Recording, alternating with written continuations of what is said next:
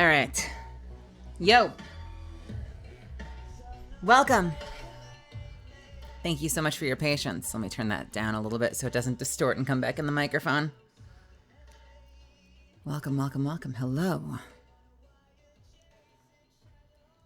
Hey. What's happening, everybody? What the hell's going on with all of you? Welcome, welcome, welcome.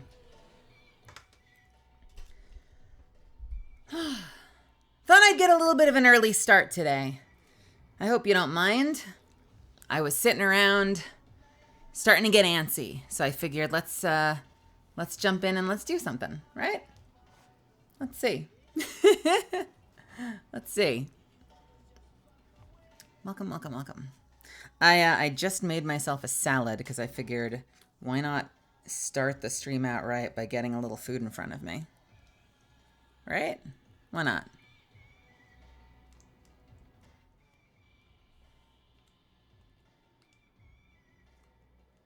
Who's here?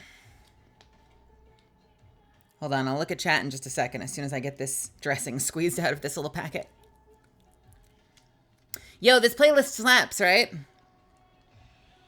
I seeded one song just to see where it would go, and there have been some fire tracks coming on. I'm digging it. Got that, like, dark industrial feel. But, like, dark industrial, like, throbbing, like, night music. I would drive to this shit. Go take, like, a night walk or drive around.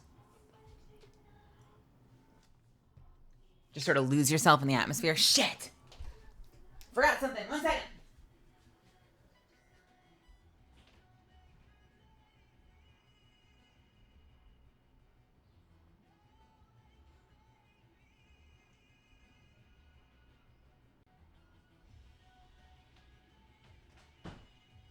I got a fork. We found a fork. We did it. We did it. We did it.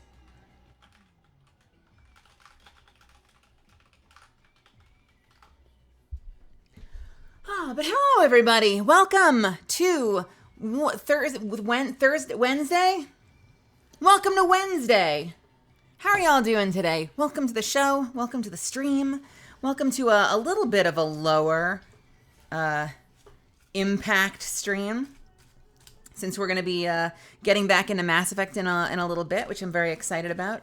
I've been dying to get through this game, both because I want to finish this game, and that's important to me. I really want to get through this game so I can actually see the ending and, like, decide for myself how I like it ultimately.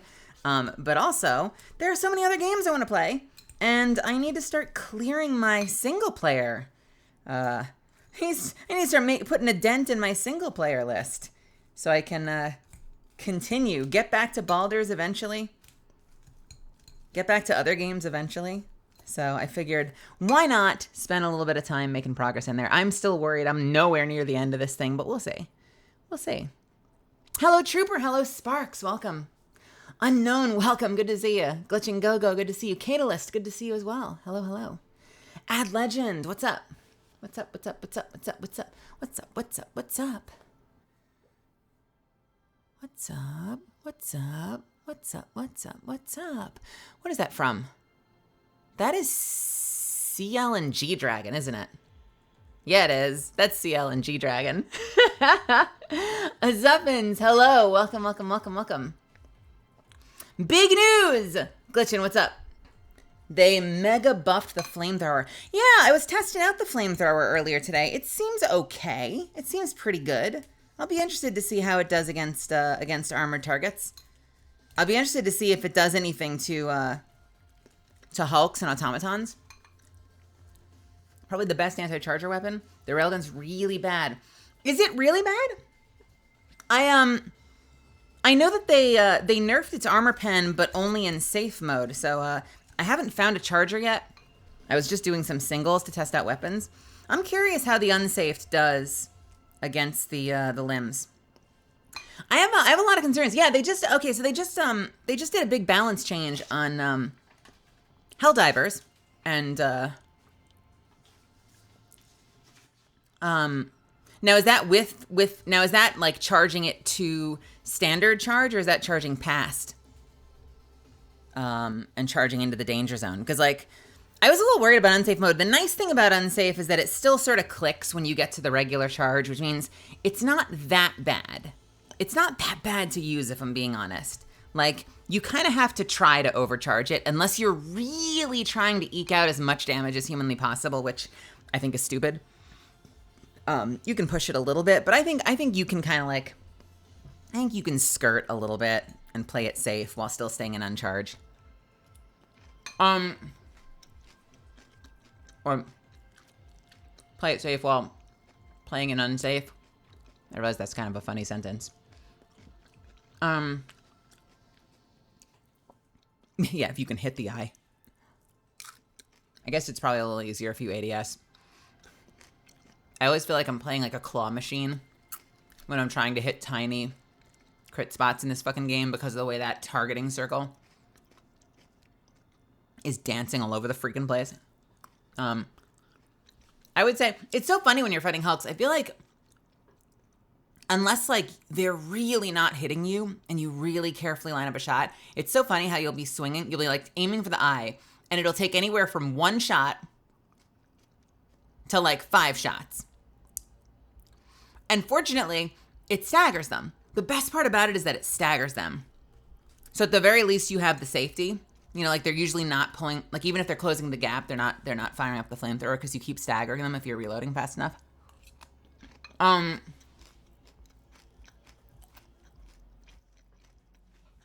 don't know. Misfits, I have some concerns. Because balance can be really, really tricky. And I know that Helldivers is designed to be a challenging game. You know, it's not designed to just be like a silly, fun, easy game. It's designed to be a silly, fun, hard game. And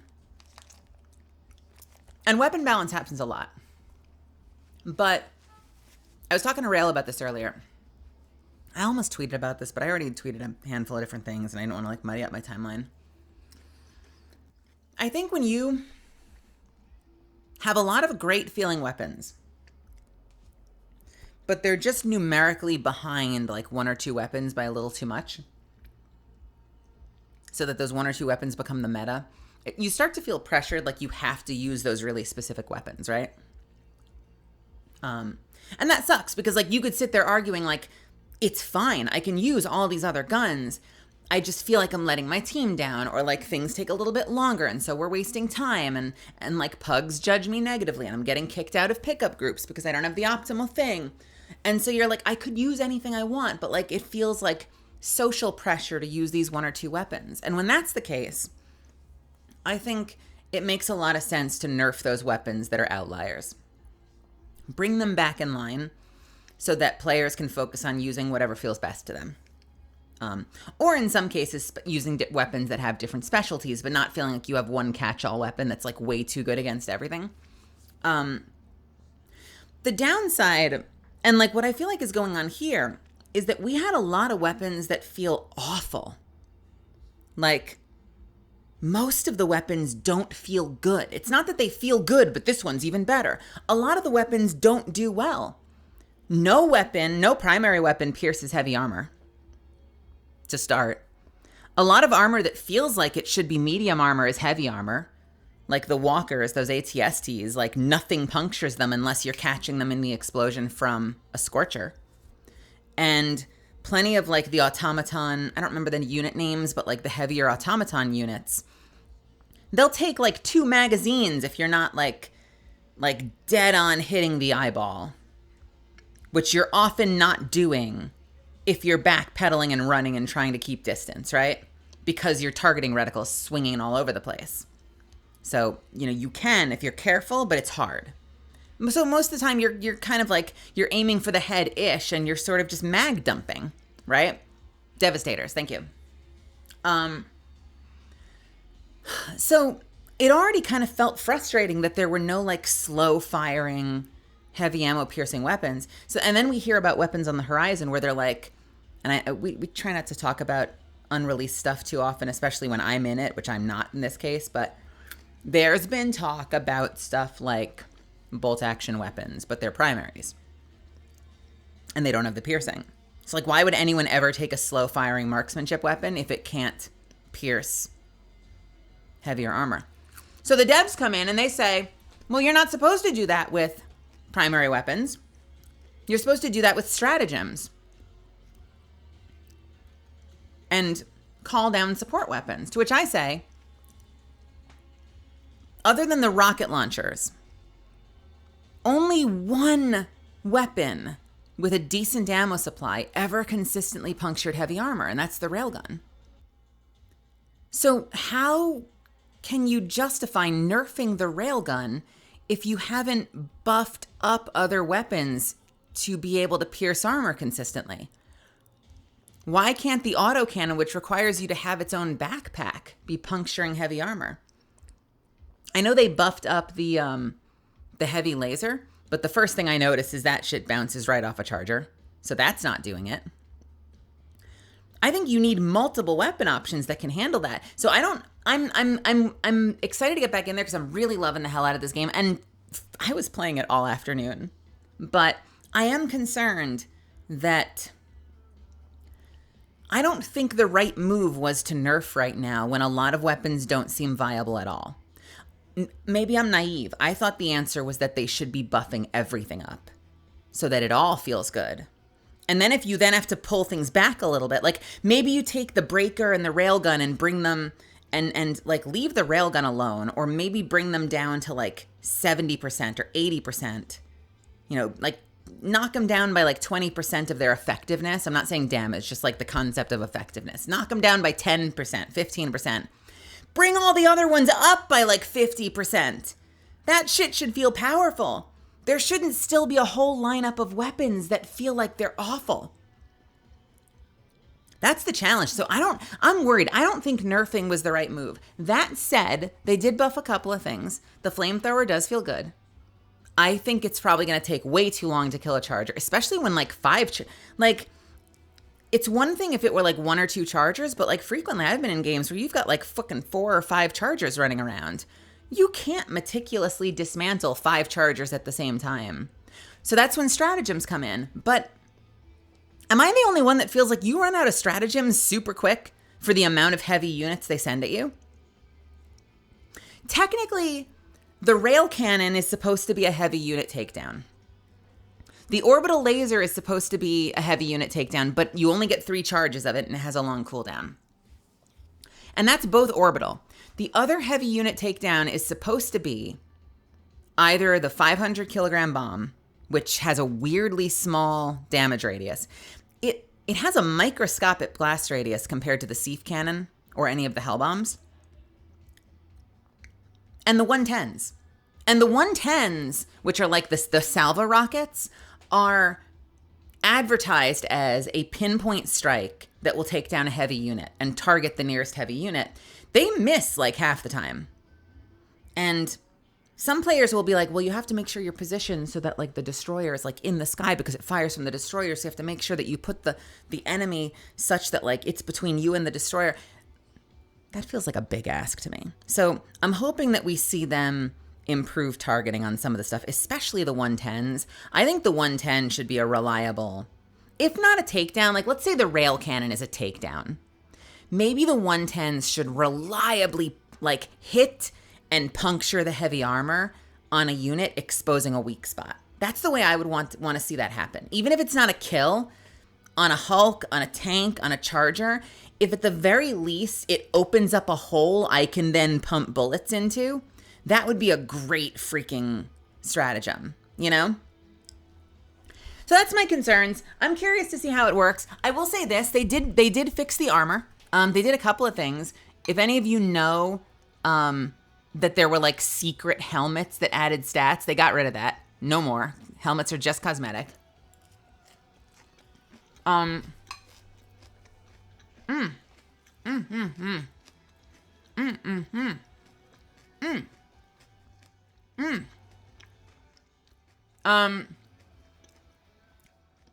They did, however, bump up the light armor to be as fast as with the helmet. So they gave the light armors a slight speed boost. And the heavy armor is working. The heavy armor is not amazing. Someone did the numbers where they were like letting light units hit them. And it's the kind of thing where like, let's say body hits, not headshots, 4 to 5 hits from a light enemy will kill you with light armor, and maybe like 7 to 8 hits if you're wearing heavy armor.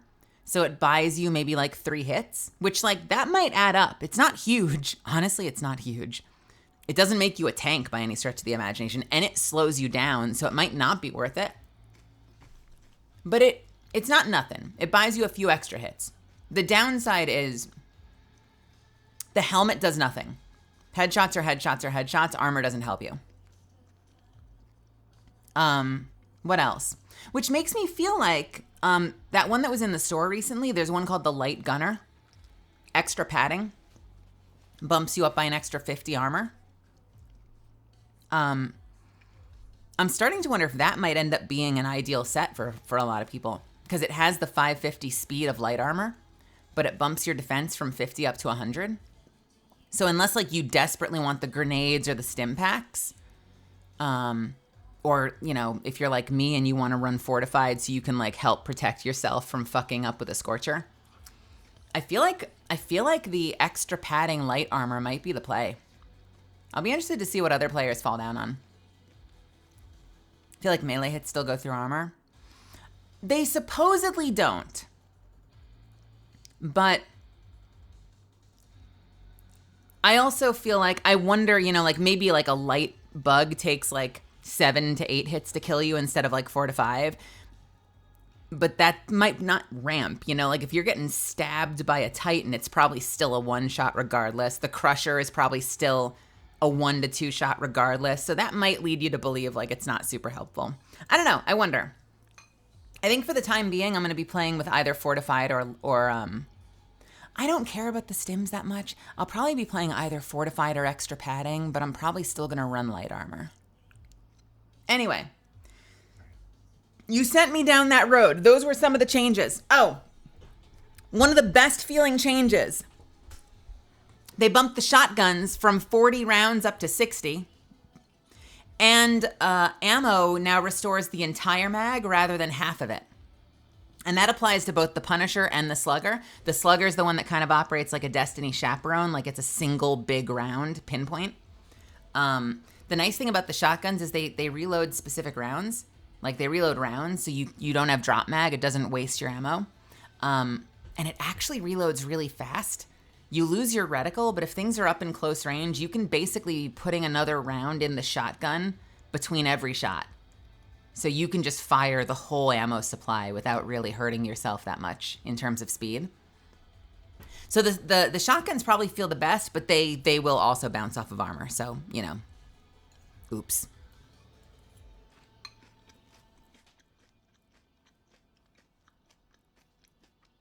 What else? Oh, I should have known this. I discovered that the SMG, the sidearm, can be set to single fire, semi-automatic. Oh my God. It becomes such an ammo-efficient weapon if you switch it to semi, because it has a mag size of like 31. And most small units only take 1 shot, like 2 tops if you like miss the head and it's like an automaton. It becomes so ammo efficient.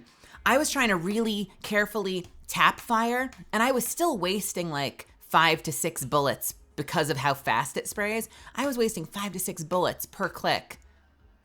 And now I can just use 1 bullet. Pop, pop, pop, pop, pop. It's like therapeutic. I'm sitting there at the end zone. When the small units come in, I'm just like boop, boop, boop, boop, beep, boop, boop, boop, boop, boop, boop, boop, boop, boop. I can take out so many of them before I have to reload. Boop, boop, bop, boop, beep, bop, boop. So yeah, that felt pretty good. Bop, bop, bop, bop, bop, bop, bop, bop, bop. Beep, boop, beep, bop, boop, boop. Cowgirl, welcome. Sorry, that was a detour. Cowgirl, what's happening? The music's freaking great, isn't it? My inner pyro is rejoicing. I am very excited to use the flamer though. I'm very excited to use the flamer. I'm very excited to fuck around with the arc thrower as well. Darth Nomad, welcome. This is very Vampire the Masquerade core. I'm okay with that.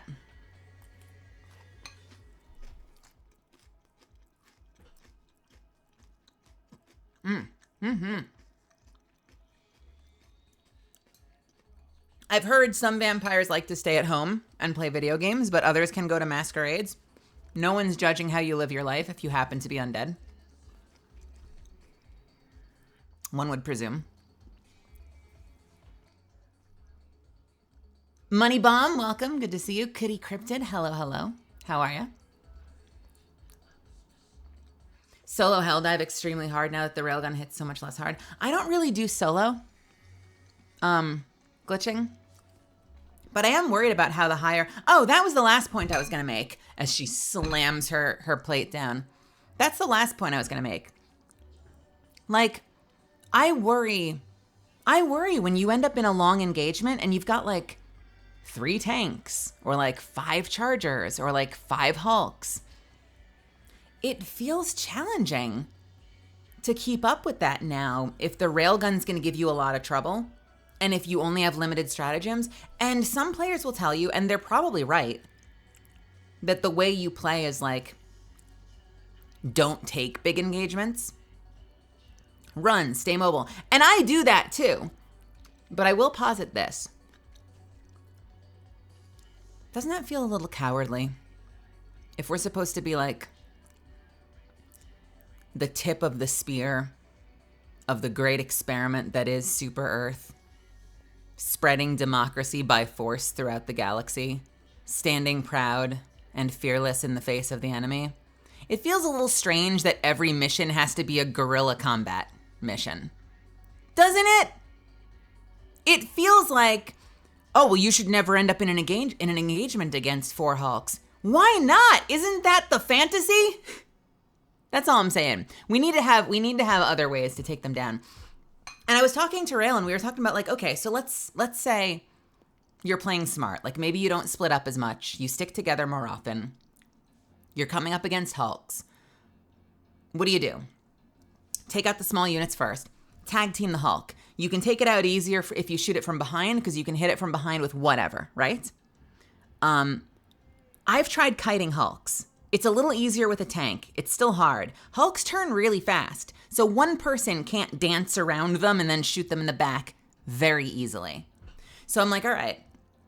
Right now, as it exists, we have to keep a wide radius because the moment it fires up its flamethrower, obviously the solution is not one person just gets torched alive while the other one gets around behind and shoots it in the back, right? Has anyone tested to see if those big, heavy shields, like, can the carryable heavy shield block fire? Can it block missiles? Or is it useless against that stuff? Because there's got to be some way to effectively tag team units like that without one player just sacrificing themselves. I haven't tried the big shield yet. I got to try it out. Well, that's the thing. I'm okay with small arms because you're not the striker. Mia, 1 second. I'm okay with small arms because you're not the striker. But if that shield can block the flamethrower, can that shield block the flamethrower? Because you don't need that gun. If your friend comes in from behind with like a slug shotgun and knocks it out from behind, but you need some way to stand up to it so you can play bait without dying. I wonder.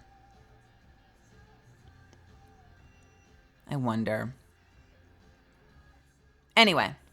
Mia, welcome! How are you, honey? It's good to see you. Thank you so much for stopping by my stream. I appreciate you being here. If we haven't already, can we get a shout out from Mia Bite? Mia Bite. How are you? Mia and I have been talking about playing. We're going to get some Helldiving in soon, I think. Schedule's permitted. We're trying to work something out. I'm very excited to get in there with you. I've been loving the hell out of this game, even though I rant about it regularly.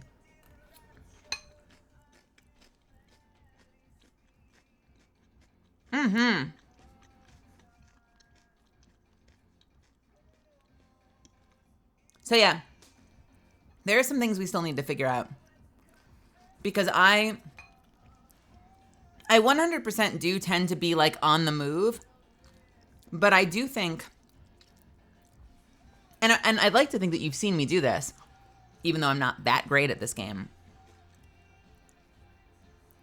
You need to be able to take a big engagement. So I hope that their design philosophy isn't, if you get an extra heavy unit or two, you should run. Because that feels contrary to the propaganda they're selling us. Like, that feels contrary to the fantasy this game is trying to provide. And don't get me wrong, part of that fantasy is getting obliterated. Like, a huge part of the satire here is we're getting obliterated by the enemy, but from a game standpoint, you have to be able to win somehow, right?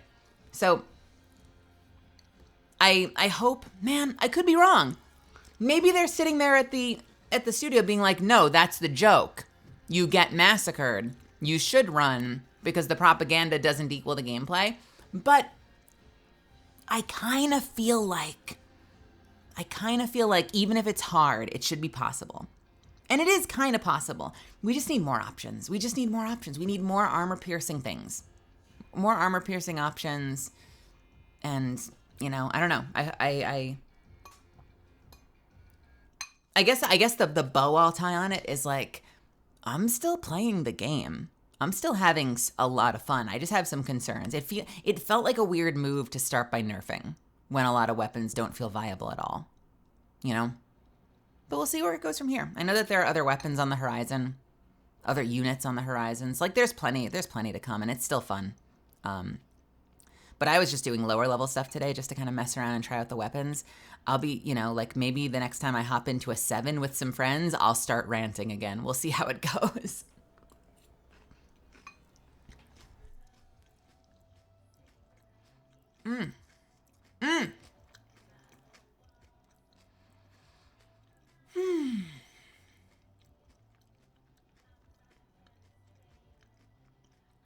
I like this game so much, you guys. I'm having so much fun in this game.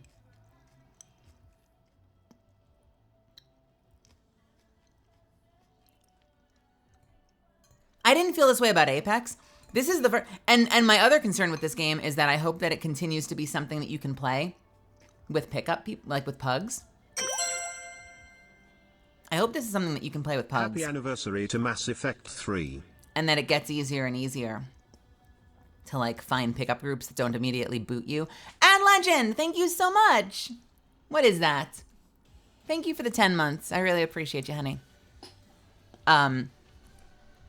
Because this is a game that I could see myself really playing for the long haul. This is definitely one of those games where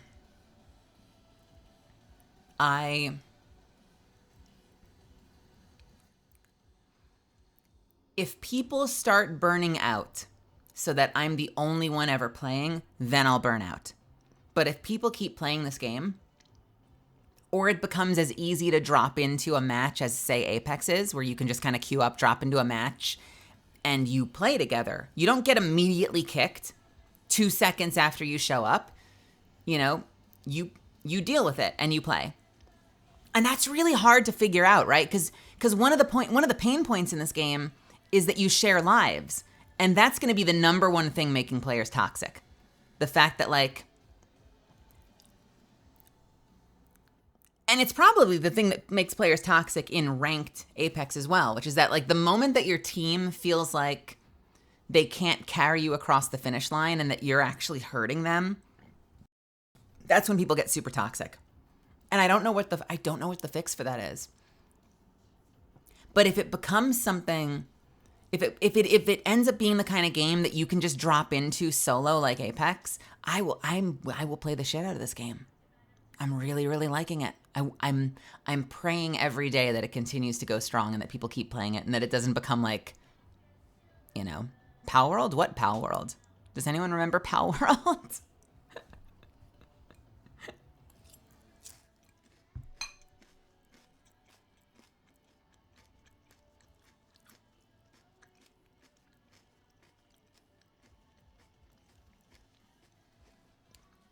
Yeah, exactly. Your local crazy. And the fact that they have kick power over you. But, like, I get it at the same time. It's a challenge. The fact that, like, a new player could drop in. I've had this in Destiny in that one activity, I forget the name of it, where like, you know, if you're running a 3-stack and a fourth person comes in and immediately bleeds you dry of like 10 of your lives, like, of course that's frustrating. That freaking sucks. I don't know what the solution to that is.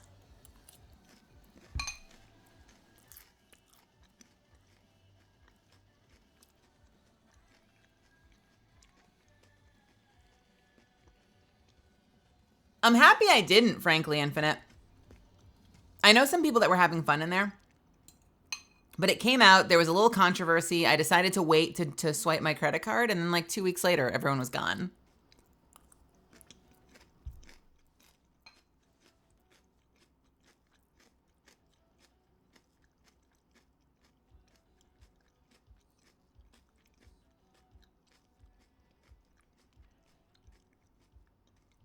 I actually did have someone kill me and take my stuff. I should have fought back. I kind of let them get away with it, and I grumbled about it. I was so close to popping them. I was so close to popping them.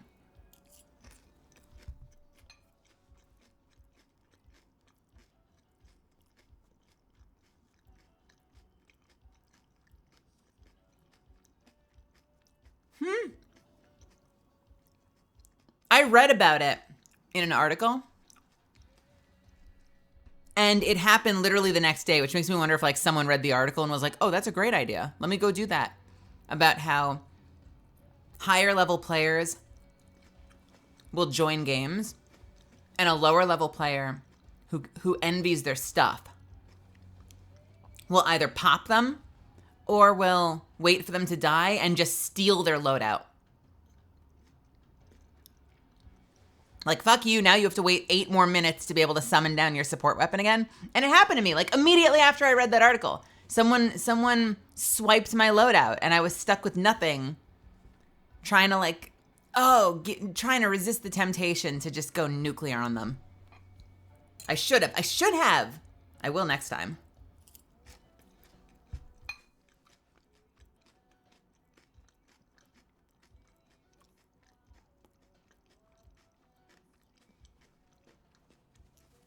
I was playing a game with some new friends the other night, and we got into a fight, and I died, and this new person I'd never played with before picked up my backpack. And they're like, I'm sorry, I took your backpack. It was a really heavy fight. I needed to live.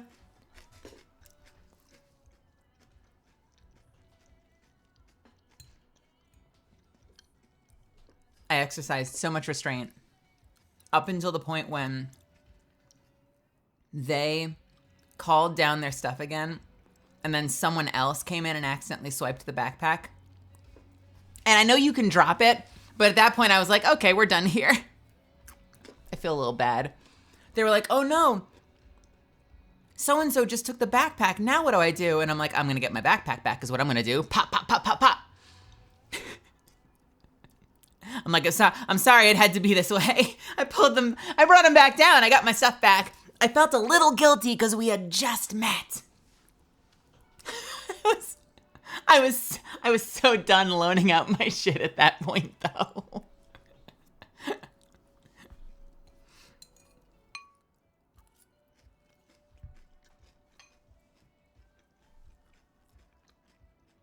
They're like,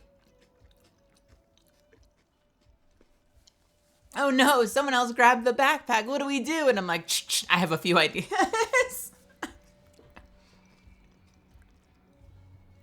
Music lover, welcome. Amelia also, again, welcome, welcome, welcome. Kitty Cryptid, I'm sorry you've been having a tough night. I hope that this can be fun for you. I hope that this becomes a fun escape for you this evening, Kitty. And I'm happy you're here. I'm happy you're here. We're gonna have some fun. It's gonna be a cozier night than it has been in Helldivers. Not to say that I don't scream in Mass Effect, but I think it'll be I think it'll be a little cozier. We're gonna have some fun. So hang in there. Unknown Link, welcome, welcome. I believe the main issue for this nerf was to address the meta elitist banning players from matches. Yeah, I think you could get away with buffing your way to that instead of nerfing out of that. But we'll see, you know? It's one of those things where, like, none of us know how... Note to self, consider stealing Mel's stuff. Oh no. Are we gonna fight? Is it a war? My very first collab with Miabyte. YouTube video the next day. Why I will no longer be playing with Miabyte.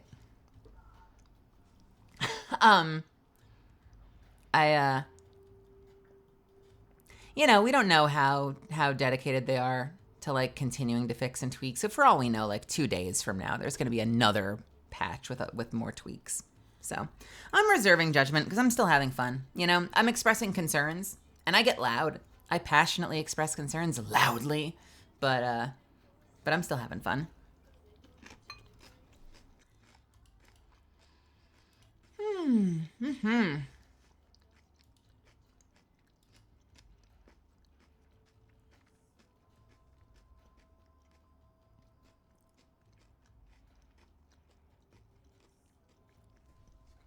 Mythical Melly, good to see you. I'm having a good day. I'm having an excellent salad. I hope you're having a good night.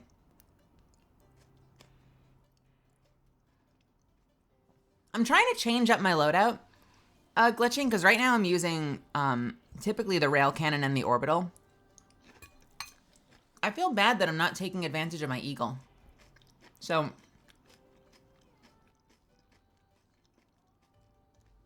because I tend to play marksman, I might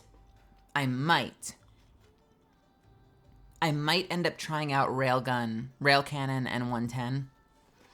And I know it misses a lot, but I'm willing to give it a chance and, like, cross my fingers and pray that the 110s start delivering.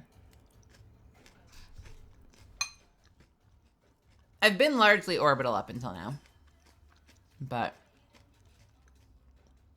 the advantage of the eagle is you get more regular cooldowns. Like, you can use it constantly.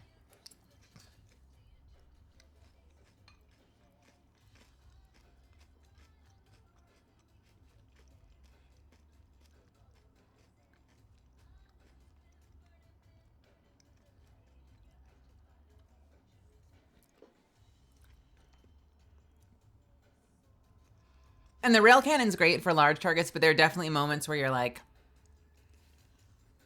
all right, there's a tank. No problem. Using my rail cannon. Boom. Oh no, wait. Oh no, it hit the Hulk instead. Honestly, that's probably a decent trade, but just go with me for this example. Oh shit, it hit the Hulk instead. The tank is still there. It's on a 2-minute cooldown. Can't use it anymore. It's like a 3-minute cooldown. Oh no, there's another tank. I have no more cooldowns that can help. Or, I really want them to increase the radius of the 500 because I have so many moments where I'm like, it's a Titan. The Bile Titan's huge. Let me drop the 500 kg. GG. And it drops and, like, nothing happens. The Bile Titan's still there. Seemingly nothing gets killed. I've dropped that 500 kg, like, right next to buildings that, like, have no business enduring that blast, and they're fine. They're fine afterwards. I'm so confused about the 500. I feel like maybe this would be overpowered, but I feel like the 500 kg, I know that it hits the ground, and I had this whole conversation with Ariana about the fact that, like, because it hits the ground before it explodes, like, that affects the damage it does, like, even in real life, because it's not air bursting. I kind of feel like it should hit like a sieve cannon. The sieve cannon massacres everything in a wide radius. You only get one 500 kilogram bomb per cooldown until you spec out your ship so you can get a second one.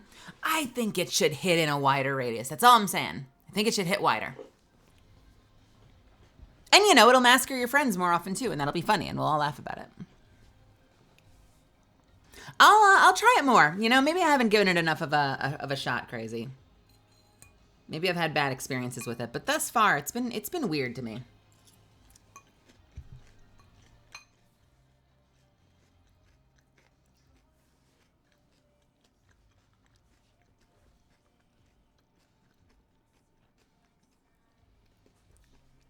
Rail, welcome. Being slower means you're pretty much guaranteed to get hit more, so it doesn't make sense to me. Oh, the armor. Yeah, I think that's why I might try out the extra padding. I might try out the 100 defense on the fast armor and see how that works. Call me Astra, welcome. Crazy, welcome again.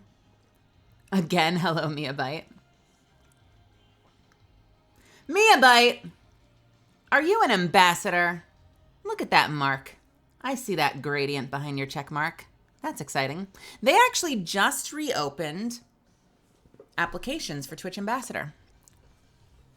For those daring, aspiring individuals that want to, I don't know, occasionally have the opportunity to submit feedback. Maybe try to be a part of the conversation to make this platform a better place. Maybe represent voices that don't get heard very often in the conversation. I submitted. Why not?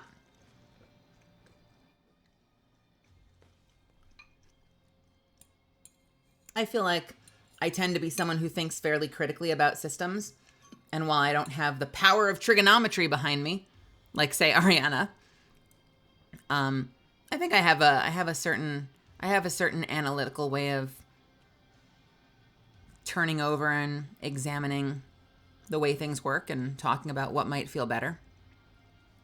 So I don't know. We'll give them a chance and see if they're interested. The thing said that they keep your name on file for future consideration no matter what, but I figured why the hell not, you know? Maybe I can end up being a Twitch ambassador someday.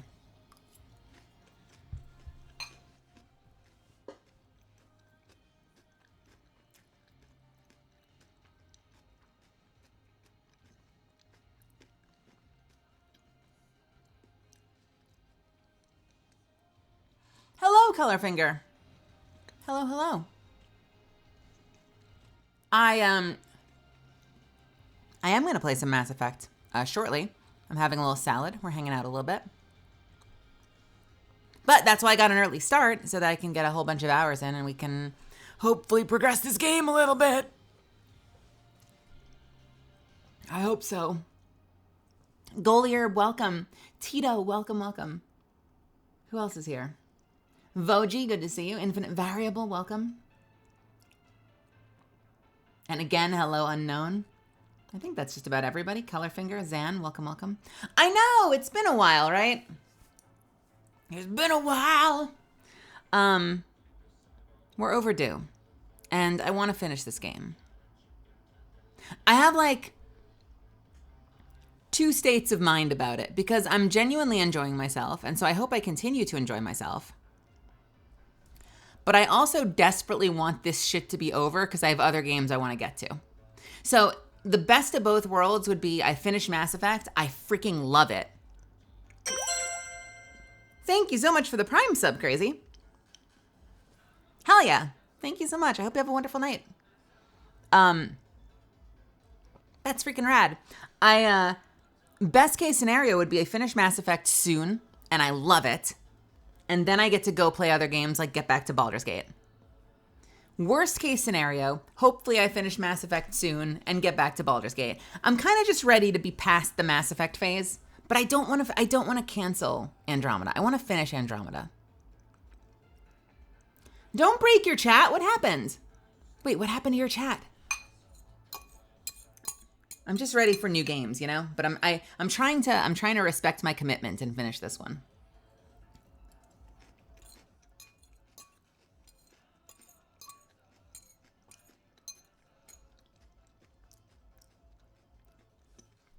Hey, Misfits, when I finish this salad,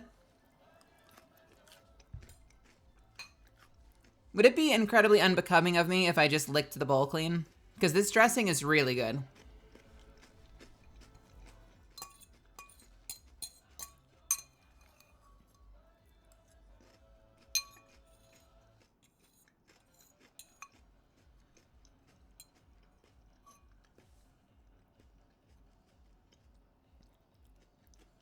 Because I kind of want all of this in my mouth right now.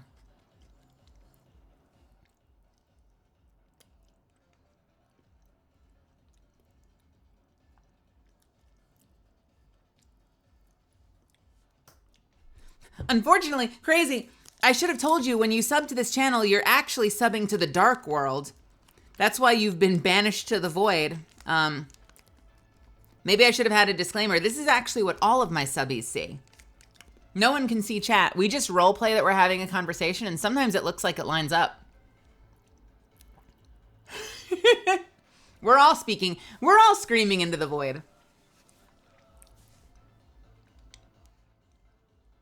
It'd be incredibly unbecoming if you didn't lick the bowl clean. Okay, let's fucking go.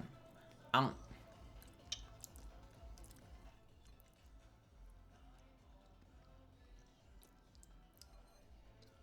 Eat the bowl? What is that from? I'm trying to remember. Isn't there something with edible... Do they make edible plates and bowls? And I don't mean like, oh, it's in a plate of salad leaves. I mean like a hard bowl that you can like snap and eat. Is that like a Charlie and the Chocolate Factory thing?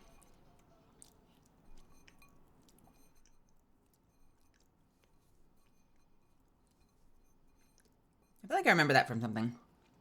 Maybe it's just a thing in real life.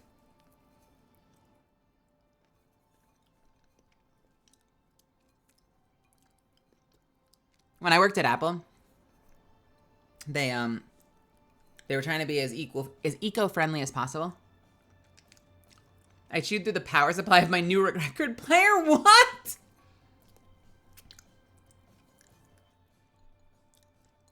Mia Bite, are you a rodent?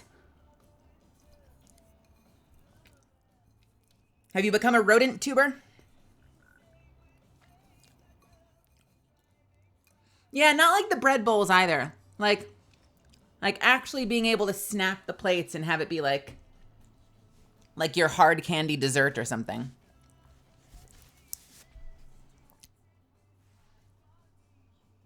Oh, you said he.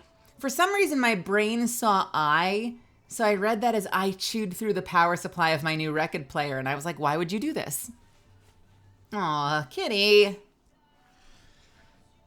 You gotta stop that, kitty. You can't go chewing through things that help us listen to music. Boop, boop, boop, boop, boop, boop. I'm booping the nose. I'm booping the cat nose. Booping that nose. Booping that snoot. Like sugar glass. Yeah, exactly. When I worked for Apple, I don't know, kitty. Mia begs to differ. I'm pretty sure that was a shot across the bow at specifically you and not Mia's pet. Unless you're Mia's pet. That seems dangerous, Mia. When I worked at Apple, they were trying to be super eco-friendly. So they had these like super compressed, like potato-based utensils, forks and knives and stuff. Like they were made from starch or something, like compressed starch, I think. And so they were like super, super biodegradable. It's the kind of thing like if you put them in boiling water, they would eventually dissolve. Like not super fast, but they would eventually dissolve. Because it was like just starch or something. And they weren't amazing. Let me tell you. They weren't amazing. Ours didn't, I don't think ours smelled bad. I used them all the time. But here's the problem. Is like, we would be using them for hot meals, Colorfinger, because like they had one of those like Fresh Direct dispensers. It was actually really cool. They don't have it anymore. I don't know if like not enough employees were using it or if the company stopped doing it. But they had these refrigerated vending machines. I know this is going to sound so freaking bougie. Apple took decent care of us for a while.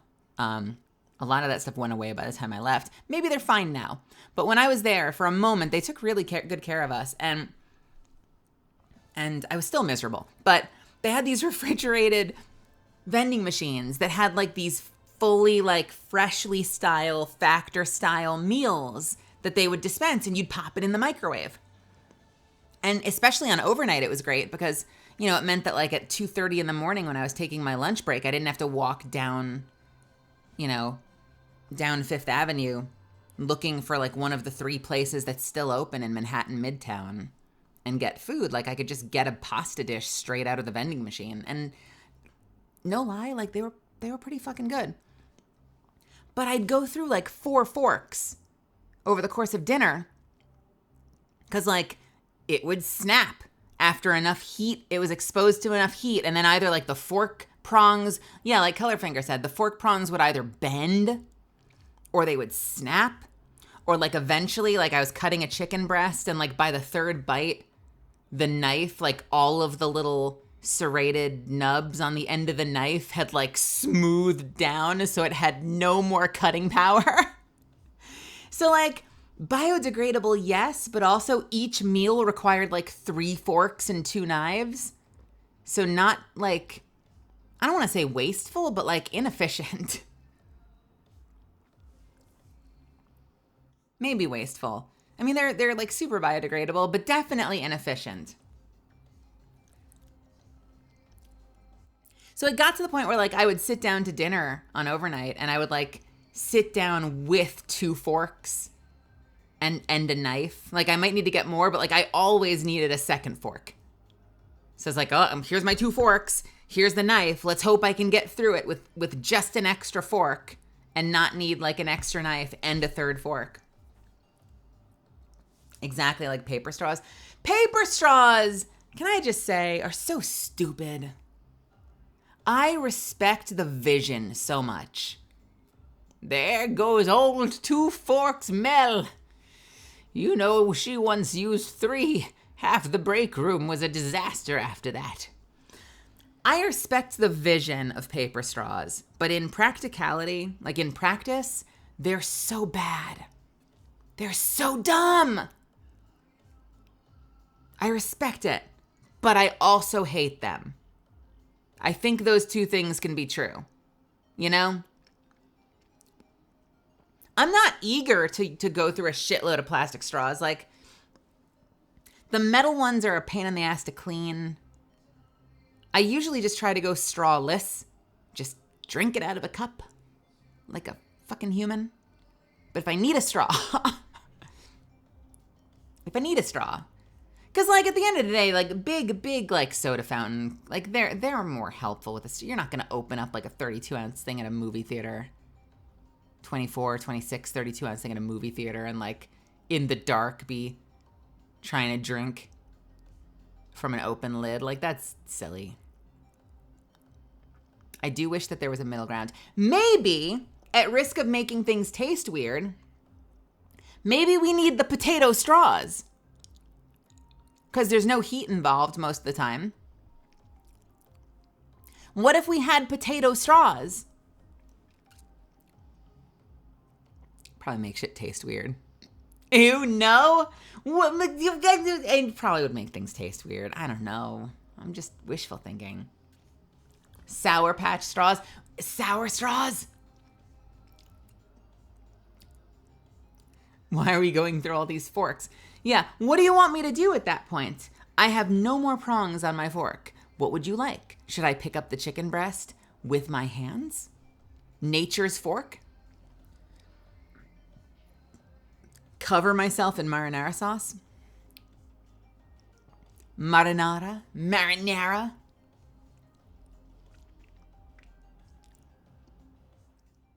I would rather drink from the soda fountain than drink from a potato straw. The milkshake straws that were a product for like 5 seconds in 2004. Looking this up right now. 2004 milkshake straw.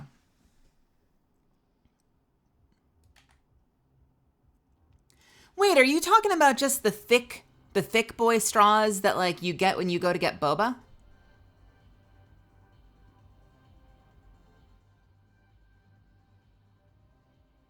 Or is this different?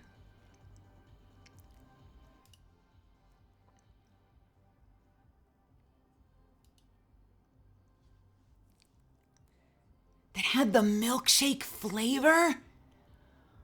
What? Milkshake flavor straw. Magic straws. Add flavor to your beverage as you sip them up.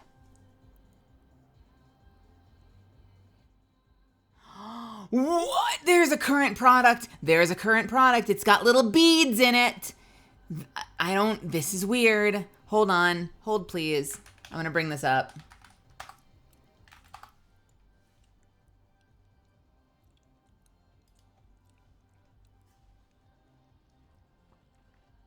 I don't know about this. This seems kind of silly.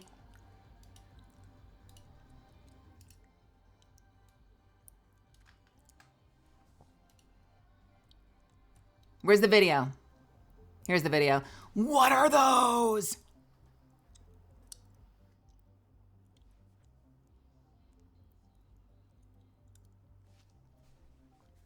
Cherry cola flavored straw for water.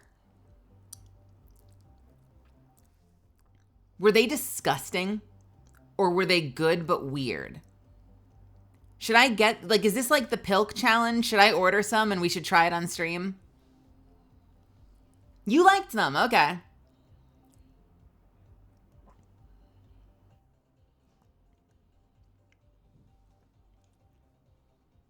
They were straws that had milkshake flavor.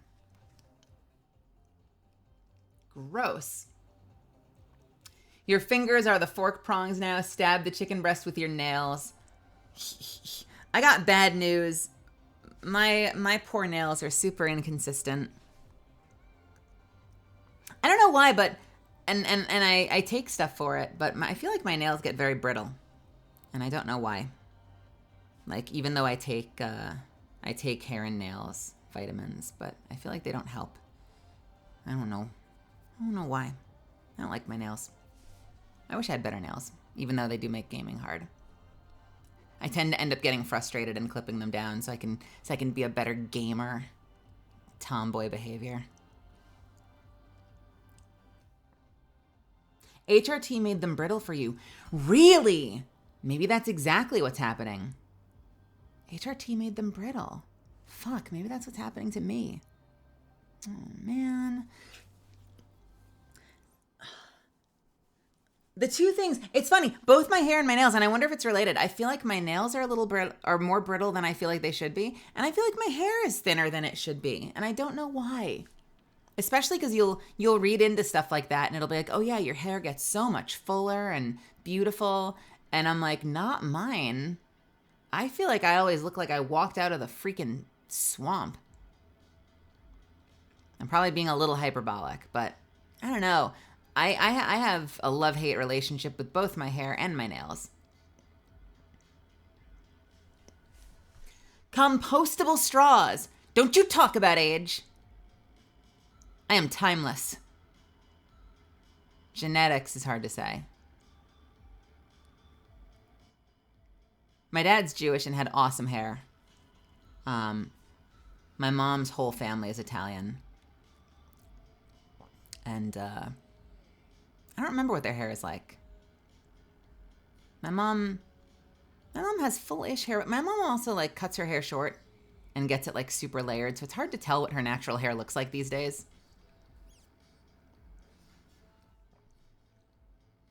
Hey, Super Ben, Devil, welcome, welcome. Forloy, good to see you.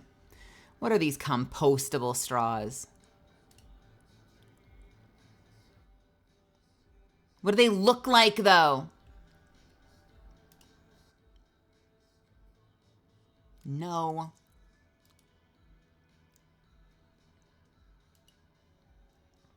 I know that the way that you receive it can kind of vary, too. Like, I do pills. My housemate does injection. I've never done injection because I know that you have to go, like, every other freaking week. But I've thought about it. I've thought about it just for the sake of, like, my liver. Taking pills all the time freaking sucks for your body in general. Like, having to metabolize all that extra crap. What is the difference between Milk Magic, Water Magic, and Simply Magic? What is an immunity straw? Immune defense flavor straws. So they have supplements, vitamin C and zinc. Pills did next to nothing for you, really. Did you notice a big change with injections? Maybe I'll try it.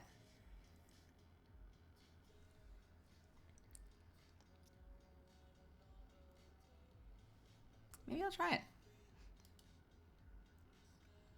Milk magic. Birthday cake. Ugh. Unicorn kisses. Ugh. Cinnamon roll and vanilla milkshake. Shop all flavors. What else do we have? Chocolate. Oh, there's a lot of them. Cotton candy, banana blast, cookies and cream. I don't know if any of these sound good.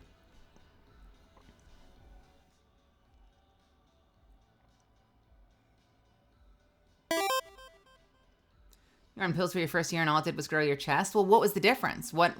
I don't need pictures of your body, just for everyone's safety. But what? Oh, changed your face a lot. Really? Interesting. Maybe I'll look into it. The downside is, and not to like elicit any concern, because I'll figure it out, but your girl's losing her health care at the end of the month. I've been very fortunate. It's not that big a deal, probably. It's probably more of a hassle than anything else. I've been really fortunate. I actually got healthcare through SAG-AFTRA, the Screen Actors Guild, as a result of a lot of the video game work I did last year. Apex had a huge part in that. But I also got to work on a handful of other games, from like Fortnite to Spider-Man to a bunch of other stuff. And like that shit adds up. I was working on Monkey Kid, which was union. And a lot of that, let's not go to the SAG-AFTRA help page on stream. Let's use a different tab. A lot of that,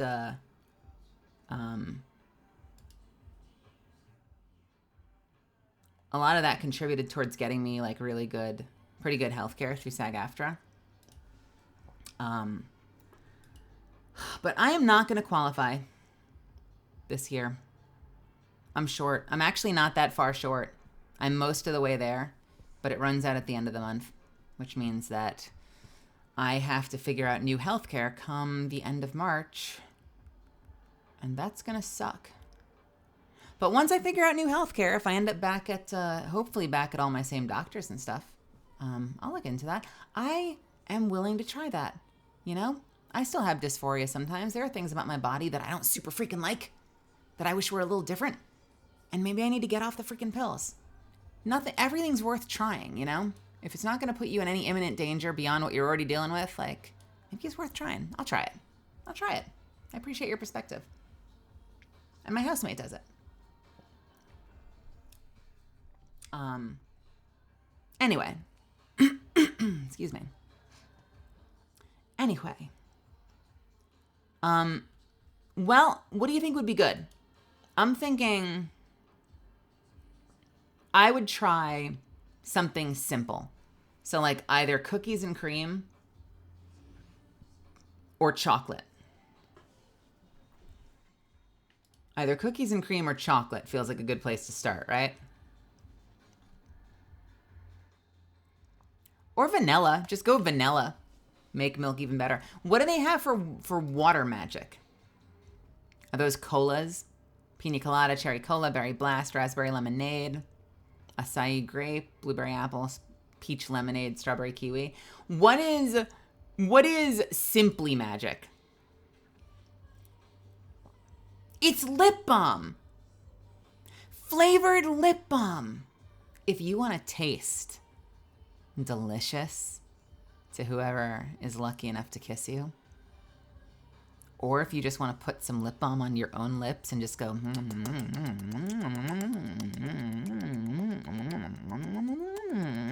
no kissing required, they got flavored lip balm. So that's an option too. That is an option too. Well, yeah, that's what you would do. If you're not kissing someone and you're just tasting your own lips, you'd go.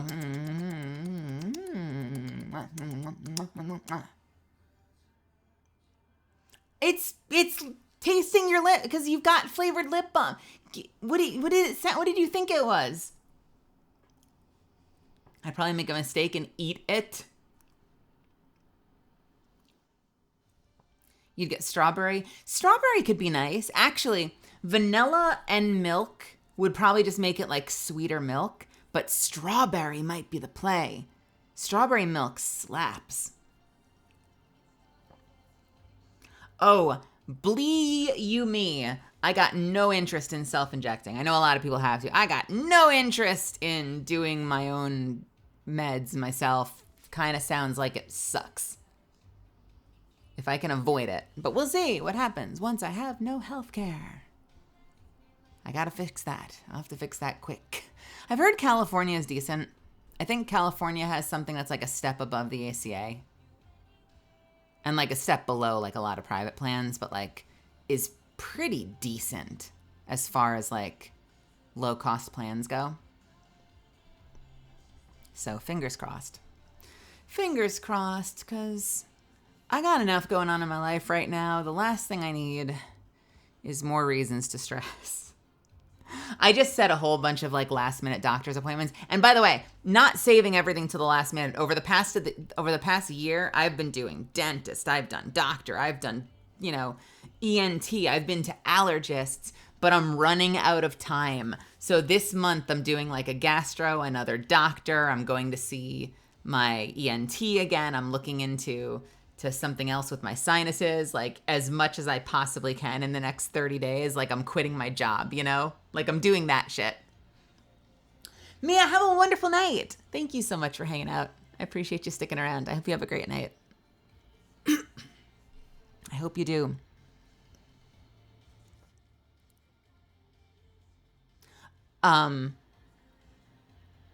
So here's something fun, that I am not, I'm going to make a decision for myself, but not that I don't appreciate feedback. I'll probably end up making my own decision in the end. So I apologize in advance if anyone ends up unhappy. But I was thinking about Oshi marks. That's a really negative preface. Let me try that again. I'm not necessarily going to go with the most popular decision. I'm still making up my mind, but I was thinking a lot about Oshi marks last night. And I thought of something funny I thought you'd appreciate. I just want to tell you, I may not go with it. It might be a little too silly. But I thought you'd appreciate it anyway. Do y'all know what Oshi marks are? Does anyone not? I feel like some people probably don't know what that is.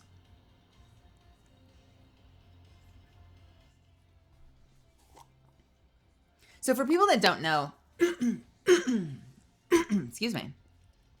Hey, welcome, Durbin. So for people that don't know, let me open up Paint. What do I want to open up? Fuck. Word? Or Twitter? Oh, Durbin. I mean, please, by all means. Hey, are you in my Discord? Why don't you drop it in the Discord? Drop it in the art channel, and I'll take a look at it right now if you want.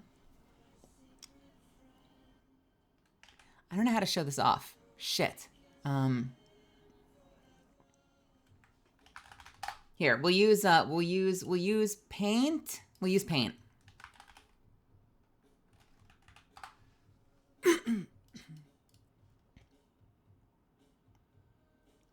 Ah, well, that can be fixed. You are more than welcome to join the Discord. And you should.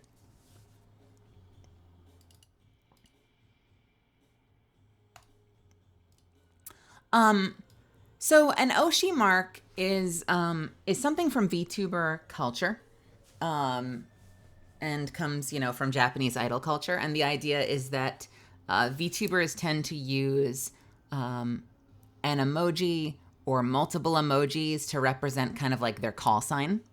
And it becomes a way that like people can talk about them in shorthand, or a way that people can kind of like, mostly talk about them in shorthand, but also it's a thing that people can do and add to artwork and stuff, and like drop in places to kind of like signify the fact that, they're a fan of that particular VTuber. So, for example, let me actually switch back for a second. If we go to the adorable and lovely Komaria, she has hers right in her profile. So if you look at Komaria, her Oshi mark is that steeple with the hearts. And so that's kind of her, she considers that her symbol. Plenty of VTubers, by the way, have overlap. You try not to have overlap, at least not with anyone that's prominently like one circle away on the Venn diagram. But, you know, like that would be my way of being like, oh, cool. So, you know, like if I'm saying, you know, there might be a situation where I go like, you know, oh, you know, I love so much.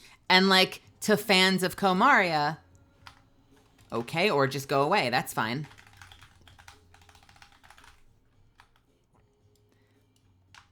So to fans of Komaria, like they would know that you're talking about Maria. So I was thinking about, I'm coughing a lot. I'm so sorry. So I was looking into things. And so this is kind of like the thoughts that I had.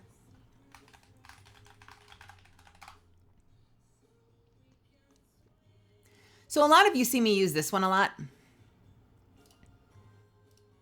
Hold, please. I wasn't fully ready for this.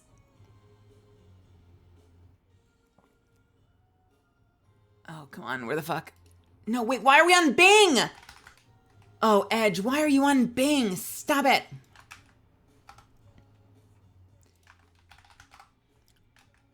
No one uses Bing.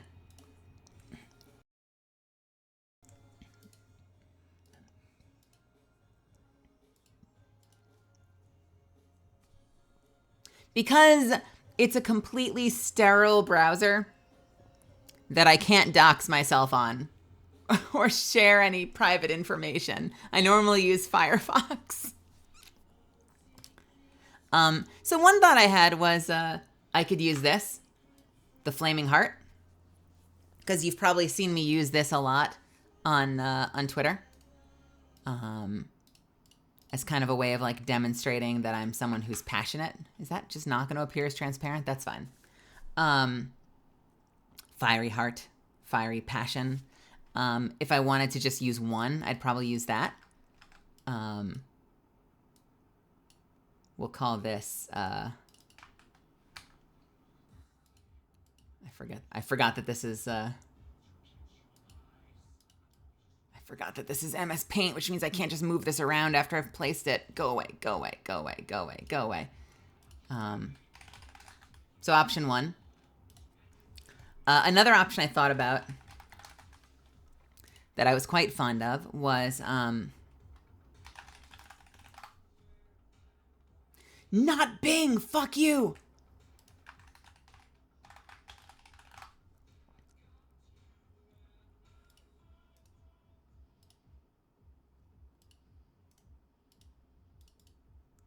Was it 2 emote Oshi mark of fire and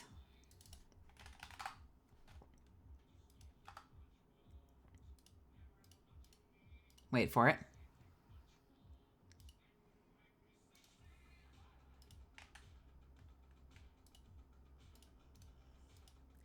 A blood drop. For fire blood, fiery blood.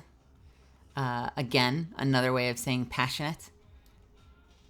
A way that we often describe kind of certain characters in like shonen and stuff is by calling them hot-blooded. So I thought hot-blooded or fire blood would be very fun.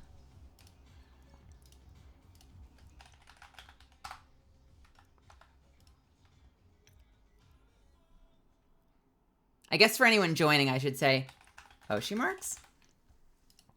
And the last one I thought would be fucking hilarious, but I don't know if I'm going to do it. It would be kind of silly. It's more of a joke. But it was this. Wait for it.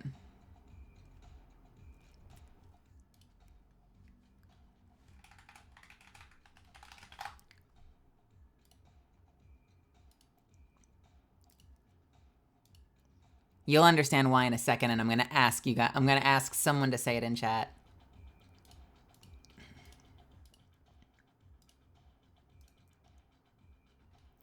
So the last option that was kind of a silly, oh my God, option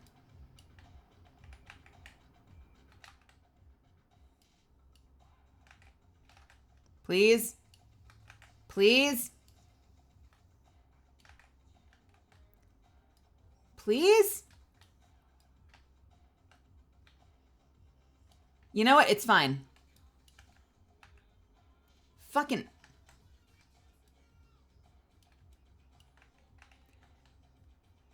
All right, we're not using that one. Jesus, what the hell? Can I? Oh my God, thank you. Okay, that wasn't working for some reason. Have a... No! Fuck you!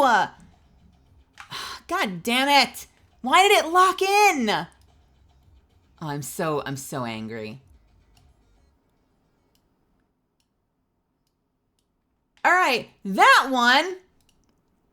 Crazy, have a wonderful night. Thanks for hanging out.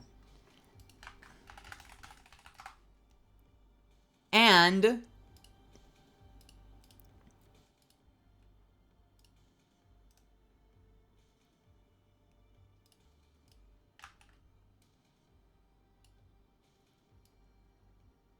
say it with me.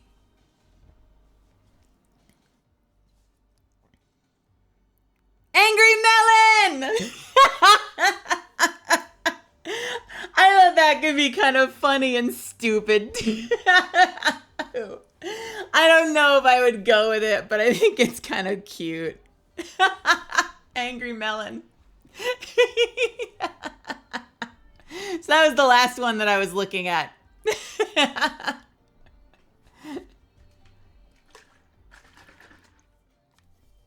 Angry Melon.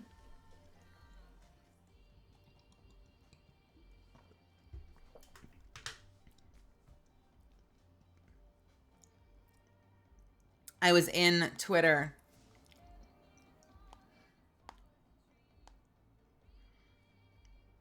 And I was like, all right, what's an emote for Mel? And what are my options? I get a lot of the sad ones, probably because it keys in as melancholy. And then there's watermelon, melon, melting face, angry melt, angry melty. And there was a burger, and I don't know why the burger is there. I kind of like the idea of using the angry symbol. So like if I wanted to not have it be a complete joke one, like I could, you know, you have other options that could include like, you could do angry and heart of fire. You could do angry and blood. So there's other things you could do, but I kind of like those three options. Yeah, there's a melting face. Hold on, melting face emoji. It's one of the newer emojis. Have you not seen it? It's, yeah, there it is. It's that one. Melting face. I don't know what that is or why. To me, it's kind of the equivalent of this. But like all the ways I would use melting face, I kind of already use... Do you guys ever use the upside down face? Like, to me, the upside down face and the melting face communicate the same thing. You know, like you're dealing with some fucking bullshit and you're just trying to you're just trying to handle it. Like life is dumb. You're doing your best is like usually how I use like the upside down face.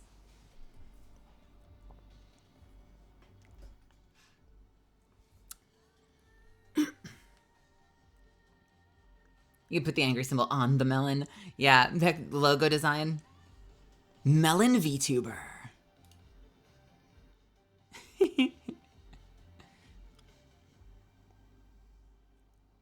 So yeah, that was something that I was thinking about. And I don't know where I'm gonna land yet with it, but I thought you'd appreciate that. I thought you would appreciate that.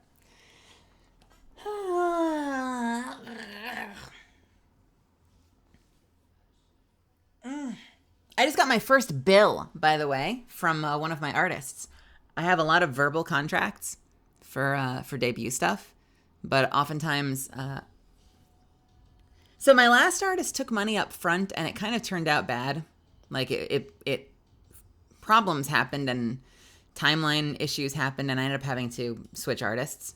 But my current team has been very nice to me and has been more than willing to, like, I didn't even ask. They just offered. And maybe it's because, like, they knew that I came from a situation where I had to kind of, like, start over from scratch. But most of my team so far hasn't been asking for money up front. Like, we've been starting the work, and then, like, before the work finishes, we do money.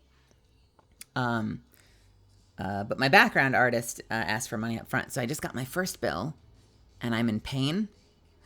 I am in pain, but I've now officially financially committed to my background artist. So that is kind of exciting. It also makes me wonder, based on timeline, if I'm going to have background art before I have a finished model. There's a really good chance that I'll have, like, my background and nothing to put in it at the outset. That's the last thing that's going on with me. It's just slowly hashing out the commissions. So those are my updates. That's what's going on in my life.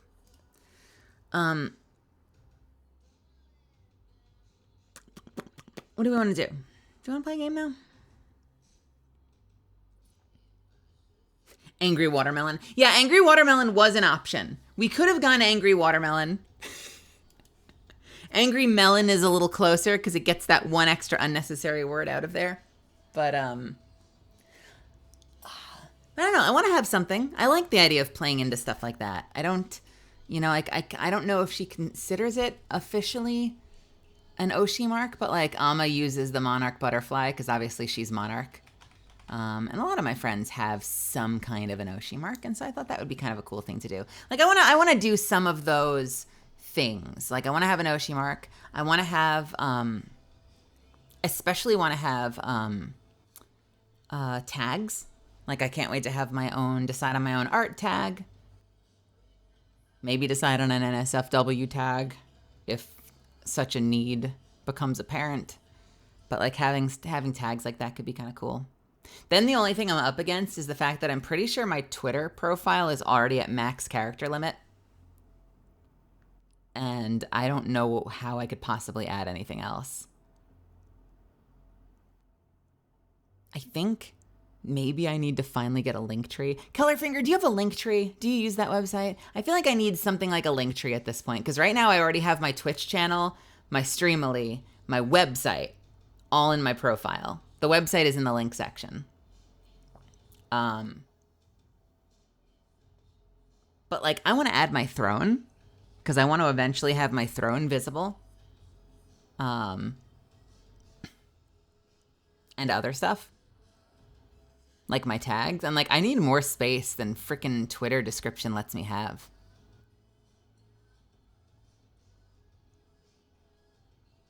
Do I have other things like social medias or something? Only the stuff that I linked already. Do you follow me on Twitter? It should be the same thing. I'll do a little exclamation point Mel. I don't use Instagram. I don't use TikTok yet. I do have all of my. I actually have. If you scroll down, I actually have a link to. You don't have Twitter, then nothing you can really use. I use Twitter. If you scroll down below, I do actually have a link to a YouTube page, but my YouTube account is just archive at the moment.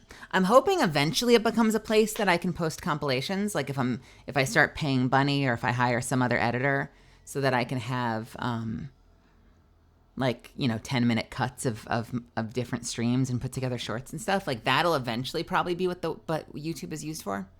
But for the time being, YouTube is just an archive. So if you're like, fuck, I missed that one playthrough and the VOD is gone because it's been like a month or whatever, like, you can go and find it on YouTube.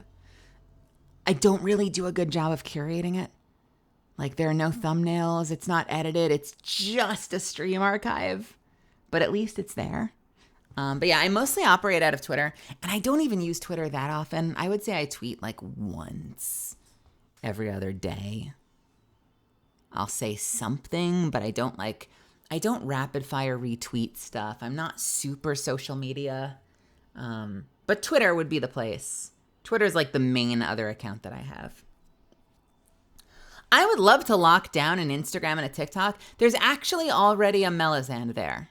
And that's not to say that I couldn't do something else. Like I know obviously if I cared enough about getting on the platform, I would just freaking deal with it and just make something, make like Melazand VA or Melazand VT. What sucks though is that the Melazands that are already there don't even use their accounts. Like they're completely dead accounts that haven't been touched since like 2012. Which was the case on this platform. Those of you that have been here long enough know that I started as Angry Melly here, and now I'm Melazand. I've now brought it in line with the rest of my branding. But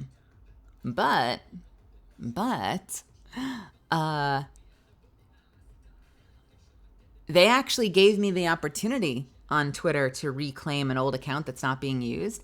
I have looked everywhere, and I cannot for the life of me find a way to reclaim or contest an old Instagram account. They seem to be not interested in having that conversation with you. Maybe if I don't know, maybe if I grew my platform big enough, maybe if at some point like I've got a whole lot of people following me, more than I currently have, maybe I can make a case for impersonation. But as it stands, as someone who's like very like small indie in terms of numbers, they don't seem really interested in talking to me. And I've never used TikTok, although I could totally see myself cross-posting. Like, as I have shorts that get put together by an editor after debut, I could see myself like cross-posting a YouTube short on TikTok and vice versa. I could see that being a thing.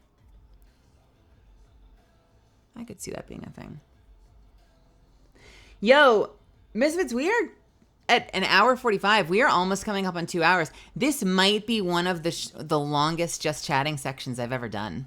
How cool is that? I've been wanting to get better at this. I feel like when I started, I barely had any stamina for talking. And I was hoping it was something that, like, with practice, you get better at. I'm so freaking proud. I'm so freaking proud that we've kept the just chatting going for, like, an hour and 45 minutes. That's so freaking cool. I have so much... I respect the hell out of people who can pull off, like, 4-hour chatting streams. I think that's so neat. I know just chatting streams aren't for everybody, and I often notice that, like, once I jump into a game, like, more people tend to show up and hang out. But I have a lot of respect and I have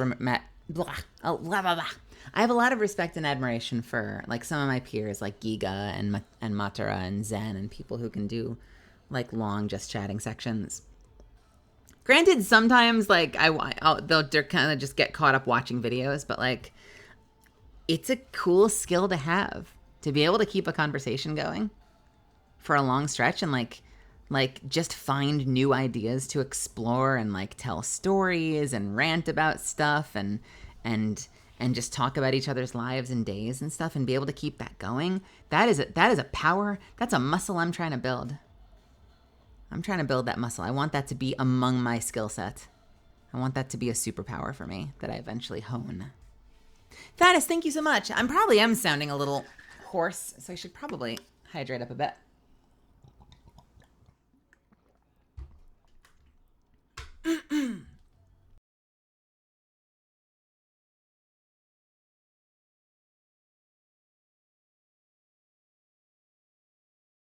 I'm coughing quite a bit today.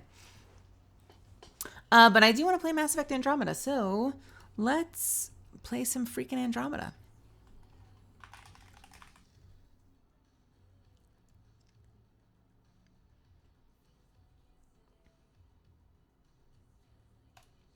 Nine viewers currently watching Mass Effect Andromeda.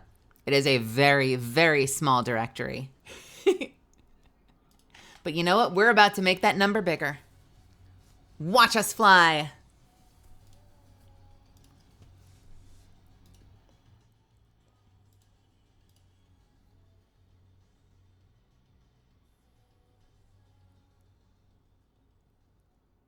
Should load up any second now. I hope, I hope.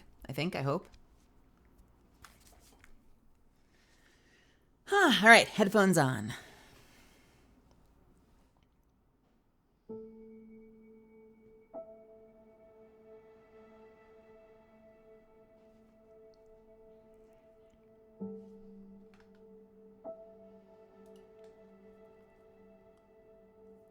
The sound of the stream is currently frying my brain. English streamer talking in German Falco in the background. Was that one of the songs I was listening to? Did I have on, was Falco a band that I had on, or is that something else that you're doing?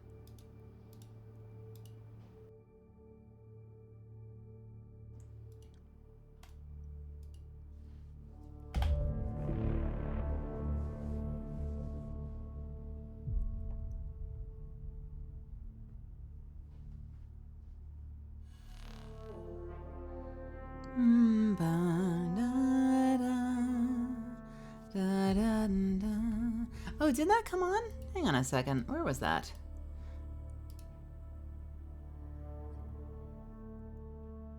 Oh, Rock Me Amadeus. Yeah.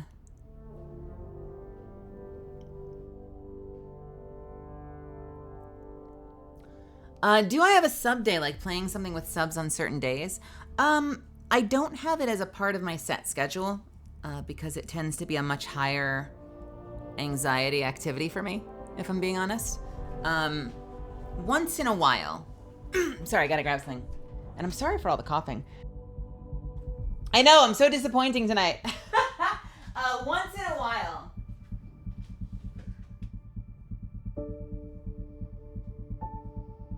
Sorry, one sec. Once in a while I will do some kind of a sub day, and we'll play like an Apex lobby, and we'll cycle people in, but not super frequently. It's usually something that I'll announce though, so you'll kind of get a heads up early about it.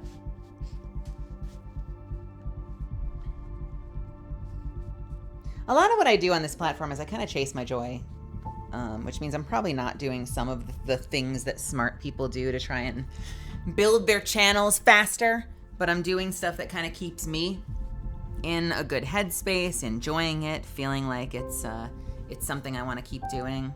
And I feel a little bad because I feel like early on when I originally started streaming, I had people coming in pretty regularly because I was kind of like the new legend from Apex. And a lot of people came in and were like, hey, can we play? Can we play with you? Can we play with you? And I really wanted to, so I kept saying, soon, someday, soon. And eventually I kind of had to level with people and be like, I'm gonna be honest, it stresses me out. It stresses me out. So we do it once in a while, especially for stuff like, if I ever end up doing like a subathon or something like that. Shit, I still owe, god damn it.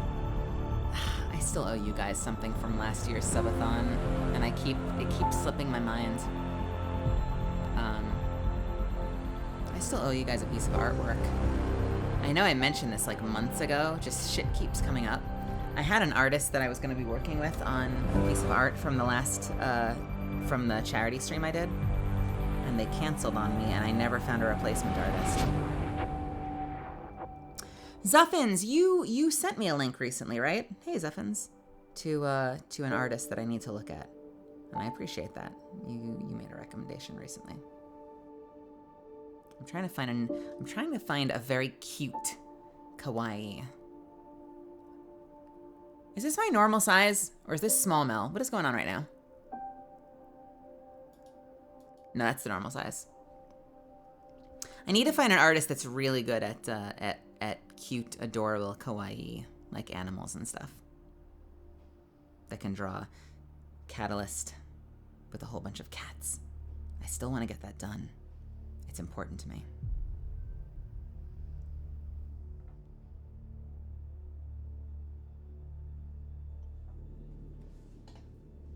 So if people were around for that charity stream and are like, whatever happened to that art thing? Life happened and I've been freaking behind on a lot of shit, but we will get it done. I I swear to God, we're gonna get it done.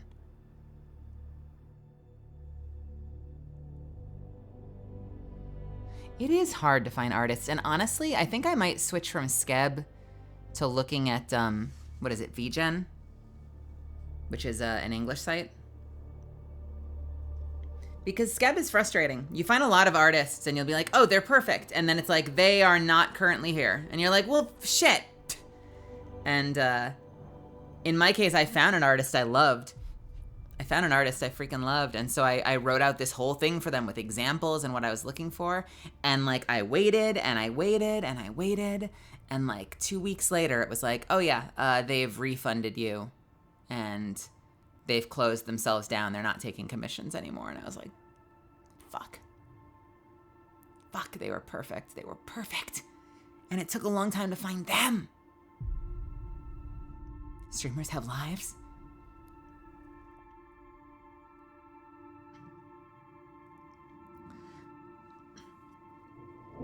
Yeah, I would say that that's probably a good move, Durbin. Also, I tend to have an idea of what I'm doing on any given stream. It's not something I'm really interested in doing, is, like if someone comes into chat and they're like, hey, do you want to play with... I usually have a plan for my streams, and if you're in here watching and hanging out, that's kind of your role, you know? And we'll do, and you know, once in a while, once every long while, we might do some kind of community activity. But yeah, no, I appreciate your discretion because on any given night, I usually have something that I've got in mind that I want to do, and I've got people that I can do it with.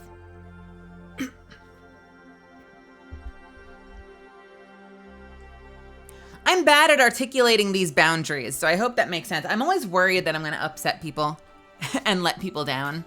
But you know, at the end of the day, this is like a show.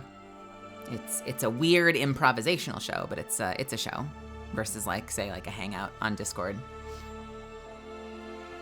What do you mean I have stuff outside of this box? You know, it's strange. It's strange that I, in fact, do have other things going on in my life. I don't have that much going on in my life, but I've got some stuff going on in my life. I hope to have more stuff going on in my life as shit comes together. And as some of my plans start to come to fruition.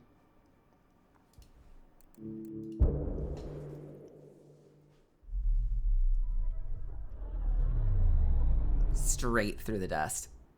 Puncture the hull of your ship. All right, when we last left off, like a million years ago, we had finally done this awesome mission taking out the big Ket base on the mountain. And all that was left, I think, was having destroyed the base, we lowered the shield to this mining colony. And I have no freaking recollection of why we needed to go down there, but we wanted to go down there.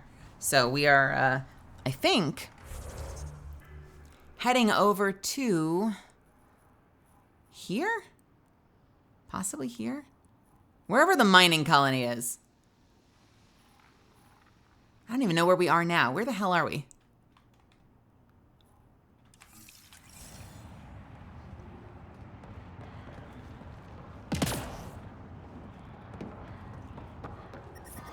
The temperature is falling, Pathfinder. All right, let's switch to wireless on the mouse.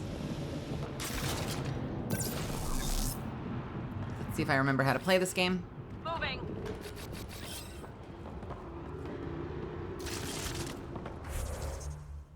Where am I?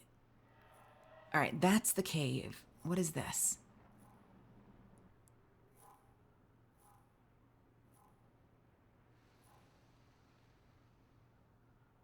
Tempest's current location.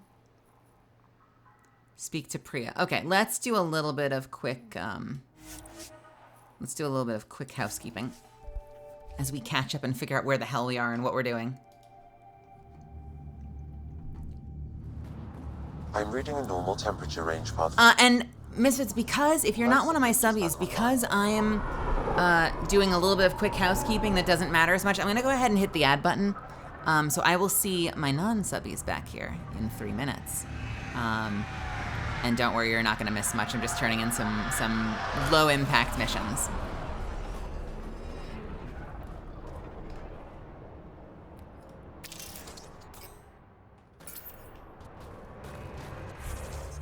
Where the heck is this person?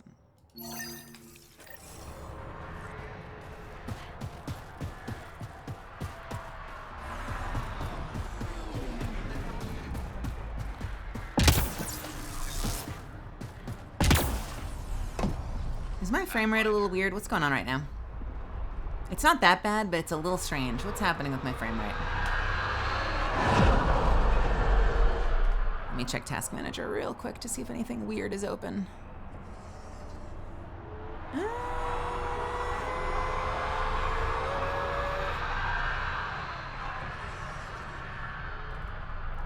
Hold, please. Let me just make sure.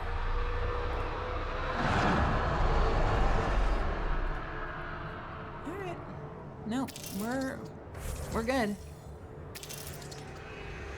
Probably just should have restarted before my stream. Frames cost extra. We'll need extra heat lamps for the new civilians. Pathfinder, my scouts told me about your run-in with the architect. I lost good people to that thing. Drill technicians who went there on an expedition. I pacified it. You won't get any more trouble. I should have known about it in the first place. I was supposed to protect those scientists. At least I know the rest of my people are safe, thanks to you. Listen, none of us knew that there was an architect there. That's that giant worm. MV, what's happening?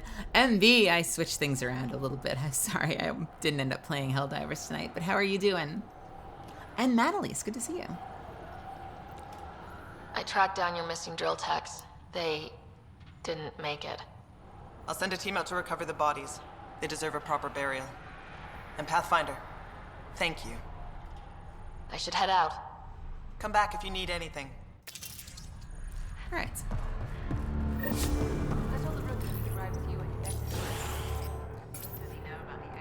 Okay, that turn-in is done. What is happening over here? Return to ADVgg.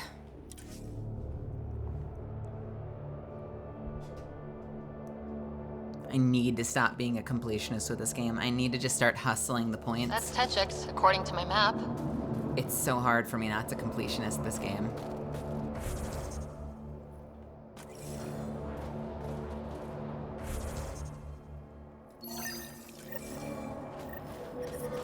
I'm reading a temperature decrease. The ambient temperature is normal. I've entered the destruction of the Ket on Vold into my records, so we remember. But did you find anything of note in the Ket databases? Anything about the start of their invasion? This might be of interest. This can't be right. It says some Angara volunteered information to the Ket. They betrayed their own people. They probably led the Ket to other Angara. The Ket would have found more Angara on their own. It doesn't matter in the long run. I do not find that reassuring, Ryder. And we'll never know for sure what their actions led towards. I can't include this in our history, Ryder. We can't be remembered like this. The conflict with the Ket will continue for years. We need hope, not crushing truths.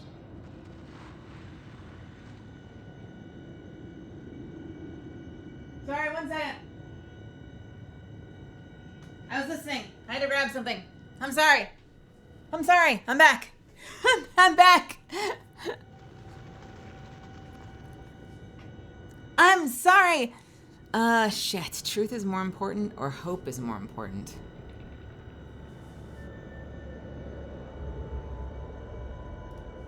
You can't just act like this never happened or make up some other story. Pathfinder, that's all history is. Fact and conjecture blended to form a narrative. How does the narrative that the Angara are perfect serve your purpose? I thought it would keep morale from flagging. But perhaps we need to understand our own frailty. Thank you, Ryder. You've given me much to think about. Now I must get to work. So say we all. All right, and Look for other battle sites. Unbold. I was too listening because I have headphones. And they have a super long cable. So I can hear from anywhere.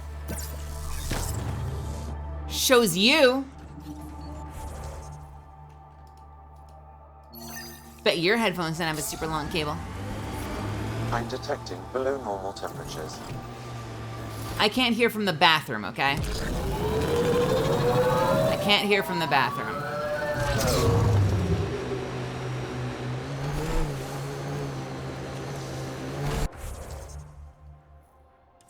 I don't remember, is there a mini map in this game?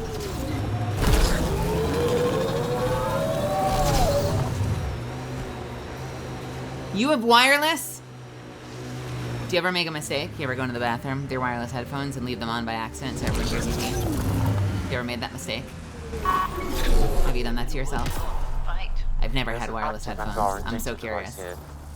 Maybe worth a look. Translated from Shalesh. The people of Dar Halast were allies. They gave us shelter and support without any expectation of reward. 8 good families welcomed us as kin, and now we'll avenge their deaths like they were our flesh and blood. The Ket discovered what Dar Halast did for the resistance. They exterminated everyone. We found mothers lying atop their children, husbands and wives cut down next to their elderly parents. These are visions that will haunt us all forever. This is a pain we'll revisit on the Ket 1,000 times over. Our cell will have vengeance on these butchers, and leave enough corpses on the ice they'll be seen from orbit. The resistance will not be denied. Graj Dvorsk. What happens when you start reading as a cold read, and then halfway in you realize what you're actually talking about? Yo, Ark, what's happening? All right, shall we do one for old time's sake? Entertain me! If I find some ice, I'll entertain you with some wheelies. Uh-oh. The shield is down. We may have a fight on our hands. They should be easy without their shields to hide behind. Is it loud? Is the game loud for some reason? Game, why are you feeling loud? I feel like you're loud. I feel like the master volume... I feel like I don't usually have all of these at maximum. What?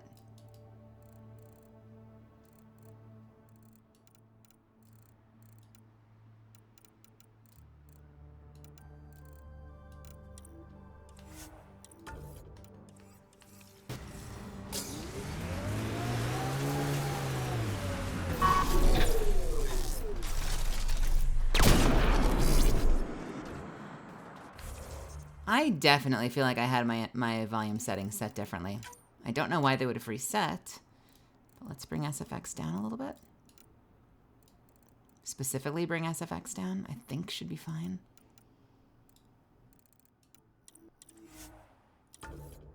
Hey, TK. Bun, what's happening?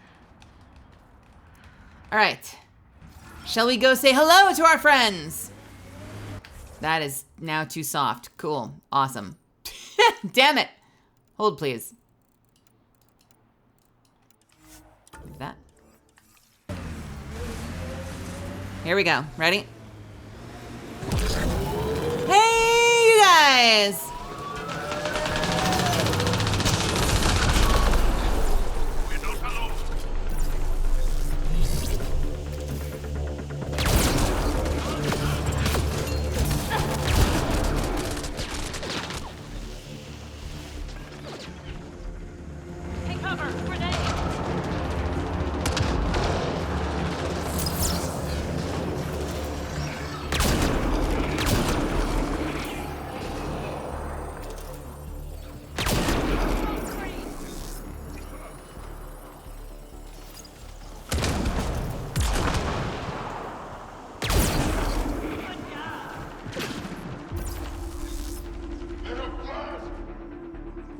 more friends somewhere? Armoring up. Get down. Oh, I missed.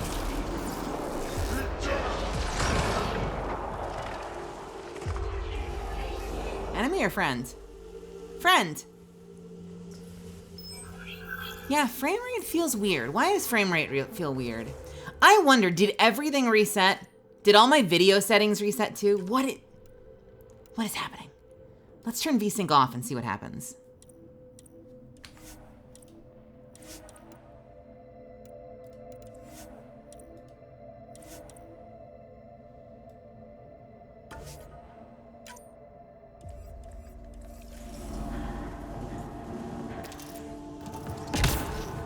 That feels a little better, actually. That feels a little smoother. Why was VSync on? That feels much better. I don't know if it looks better or not. It feels better.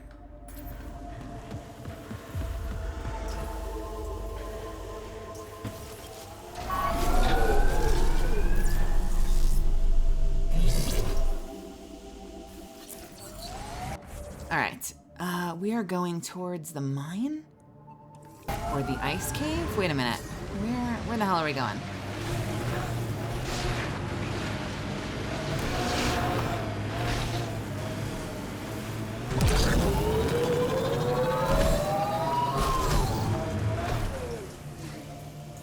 There is no one here.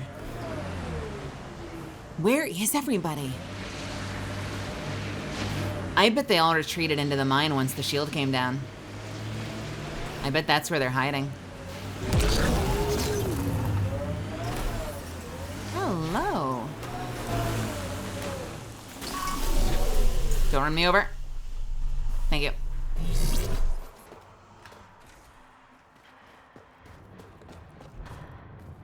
Hello! What is that? Is this a secret? Temperature is falling, Pathfinder. Environment check. Temperatures are within acceptable parameters. Your Life within support acceptable is back parameters. online. Your life support is back online. It's not much of a secret.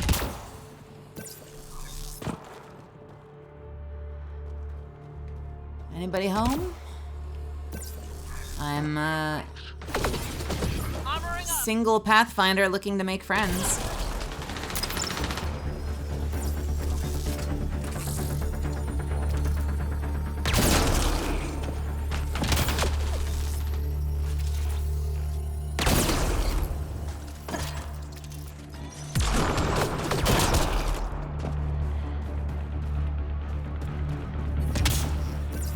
I'm detecting below normal temperatures. Yeah, well, we are in an ice cave, so what did you expect, Sam? I'm reading a normal temperature range, Pathfinder.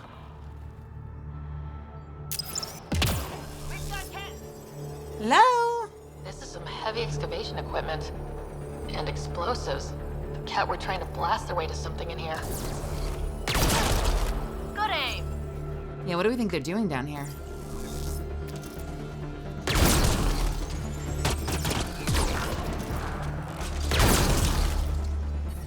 Nice work.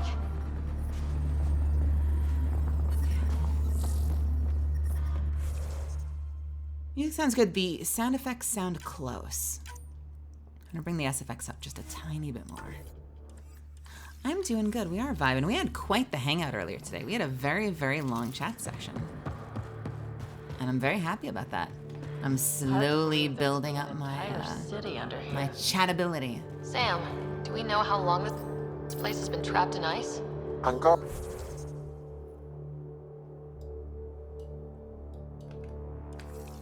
researchers hypothesize over 500 years as a result of the Scourge event.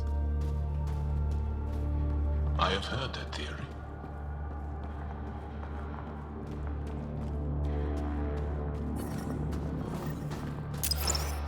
The temperature is falling, Pathfinder.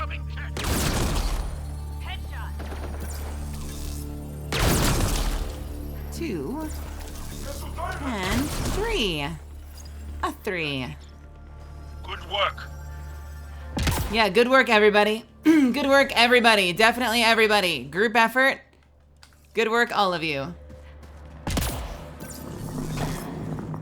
Environment check. Temperatures are within acceptable parameters. I swear there's a short... Like, I keep going to hit a button, and it's not this button. There has to be a mini-map, right? Is there not a mini-map in this game? Am I mixing up my games? I'm so confused as to why I keep hitting that button. Maybe I'm pulling it from some other game. Some other game you hit tab to bring up a map? Is there any kind of mini-map?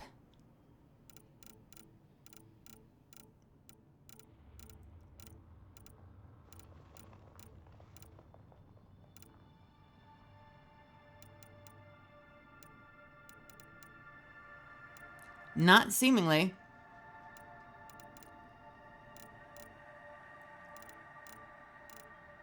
Doesn't seem like it. I don't know why. I feel like there should be a mini-map, and clearly there wasn't. Do I actually look at the map that much?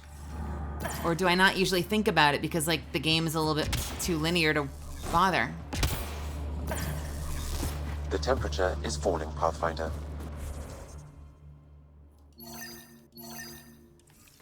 I guess I usually just don't need to look at it because you're just going forward.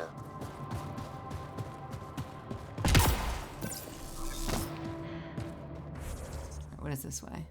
What is this, first of all? Can I work my way in there? No, it is an invisible wall. That's exciting. All right, we have 2 directions here. Forward is the best way to go. Maps is for weenies. Just blaze ahead and hope for the best. You know what? You're not wrong. You're not wrong, Belvy. Thank you for the 5 months. I'm detecting below normal temperatures. Is there nothing in here? No? All right.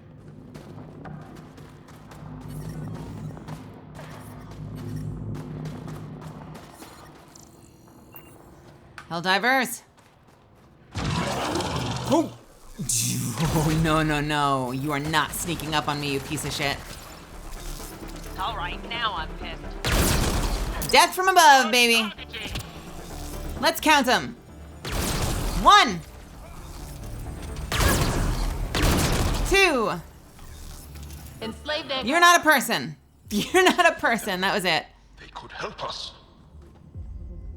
Who is this? I don't trust them. Life support restored. Wait, what are you? What are you? Wait, what is this? The temperature is falling. Are you an Ungaran?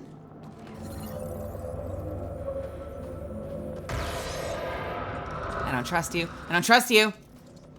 Hello? Goodbye? Where are you going? You good?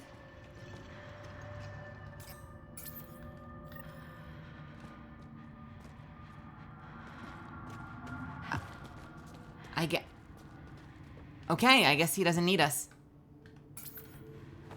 Why do I keep hitting shift and tab?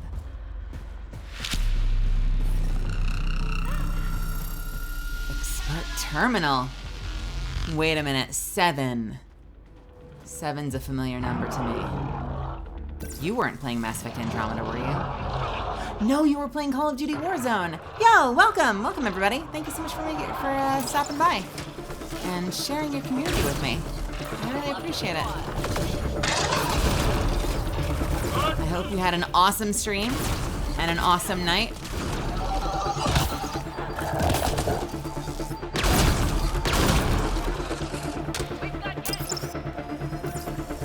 I am the voice of Catalyst. And I stream and play video games, so you found me.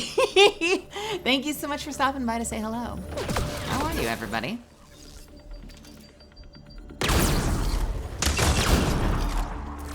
I'm demonstrating terrible aiming just in time for visitors.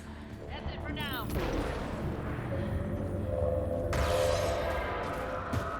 But yeah, you found me. Welcome, welcome, welcome. I hope you had a good stream today. I don't usually do this, but I'm feeling like a bit of a dork at the moment. So I hope you got some wins in there in Call of Duty. If not, there's a win in your future. The Don't let anyone temperature tell is you falling, otherwise. Pathfinder. Yeah, thank you. And likewise, if anyone else is taking off for the night, I hope you have a wonderful night. If you hang out, I hope you have fun. I'm a variety streamer. I do this 5 to 6 nights a week, and we play lots of different things. So chill out, hang out.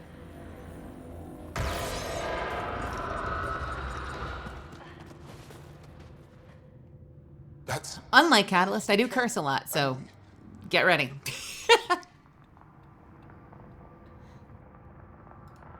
Yep, get out of here. I don't know how to thank you. I can tell you what I know about this place, if that would help. I mean, it would, but The Kett are trying to get into a room behind that. where are you? Some time ago, they detected something and focused their attention on getting to it. Who wants to punch through the ice? The Kett made us carry explosives. Where are they? They were preparing to blast through. You could do the same. They're like on the other side of the room. If not, I ache to see the sky again. First off, you're like in another zip code right now. I can barely hear them. Why were you captured? We were taken during a raid on our village. They took us to a camp, put us in groups, and then there was some kind of process, blood-taking examinations. I can't even remember all the tests. Eventually, they split us into groups. They said my group was flawed, or maybe it was unworthy. He's getting further away. What exactly is behind that wall? I don't know. Speak up! Speak up! Excited again. You know what would excite me more? Speak it up! Functioning. Perhaps some sort of machine. Okay, cool, get out of here. There's nothing else I need from you. Good luck. I hope you find what you're looking for. Guy's like halfway out of the base by now. He's shouting back to me. Where are you? That's where you are? No wonder I can't hear you. I helped recommend the raid. I also know some trans people in an expert terminal community. Oh, cool. I don't know. You tell me, Venom. Is this a safe space? I say fuck a lot, but I like to think this is a pretty warm and welcoming space. I do my best to help everyone feel included. So, I'd say you picked a cool place to bring I need everybody. to figure out how to get behind this wall. A scan might help. I think. I don't know. I do my best here. The ambient temperature is normal. Life support is back online. Pathfinder, I detect a strong, unidentified energy signature emanating from behind that wall. So there really is something back there. It also looks like we're going to have to blast our way through with the explosives around here. Think we have Use enough? bombs. Yep, that'll get us through. Hopefully.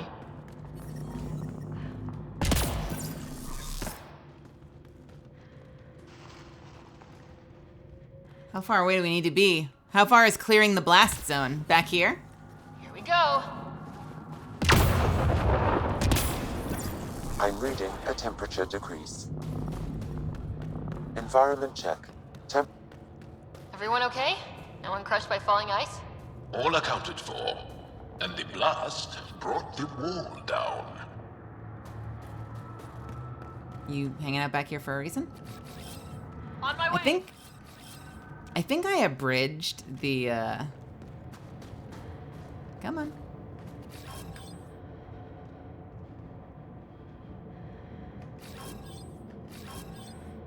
I think I abridged the whatever Sam was saying because I walked through the door.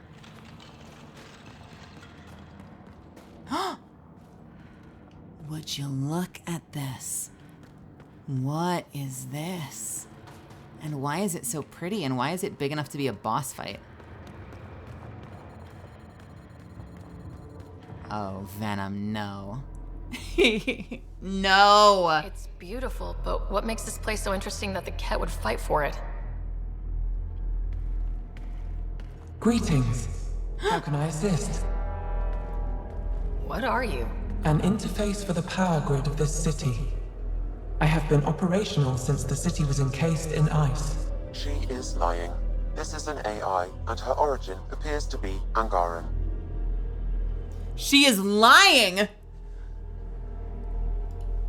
The Angara are advanced, but I haven't heard anything about living AI. Our oral history doesn't describe one. This is amazing news. Go get the commander. Who are you talking to? So tell me, why lie? As you can see, I am currently vulnerable. What happened here? The Ket aliens talked as though I was evil and disgusting. They planned to take my knowledge and then kill me.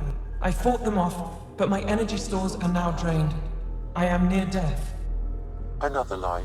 She is tied to a deep power grid. I beg you, have pity on me.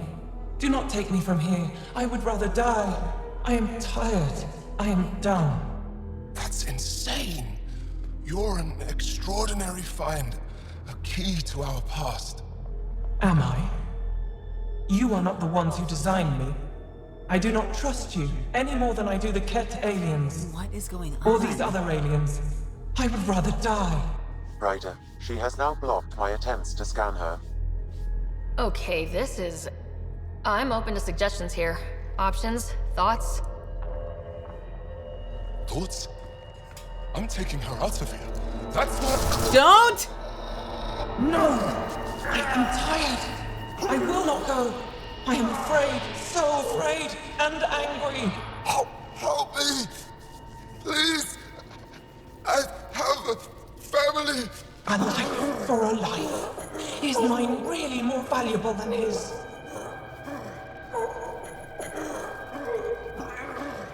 What?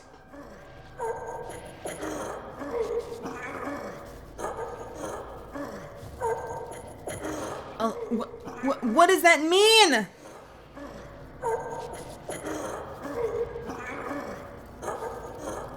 I am so confused. When was there a prisoner here? Who is the prisoner? Is it someone inside? Wait, that wasn't the Angara on my team.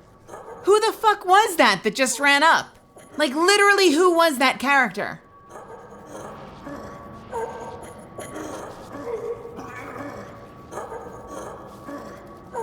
I'm so confused. Like, literally no one was here. Okay, so this decision is frustrating. This decision is frustrating because we've gotten no information.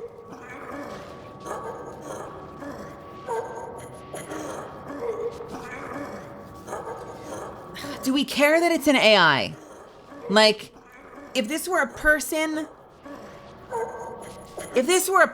and they just randomly attacked someone, we would stop them, right?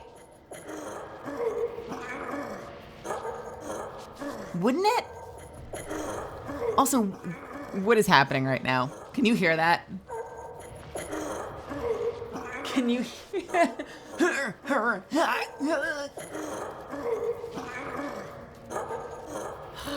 Man.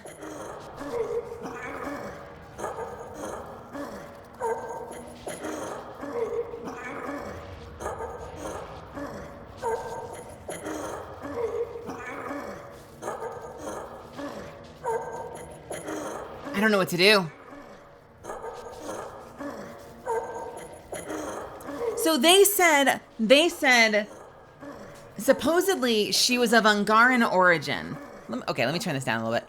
Supposedly she was of Angaran origin, but she lied. Sam says she was lying and said that she was like as old as time. And Sam was like, she's lying. She's built by the Angarans. And then she's like, I'm weak. I need your help. And Sam was like, that's another lie. She's tied to a deep power grid. And then in comes like some random ass Angaran I've never met before being like, this is amazing. Let's bring you back to the base. And she zaps it saying, I don't trust you. I wasn't built by you. I don't trust anyone. I would rather die than help you. But she also said first, she technically, to be fair, she technically said, I don't trust you.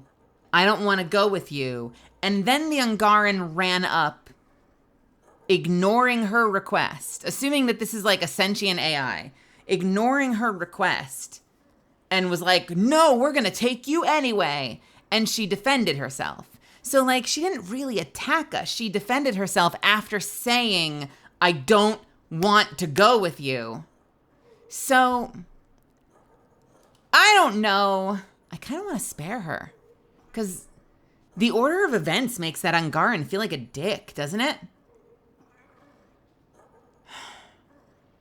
But she also keeps lying. So she's being manipulative and she's being like, I'm so weak. Help me. Help me. I'm so ancient and weak. And Sam's like, that's all bullshit. Man.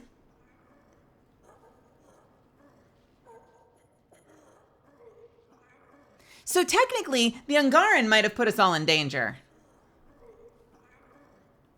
What does the freaking internet say? I have no idea what to do with this. A lot of people kill it. I kind of want to spare it. I kind of want to spare it because we don't know anything about it yet.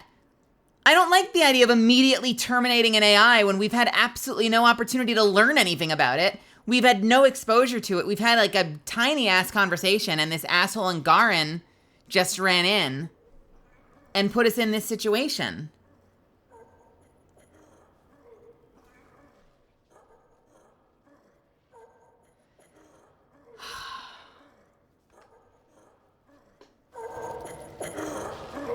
You're way too valuable.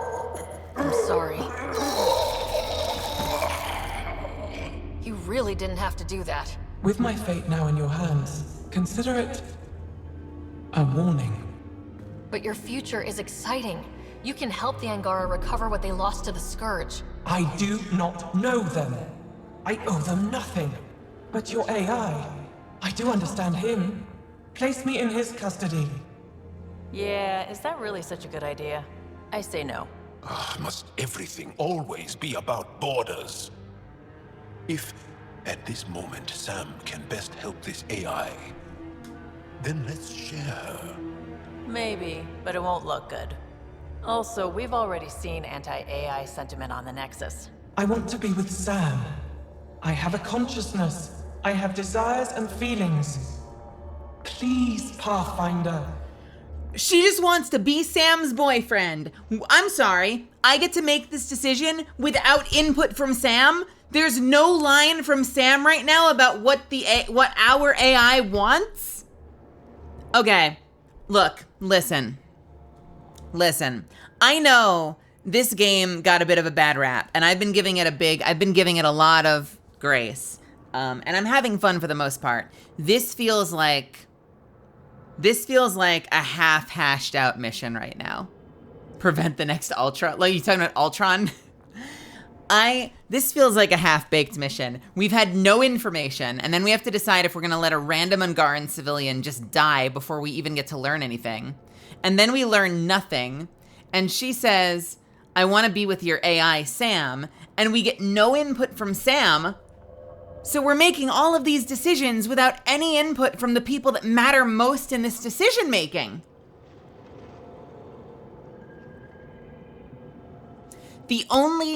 Okay, this is kind of metagaming. Like, this is like player knowledge rather than character knowledge. I know that if it was that Sam is an important enough part of the story, that there's no way that a random one-off side mission like this would destroy a major feature of the game.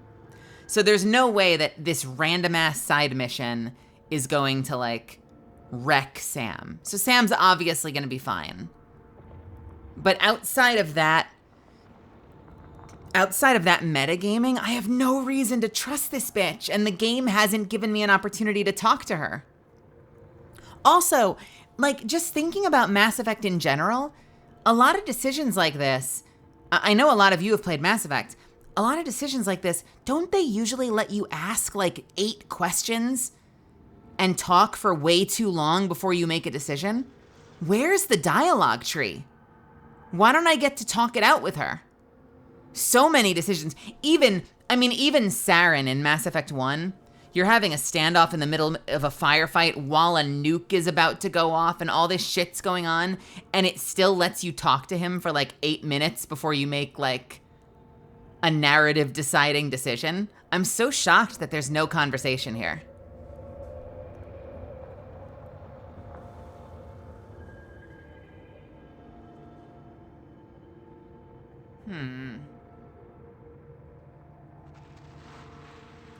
There's no negotiating with Ultron.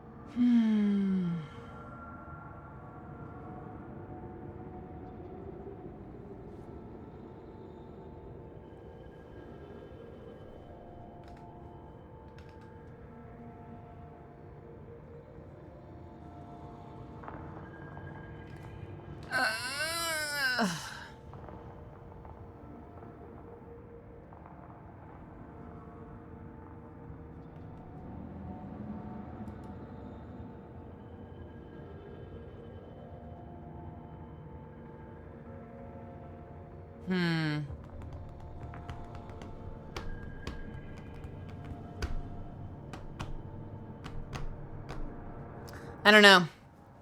I don't know.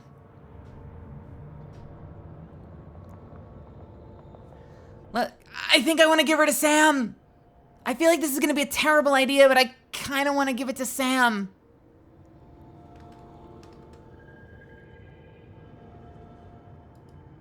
Let's abide by her wishes. Joel, Liam, make the diplomatic arrangements. At least the cat didn't get her. Okay, team, what's next? How is that the end of the mission? What are you doing? What is this mission? This is seriously it? This is the end of the fucking mission? No dialogue, no information. What's the rest of this freaking room doing? Are these her cores? I'm so confused.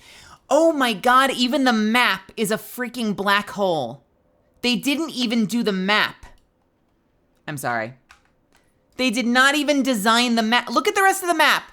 It's a cave. It has topography. What the fuck is all this? This must have been like a last-minute addition to the game or something. They didn't even finish the map for this room. I have no idea what's going on right now. This beautiful room is the dark gray square.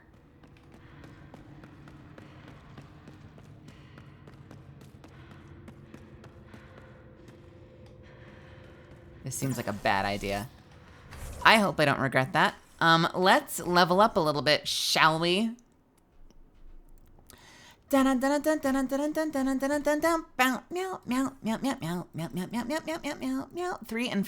What do we have in combat? Meow, meow, meow, meow, meow, meow, meow, meow, meow. 3 and 3. Meow, meow, meow, meow, meow, meow, meow, meow, meow, meow, meow, meow, meow, meow. I don't know what else I want to take at this point. I kind of want to get Barricade, maybe. Maybe get Barricade.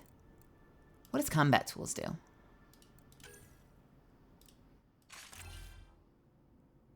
Increases melee damage, combo detonation, don't care.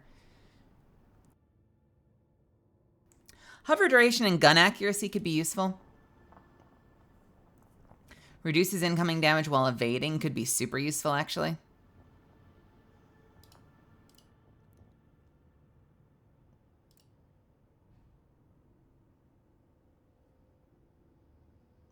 We gave the AI to my AI, Sam, and we're just going to pray that that works out.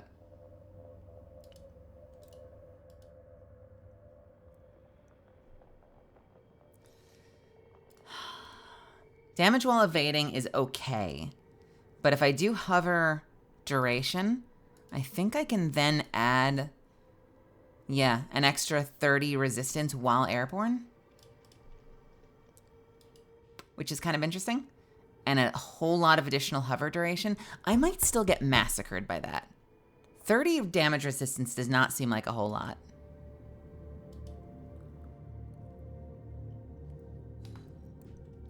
Alternatively, Alternatively, I do Barricade, which gives me access to temporary emplacements that I can drop that give me cover, even when I don't have cover. And eventually it boosts my damage by just a little bit. But it's not amazing. Well, some people in chat have said they really love it. You guys see me, I'm so mobile, and I do a lot of jumping into the air to fire and jumping out from cover and shooting from the air. I kind of like the idea of being like this Helion, like, is Helion the right word? This like attack helicopter sniper. Like rather than do cover combat like this, like I kind of like jumping into the air and landing headshots from above is very entertaining for me. As you've noticed, I tend to do most of my headshots from midair. It's just fun. Yeah, it's kind of Rampart Walls. The downside is it's not on cooldown. It's on charges. And so you end up with, I think, 3, 4...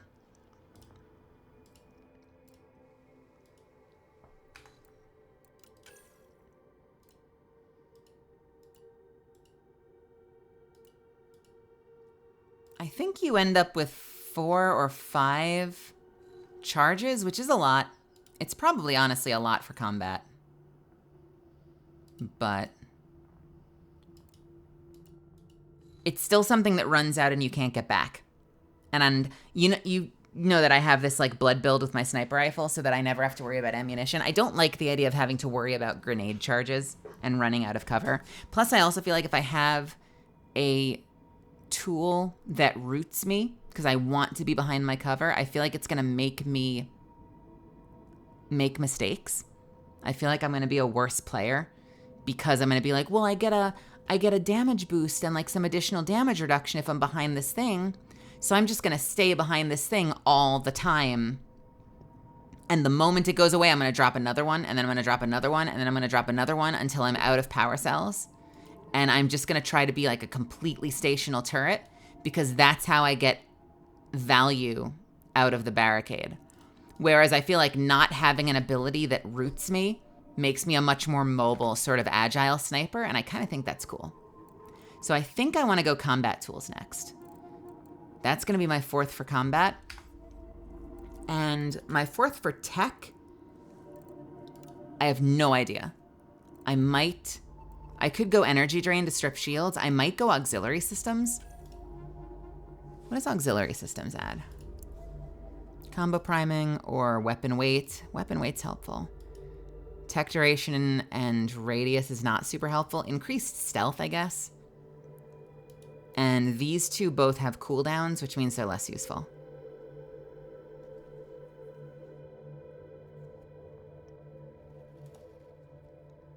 Begin shield regeneration immediately, eliminating any delay, and it only happens once every 12 seconds. So the final tier of this is kind of garbo, honestly.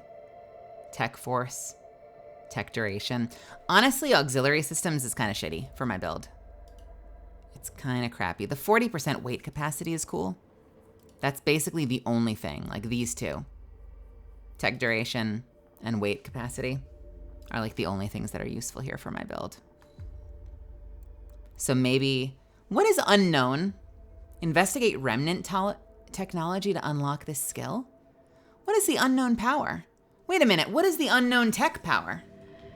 I gotta look this up, I have to know. And is it worth trying to get?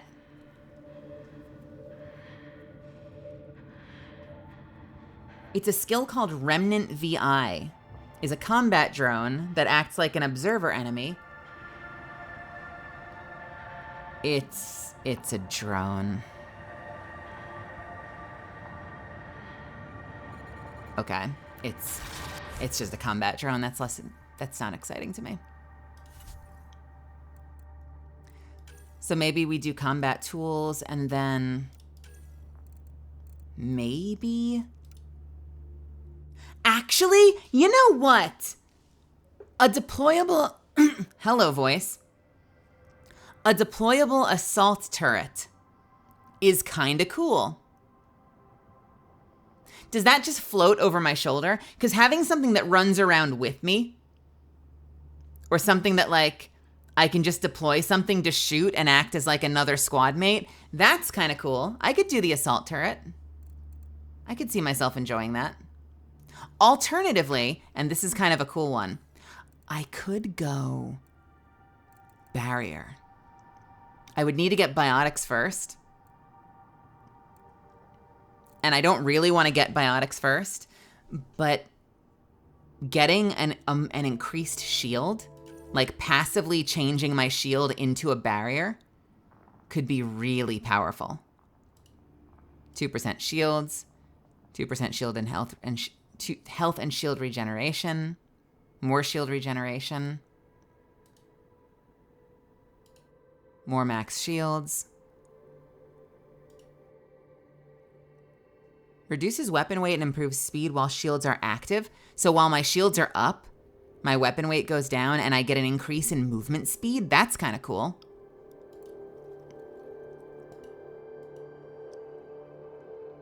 And automatically restores shields upon reaching low health on a cooldown. Which means once every 15 seconds, if something knocks my shields out, I just get them back. You know what? I think that's what I'm going for next. I want this, and I want the combat one. I think I'm gonna go for combat first, because it more directly benefits me, and I don't need to spend, like, waste 9 points in some other biotic first. What would I even put the 9 points into? Biotic effect duration? Yeah, I don't care about that at all, because I'm not gonna be using that. What is offensive biotics? I don't know if I need any of these.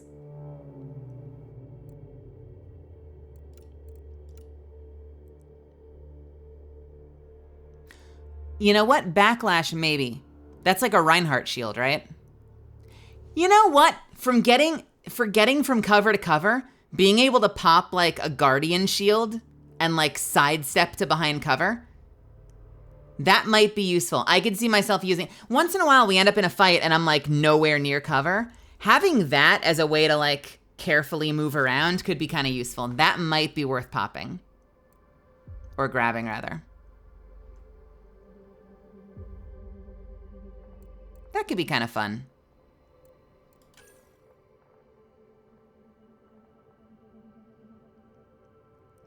Or annihilate, well, I can't do annihilation, can I? No, I can't do annihilation. Shit. Never mind. Ignore. Ignore.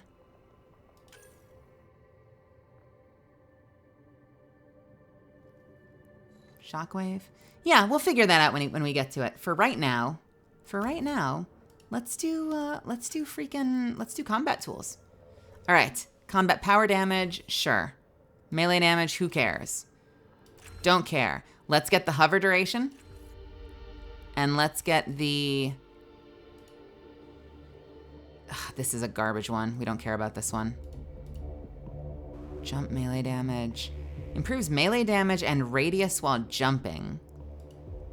Or 30% combo I don't do combos. So that, and then we'll get this one last. Did I just cancel it?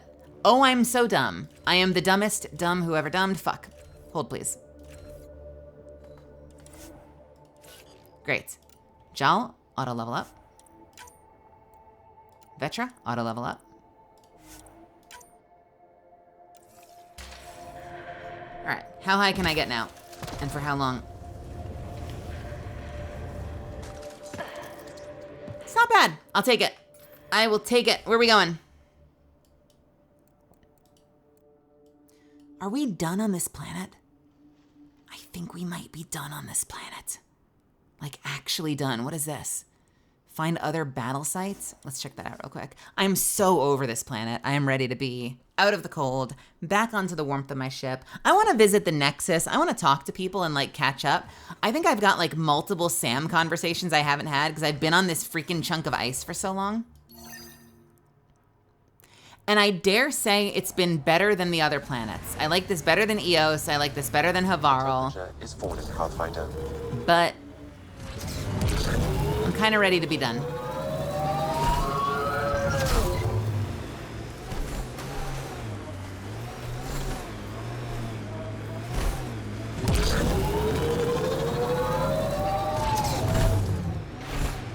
Pathfinder, this remnant site may have defense systems.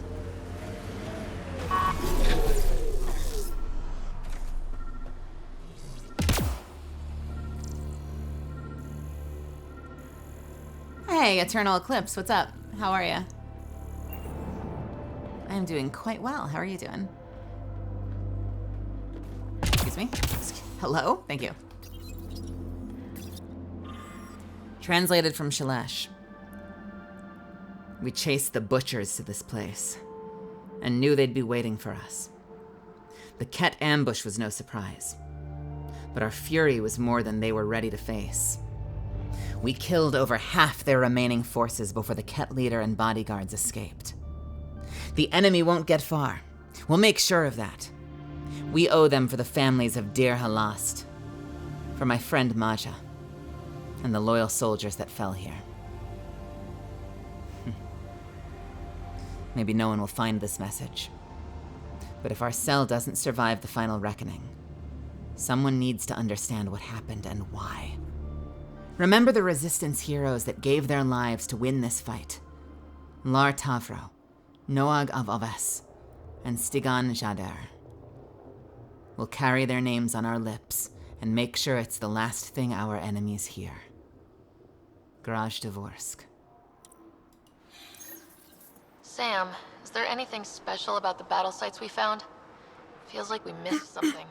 Analyzing geographic distribution, corpse decay, and information in the data entries. Stand by. I predict a high probability the Resistance fighters are moving in the direction I've marked on your map. If they're chasing Ket, they may need backup. Doing excellent because I've been having so much fun playing with the skimmers. Yo, Destiny hoverboards are so cool, right? The unlimited fuel is super cool. The fact that they can jump, I haven't had a lot of time to play with them yet, but I've been in there for a couple of minutes. They seem so cool. They seem really fun.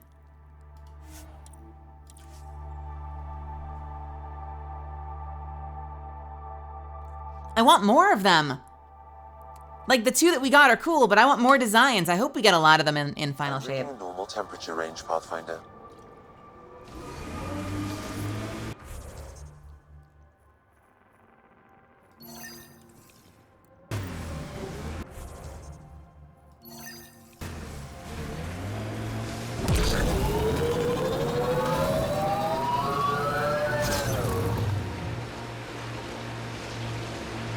Get ready. You know what time it is.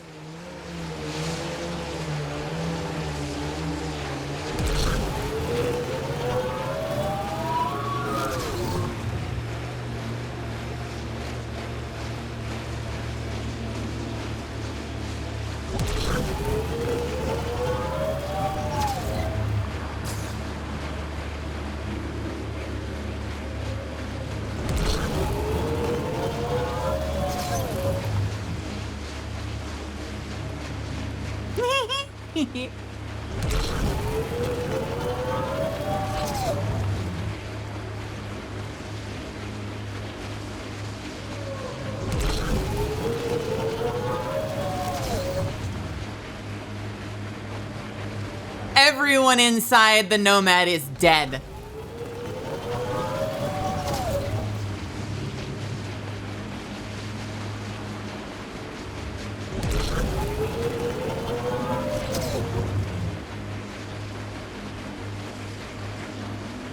I want to see how fast I can get this thing to spin.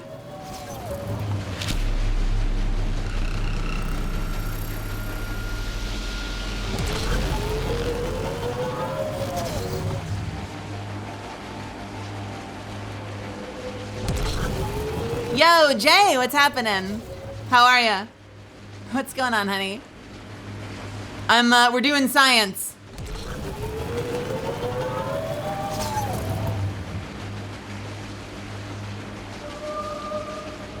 What the fuck was that sound?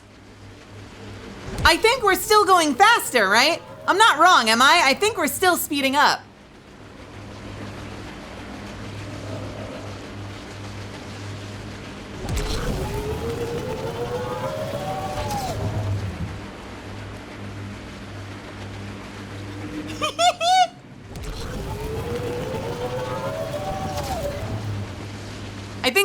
still speeding up, I'm not gonna lie. I want to take off. I want to go into the sky. So that's my ride. That's my car down there. And I've turned off the suspension that keeps my wheels trying to drive straight. So I have the ability to turn more freely. And I took off the 6-wheel drive, so I have less traction. And I am just spinning. On the ice, specifically on the ice. And so far things are going well. You know, life's looking good. I'm trying to see if I can get the game to crash, I guess.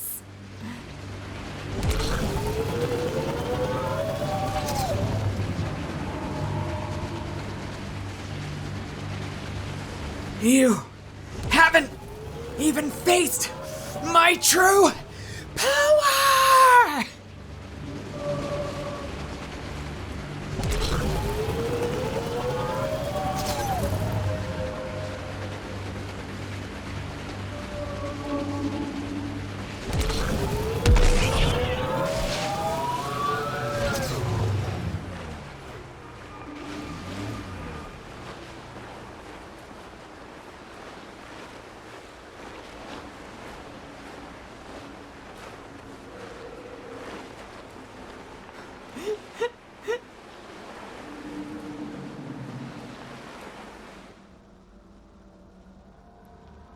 How do we do?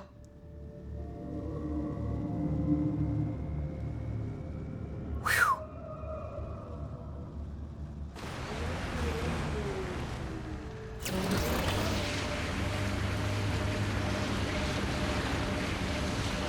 We didn't get to orbit. We did not even jump that high off the ground, which I find a little disappointing if I'm being completely honest. We did fly momentarily. It cut all of our momentum, though. Was it worth it? How much faster could we have gone? If I went to bed and taped down those buttons, how fast would we be going, or would the game crash before I woke up?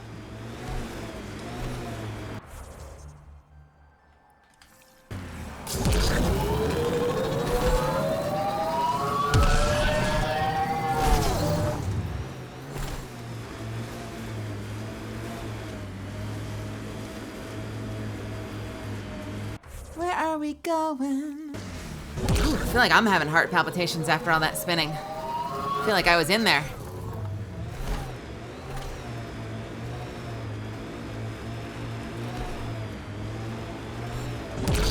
Whatever happened here, just missed it.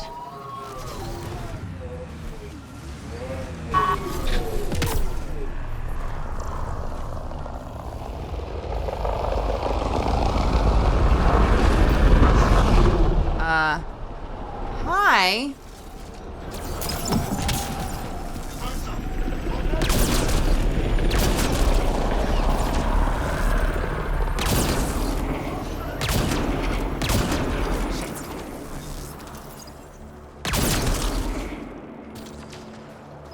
Okay.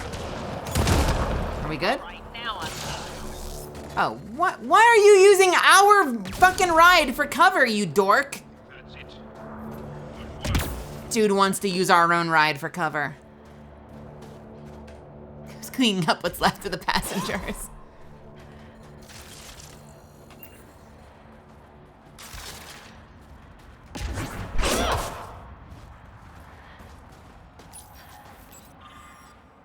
Translated from Shalesh.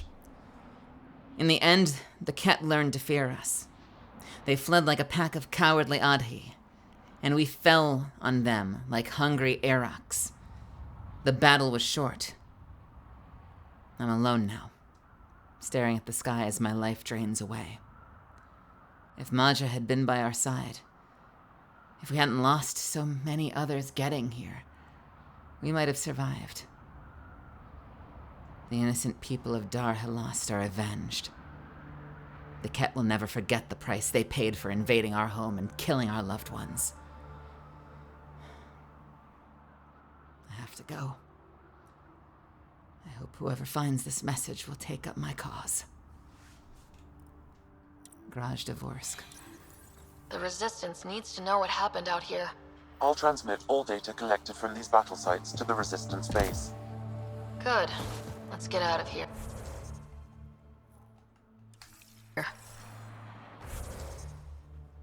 Welp. Alright, who's left? Meet Resistance on Vold. In the Nold system. Oh no!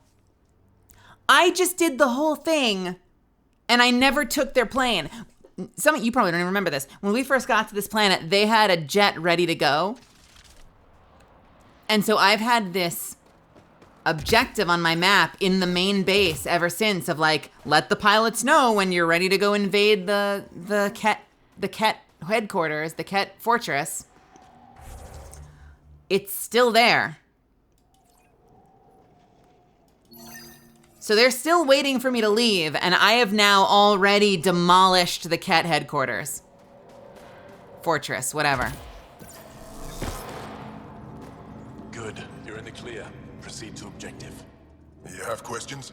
They've been sitting there fueled up and ready to go, like, for hours. Weeks of gameplay. A few treasure hunters found this map of ancient Vold. They wanted you to have it. We thought we lost this when the Dar burned. Look at that detail. With this map, we could plan attacks through old trade routes, ones even the Ket don't know about. Whoever gave this to you deserves our thanks. As do you. I think I have enough info. If you need anything else, I'll be here. I'm the guy with the map. Report back to the doctor. We really have 100%ed this planet, haven't we? Hey, Marco, what's happening? Is this the doctor? This is the doctor.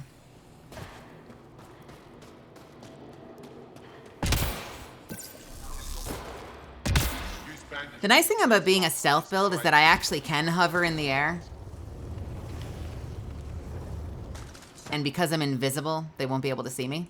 So that's kind of cool. It's good to see you back. You saved lives today. We don't know who or how many, but you did. I set something aside for you from our latest shipment. For your help. A reward wasn't necessary. It is. Trust me. It's dangerous out there. Everyone relies on their gear to get them home. Applies to you too. Oh, yeah? And Yetta, the fighter you found, managed to make her way back. She's stable and recuperating, thanks to you. Sweet. I got a whole bunch of consumables I probably won't use. Because I never use consumables in video games. Not like as a point of pride, I just never remember to use consumables in video games.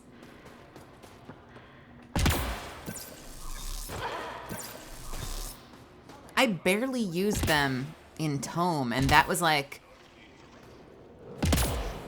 a Mega Man Battle Network, Mario RPG kind of thing, where like you're supposed to use all the consumables, and I still forgot to use them most of the time. I couldn't help but overhear. Oh, now you've gone and involved Ryder in this madness. We have to concentrate on saving the Moshae, Hana, not your vain hope. Rabba, I know Mashal's still alive.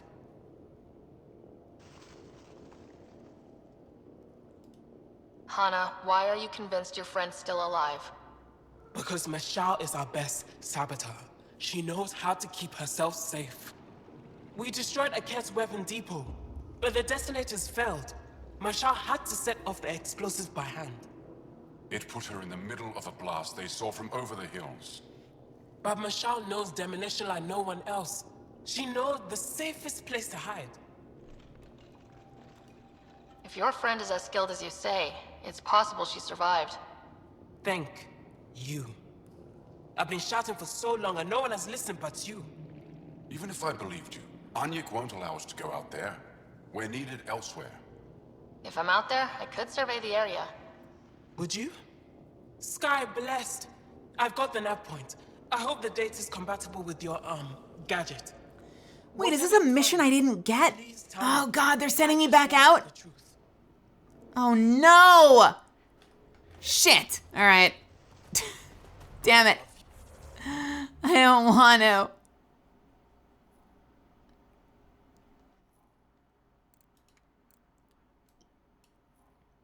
Do I have anything else? Where is this one? Temperatures are below freezing and continuing to fall.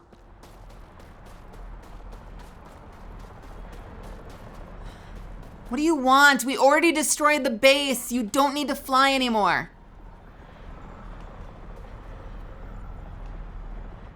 Ready to head to the Ket facility?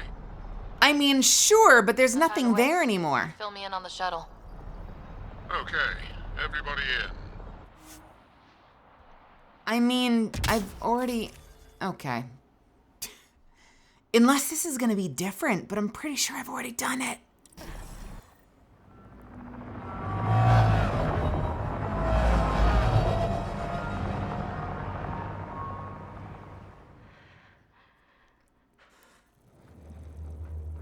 We're getting cinematics? No one has ever seen the inside of one of these places. Really? None who lived to tell. Prisoners who go in are never seen again. They have disappeared. And the Angara slaves, what about them? Sure, we've liberated Ket work camps, but never these facilities. We lost so many fighters trying. The price was too high. I like to believe that the Ket take important Angara from here to their home cluster. What? As slaves? I guess. Death is better.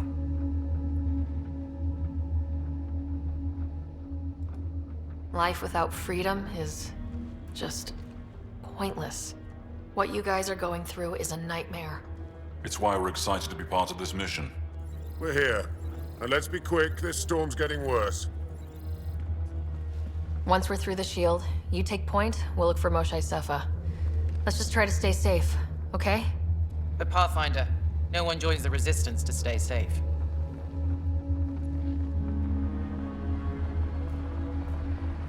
Good luck.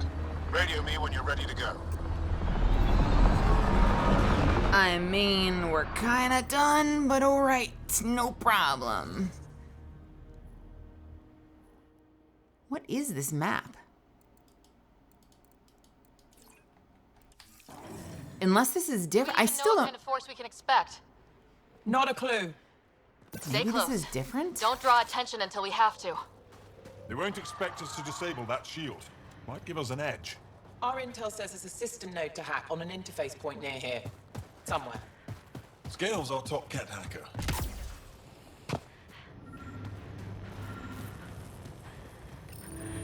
Run Angaran Shield Disable program. Adding my process accelerator. Stand by. Continue to stand by. Please don't embarrass me in front of our new friends. I have created a small hole in the shield. Oh, that's kinda cool. It worked. Woohoo. Don't celebrate just yet. This is where it starts.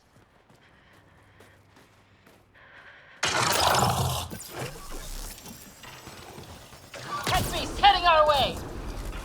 My favorite!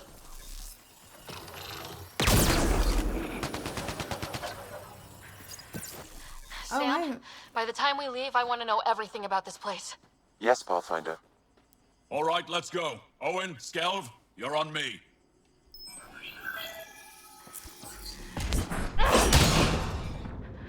I mean, honestly, this isn't bad. Like, if I get another big fight, I'll take it. The fight when I was here the first time was great.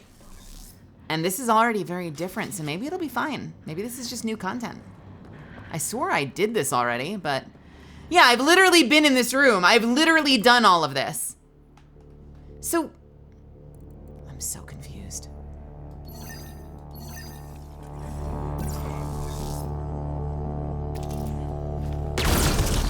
Pathfinder. Joel. Oh! Do you see this, Hank? Yes, incredible. I can't believe I'm here. And I'll bet neither can these guys. Oh, that's... that's an awesome line. That's such a die-hard line. I can't believe we're here. I bet neither can these guys. Bet the cat can't believe we're here either. That's an awesome fucking line. So many times. I can't believe we got in. Our people's things are here. Abandoned. From the prisoners. Do we have time to... Can we just look around? You really want to look around? Hey, Are these juice boxes? What are these? Find a cat console. Hack us away into the heart of this place. On it!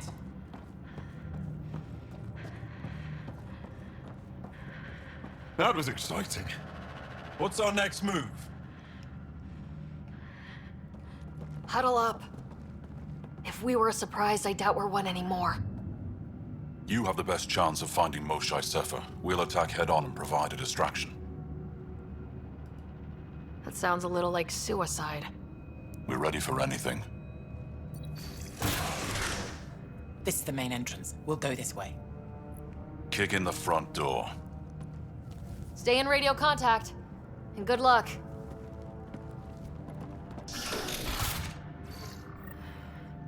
All right, you know what? I take it back. Can This they is a cause very enough different trouble mission. to This get is cool. occupied? Count on it. Pathfinder, it seems the program I used to breach the shield could overload it and destroy this facility. However, the pulse will be lethal to Angaran physiology. That's not ideal. That sounds like a last resort.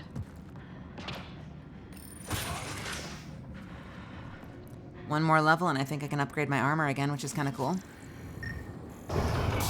Whoa. Sam, what is this? A decontamination protocol. The chamber is sealed until the cycle runs its course.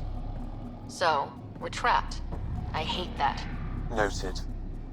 Window. Shoot it? No, the seal is invulnerable. Why would they need decontamination? Good question. Maybe Huh. the cat think they're sick.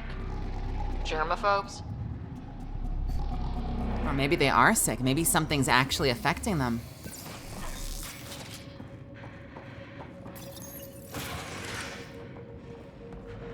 Anybody home? Come in.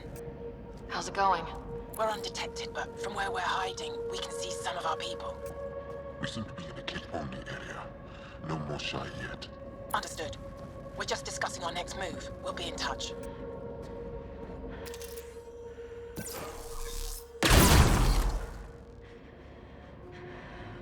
Anyone else want to come say hello?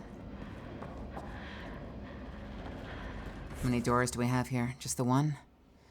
Lots of closed doors there and just the central door here. Well, I guess we'll just knock on the door and see who's home. Hi, guys! Oh, that's so weird. You were looking the wrong way. That's so embarrassing for you.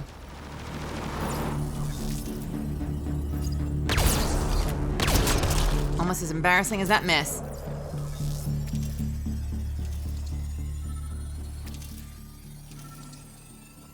Did we clear the room? Oh, okay. Huh. Well, I guess we're done here. Okay.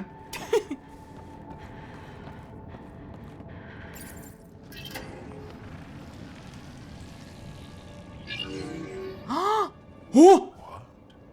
What is this? Is that the Archon? Statue to the Archon. Wait, there are Angaran there. Fortunate welcome. Step forward. What is this? I am humbled before you. You who are the chosen. Chosen by the Archon. Chosen to be exalted. They look... Chosen to be exalted. What? Are they gonna become Cat? Are you about to become Cat? Is this how we get Cat? What?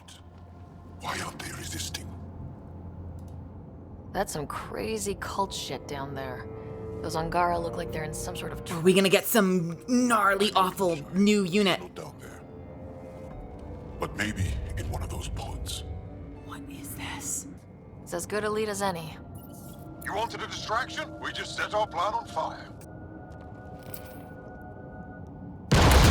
We just set the plan on fire? Impossible!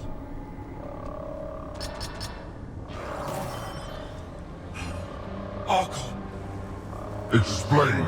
He has such a baby face. we've been breached. I will defend the temple. Wait. Is the Moshae among these? No. It awaits final exaltation. Then proceed immediately and bring it to me.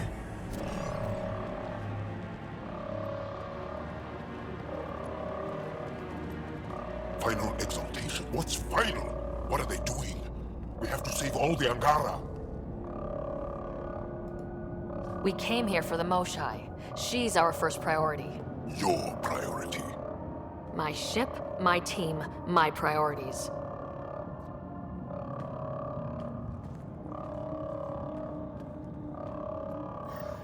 Hey, Corianne, welcome. And welcome to my channel. Just call them the Chosen? Chosen for what exactly? Could they have come here because they wanted to? No, of course not. I don't know what's going on either. Whatever it is, we need to get the Moshai out of it. Find out where the pods go.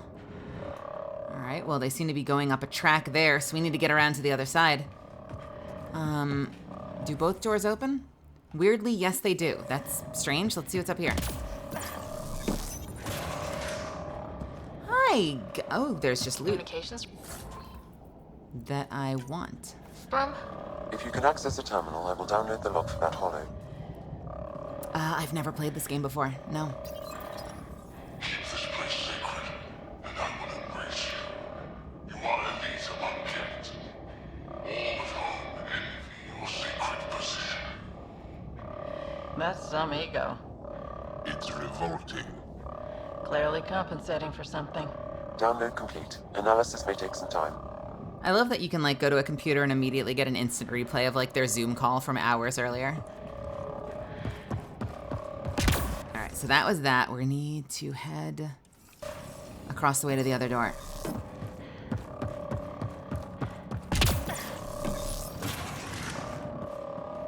Anyone home?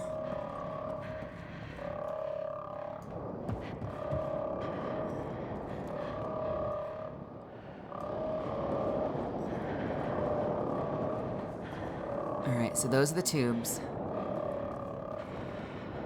Tubes going up there, so we need to get up here somehow. Looks like the Resistance is getting in some good shots. Yeah? Where does it look like that, Vetra? Oh, oh no, this is wild. Oh, they're actually down there fighting. That's... I want to be helping them right now. Shit. Alright. Yo, Samus, what's up? Actually, let me get that. I'll take that. Follow we're up, not people. Where did they take them? this way. Yeah, I'm working on it. Do we go this way? Yes, we do. Come in, Pathfinder. Go ahead. We contacted Commander Dozil. More fighters are on their way. Send scientists too, and technicians. Let's gather all the intel we can. Will do. Joel, Nice little pop-in chest there. our objective is still the Moshai. Of course, but we can't waste this opportunity. If you say so, buddy. No, I mean, I'm all down with saving the rest of the cat. Oh, hi! You're just here! Bye!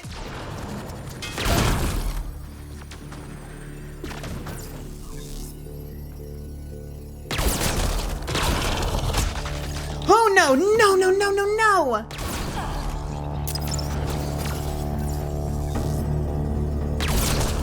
Don't even think about it.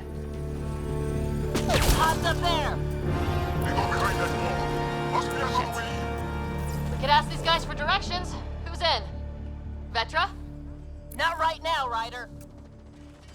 There's always time for a sense of humor, Vetra.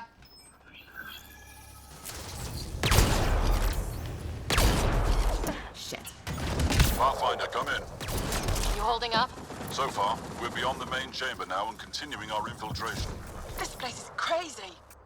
What are you seeing? It's like a... I don't know, weird... church? So strange. We found a room of prisoners who were entranced or something. Couldn't convince them to evacuate, so we had to leave them behind. What if they're not entranced, though? What if they're actually volunteers? Like, what if Sam? there's more going Anyone on figuring here out than how we this place fucking works? realize? Yes, Pathfinder. I am making progress, but the Angara had no intel on this facility. Should I prioritize differently? Are you in peril? Keep at it, Sam. We can handle the peril. Yeah, no, we're fine. More kit attack dogs! It can't just get uglier and uglier. What Yeah. if we don't find the Moshai in any of these pods? This tunnel looks like the right way. You know, I really wanted to hear the end of that sentence, and I'm kind of unhappy that it took that conversation away from me. Really wanted to hear the end of that. What happens if we don't find the Moshai? But I guess we'll figure that out when we don't find the Moshai.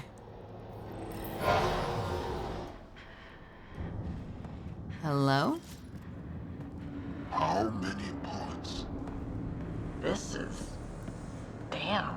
Oh, this is some Reaper shit. We can try scanning. This is going to take forever. This is Reaper right here. Like, this is some human Reaper shit. What are they doing? So we knew that they took people hostage. They cleared out camps and took people. And we assumed that a lot of them were being taken as slaves. But it seems like a lot of them are either being mind controlled and put in these stasis pods. To what end? Or are they volunteers? Angaran female, healthy, 176 centimeters, never given birth.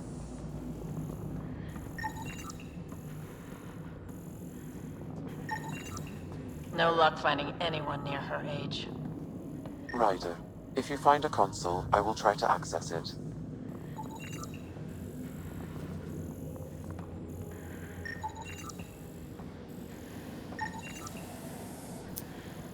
You just scan all the ones up there. Probably nothing down here, I'm assuming.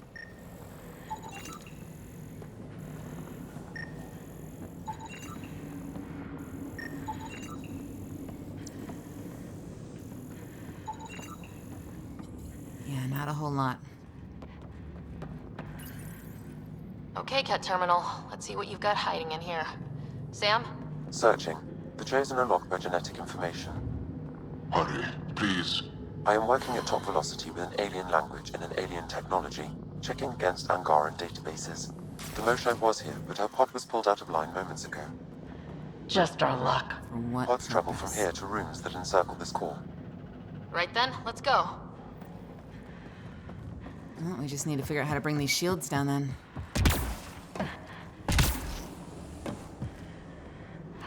Or do we have to retrace our steps?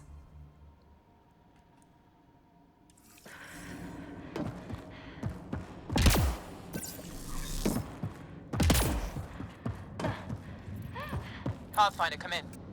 Go ahead. Our reinforcements are arriving. We're doubling back to rendezvous. We have a lead on the Moshai. We think she's alive. Star strength. That's good news. We'll keep in touch. Okay, we've got a vent here. What do we have here? Stuff.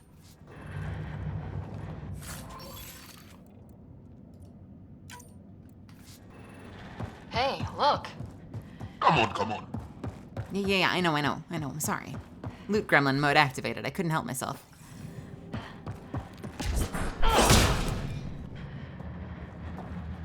Anyone home?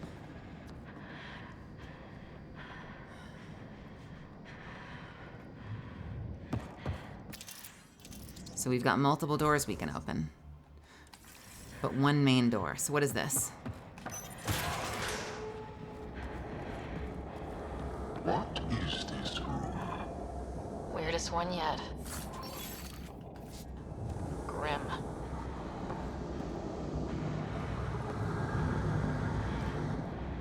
Weird.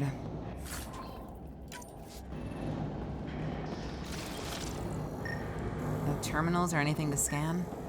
Just some weird loot. What is this? What are these syringes? Contents is genetic material. Cat. Ket device. Residue of contents present. Ket syringe device.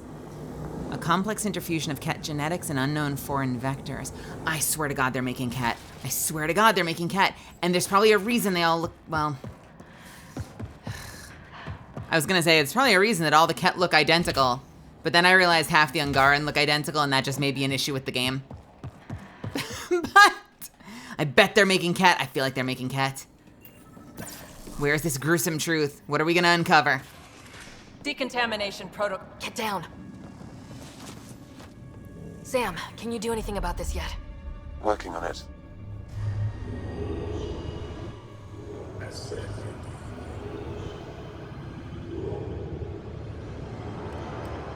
Those are syringes.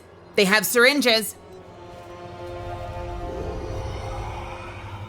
And he can fly. That is so unfair. Is that the Moshai? I hate this. Oh god, I hate this. I hate this, I hate this, I hate this. What is this?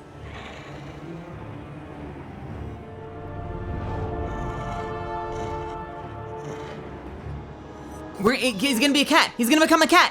This is gonna be how we get cat.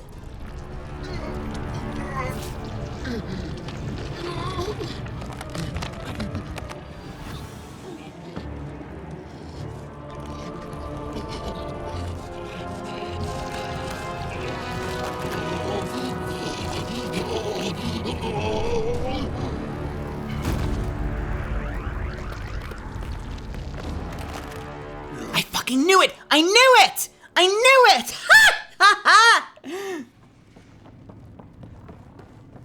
Here's the real question. Can they turn anything into cat?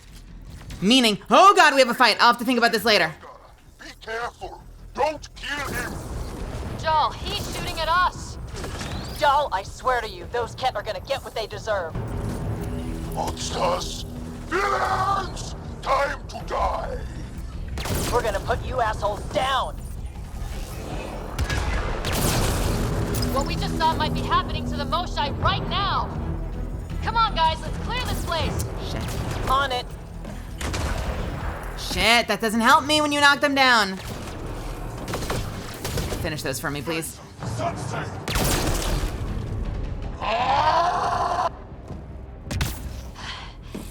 them all. Okay, everyone good? Now, what the hell was all that? As if I needed another reason to hate the Ket. I've seen some serious crap, but this is straight up evil. What is making them immediately follow orders? What makes them, like, mind controlled?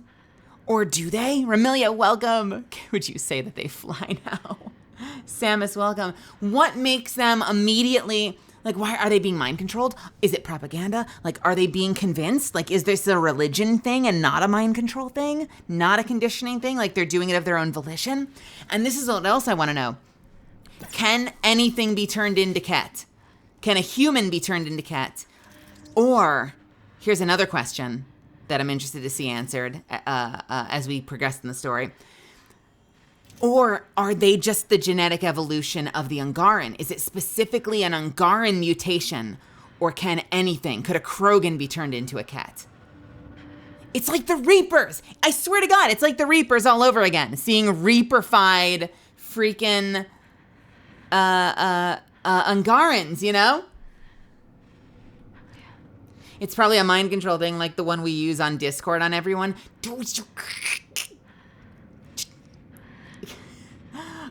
That would be weird, right?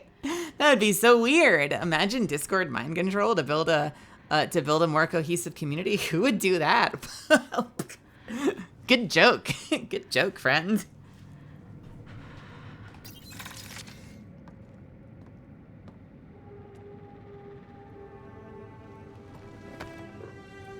Joel.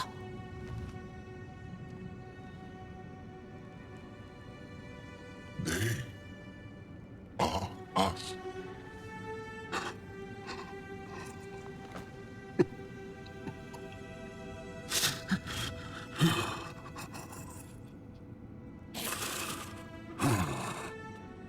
I'll keep scanning for the Moshai. She's gotta be here somewhere.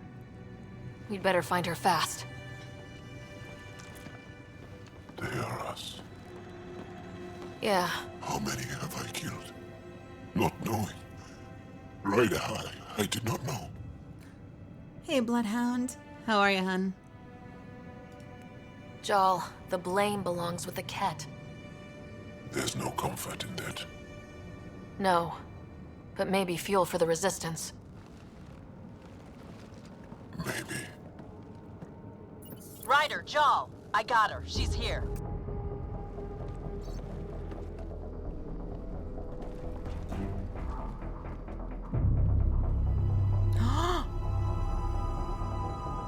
Oh, we gotta get in Sam, there get me now. into that room Initiating now. decontamination bypass hack.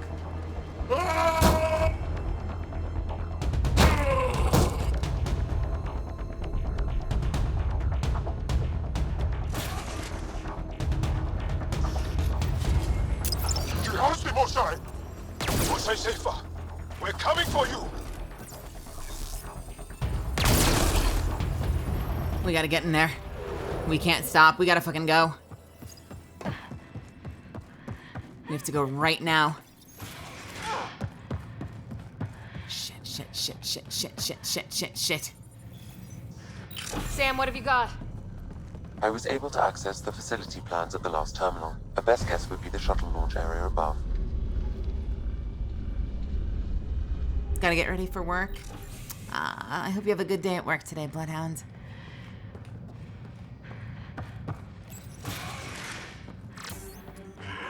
There she is! I see her!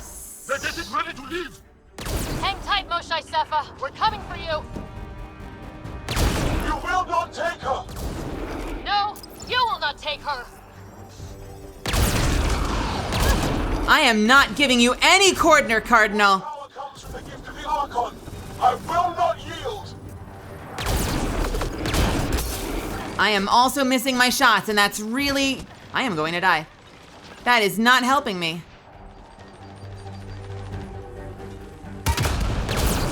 Oh, come on. You squirrely piece of shit. Thank you.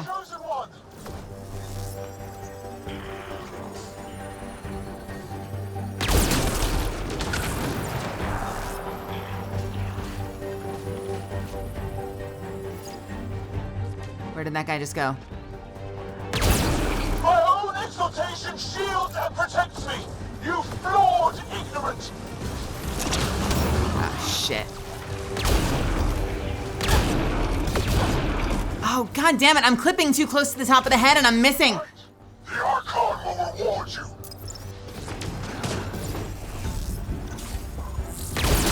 We fight to the death! Protect this sacred place! Alright, I gotta go get Vetra. There's just an unlimited amount of ads. I gotta take this thing out.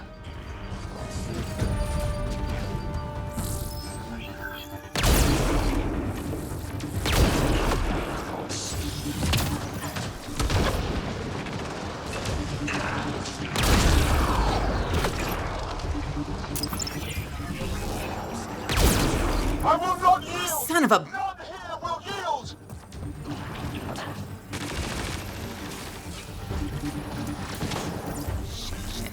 Shit. Can I take you out? Yes, I can. Now you have to deal with me! I've been dealing with you.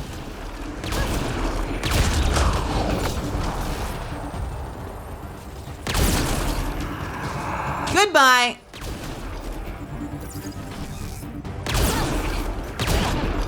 Shit. Don't let them take the Chosen! Ah!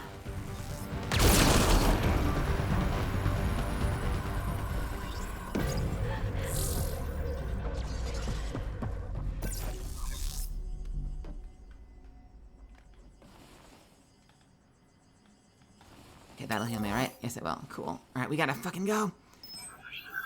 Ah! All right, the Cardinal is dead. Where is the Moshae? Oh. Oh, thank God.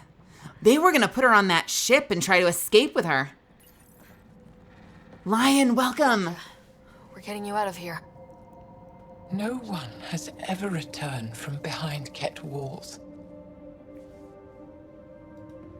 I don't know the rules yet.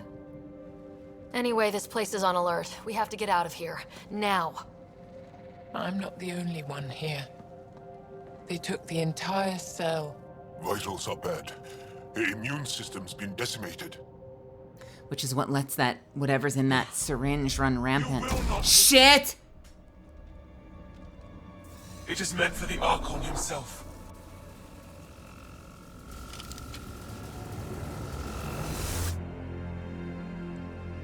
She's coming with us. Wait, I want to know why the Archon. Arrogant simpletons. This is a gift. Who are you to deny it? You turn them into monsters that fight their own people. These Chosen join with us to become great beyond your ability to understand. Like them, I was once wretched, and the exalted DNA of our great Archon entwines with mine. I stand on the shoulders of his greatness, as they do, as one day, you will. So wait a minute. Did the Archon start as just like a singular entity? Like preaching some sort of crazy fanaticism and starting to clone people into weird offshoots of himself? This is so fascinating.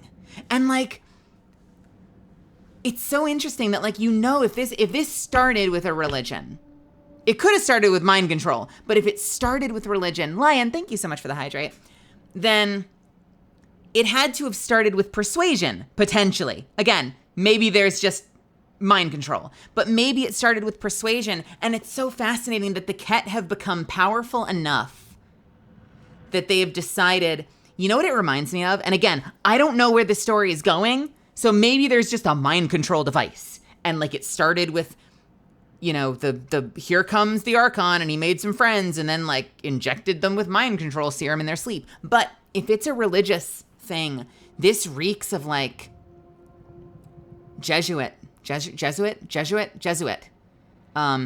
like infiltration of Africa. And like the idea of like potentially coming in as potentially a peaceful. Remember they said that way back in the day, the script said that the Ket showed up in peace. And then suddenly they were like attacking and kidnapping people, which means that like at a certain point they became powerful enough. They just said like, fuck diplomacy, we're taking slaves now. I could be wrong about some of this, but like I have so many questions right now. I stand on the shoulders of his greatness as they do, as one day you will. Oh, I like this one. Except I'm gonna fuck your shit up. Yes! That for great. Yes! Tracking multiple inbound Ket cruisers. She's like me for real! Sam, is there an off switch to this horror palace? I've accessed the EM field. I can overload at your command. We must get all our people out first. There's no time to open hundreds of pods, let alone help the Angara inside. Wait. Leave my sacred temple intact, and I will open the pods of the Chosen. Take them. Just leave this holy sacred temple. No. Even if I die here, this place must be destroyed. We can come back to destroy it. Let's free these here now. If your plan fails, the Ket will simply fill this place again. They're like the Covenant. They're basically the Covenant. Our compatriots are also here. Our fighters, our scientists, our strength. Oh, fuck me.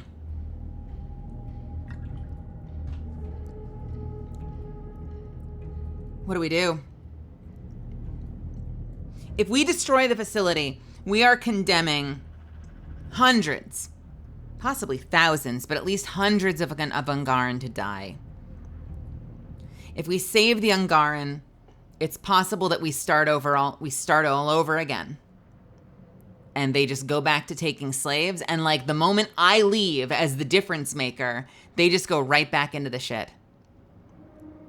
What's so fascinating about this to me is that it's the spiritual leader, the Moshai, the priestess, is the one saying, no, let's nuke the place from orbit. It's not us. It's the leader, the Angaran leader saying, no, we have to make sacrifices. Are you kidding me?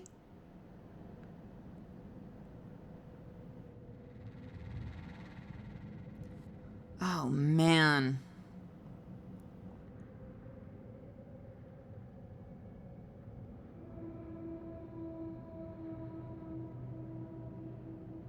Yeah, that's a really good point, astronaut. It's the military guy saying, no, we have to save everyone, and the spiritual leader saying, no, we have to destroy it. I mean, I think we have to destroy it, but I'm not willing to sacrifice the Angaran. you know, if you watched me, you know that I played the entire Mass Effect trilogy as Renegade on stream. Okay, well, not full Renegade. I call it, it was essentially a Renegade run, but I called it the pragmatic run because it was, what was it, like 2/3 Renegade, 1/3 Paragon based on pragmatism, which I thought was a really good playthrough. I have been largely playing the plucky underdog, and I think part of that comes from this game. Like, I think this game sets you up to be this underdog that no one quite trusts versus Shepard being this decorated war hero with like kind of a dark past. So I feel like Andromeda sets you up to be Paragon, essentially. I think that being Renegade while also trying to juggle the story of being like this plucky underdog daughter of the commander. Like, sure, you could be like, I'm reckless and crazy and my dad's gone, so I'm just gonna run wild. It just feels weird to me, so I've largely been being the good character in this playthrough. I feel like I don't think I can condemn all these Angaran. And to be fair, even during my Mass Effect playthrough, some of you might remember, even during my trilogy playthrough, even though I was playing Renegade, I was not willing to sacrifice tons of helpless lives, like tons of civilians. I was like the kind of Renegade that if someone truly wrongs me and fucks with our shit, I will put them down before I ask questions. And I will frequently tell people like, fuck you, I've got a mission, I can't help you. But like the moment we were in that base with Zaid, and it was like, save all the innocents in the facility or let this one outlaw escape, like instead of getting revenge on him, I immediately saved the facility. Like, as a soldier, the right move was to secure and save lives, even if I normally don't take shit from anyone. Like, revenge on one dude is not worth sacrificing people. I feel like I need to save the Angaran. If it was just destroy the facility versus, like, if it was the Human Reaper situation, if it was just destroy the facility or keep it and do research, I would destroy the facility in a heartbeat. But if destroying the facility means sacrificing hundreds to thousands of captive Angaran slaves, I can't do that. All right. Release the Angara below. Enact emergency shutdown. Release all the Chosen. Jal, have the Resistance free as many as they can before the Ket arrive. I will. And thank you. I thank you too. I see you begin to understand the gift that the Ket bring. Not likely. Ha! Fuck yourself! She deserved much worse. We have the Moshai. Heading to the roof for extraction. I was about to say, she is dead. She's gonna get murdered by the Archon, but you know what? I am more than happy to do that for her. I'm gonna make this easy. I don't know how this is going to end. I will help. Come, stand near me. No! Yeah, no, there's a limit. I ain't letting that bitch get away. Decision to make. Can I not shoot out of this? I'm sorry, what? All right, now I can, cool.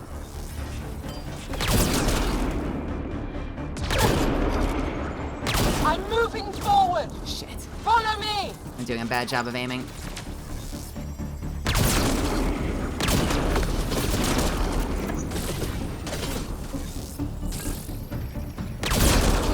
Head for that platform. Yeah! Good idea! I was gonna say. Oh no, that was so satisfying, Unknown. The fact that I had to make this decision to leave the Ket base, the fact that I have the what do you call it? The cherry on top of getting the satisfaction of fucking that bitch's shit up. That made my night. That was the perfect cherry on top of otherwise saving everybody here. Pathfinder, come in. You have the Moshai. Yeah. Get our people out, as many as you can, before reinforcements arrive. I will, but I think we should destroy this place while we're here. Whoa! Heads up! Shit, alright.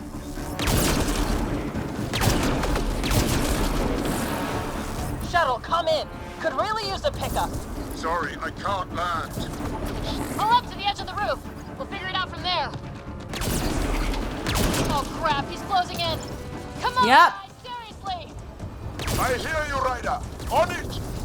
They transform these guys too? It's all making sense now. Not sure I want to bust into that factory. So wait, the fiends are the Inox that we see normally. I thought they were similar. I thought it was strange that there was like another of like the same unit in the game with a different name. So they really are just doing Reaper shit.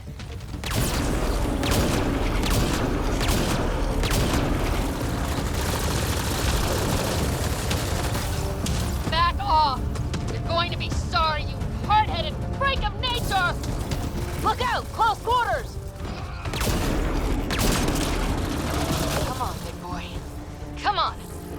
We gotta go, we gotta go, we gotta go. We gotta go, we gotta go, we gotta go, we gotta go, we gotta go.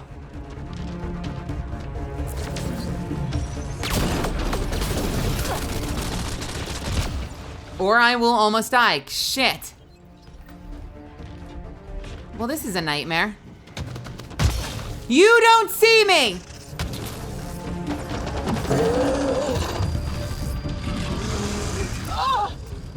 Pathfinder, Come get us. We're ready for extraction. on our way. The storm's getting worse. We need to leave. Now. Yeah? Look, I know, damn it, I know.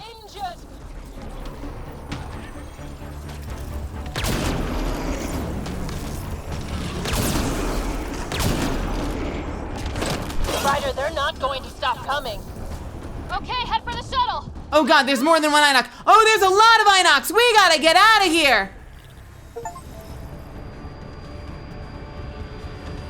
I thought there was one. There were many. Get her on the shuttle now. Resistance squad, come in! Here, we're making good time. Get your team out before the Ket arrives. Don't worry, we got this.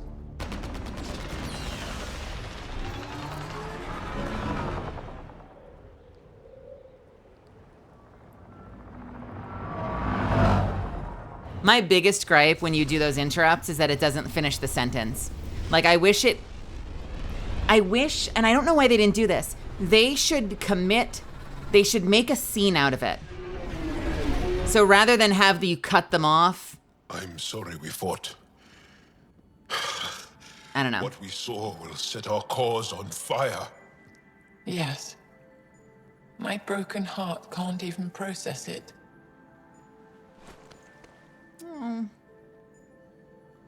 Lexi, can you give us a minute? Sure thing. But go gentle. She's in a fragile state. Did she just call me frail? Fragile. Giles says you're a pathfinder from the Milky Way. Do you feel up for a talk? Ah, so now you value what I have to say. Oh, that's not nice. Yeah, like, maybe there's still a cutoff, but like, I don't know. Do you guys find that when you do an interrupt like that, one of the biggest, nicest changes I think they've put into the game is the fact that they give you that... So stupid. The fact that they give you that timer. Because in the other Mass Effects, like, it would shine and you wouldn't know how long you had to click the button. So if you waited long enough, you might miss the opportunity. I appreciate having the line, but I still find myself like holding out to click as late as possible because I want to hear what's getting said, you know? And if you slam that button the moment it pops up, you miss that whole moment. And then you'll say something in response to something you didn't even hear. That's the one thing I wish that they could polish those up. Maybe they will have them polished up by Mass Effect 4.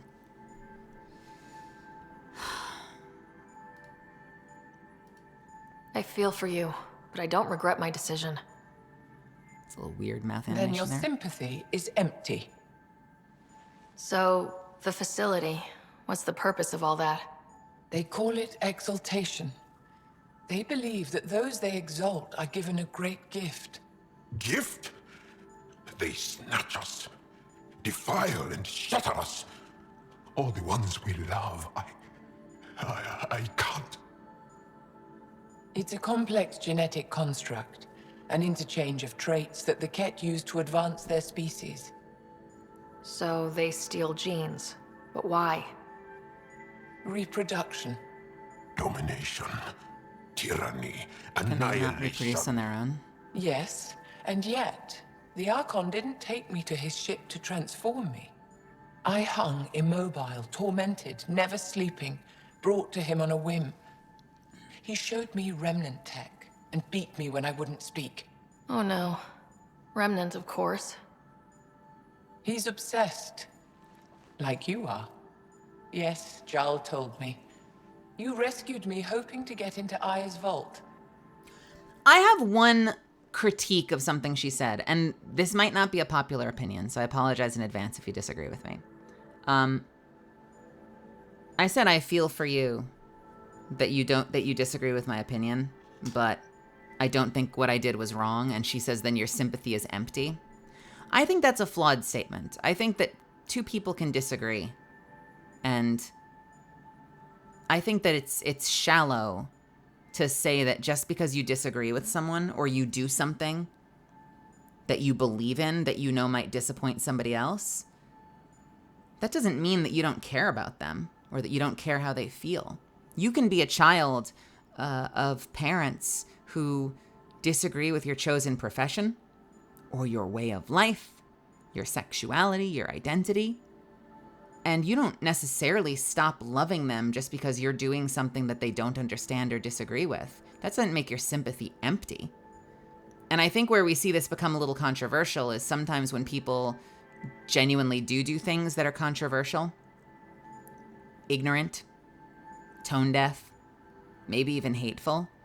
Sometimes they'll apologize and we kind of get this sort of arrogant, like, I worry that we get this sort of arrogant sentiment of like, all you're saying is, I'm sorry you feel that way, and that's not a real apology.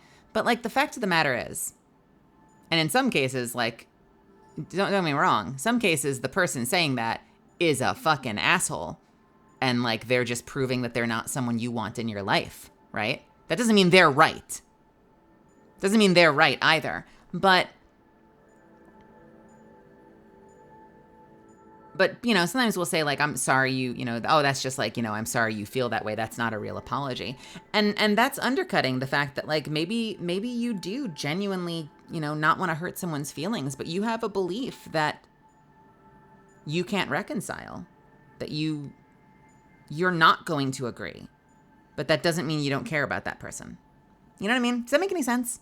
Like, and this is kind of a complicated idea, I feel like, because sometimes we do see this take place in shitty situations, you know, like someone says something really bigoted and they're like not willing to see your point of view and they're kind of a lost cause. And you're like, okay, well, you're just someone I don't want to associate with. Like, that's a shitty example of that.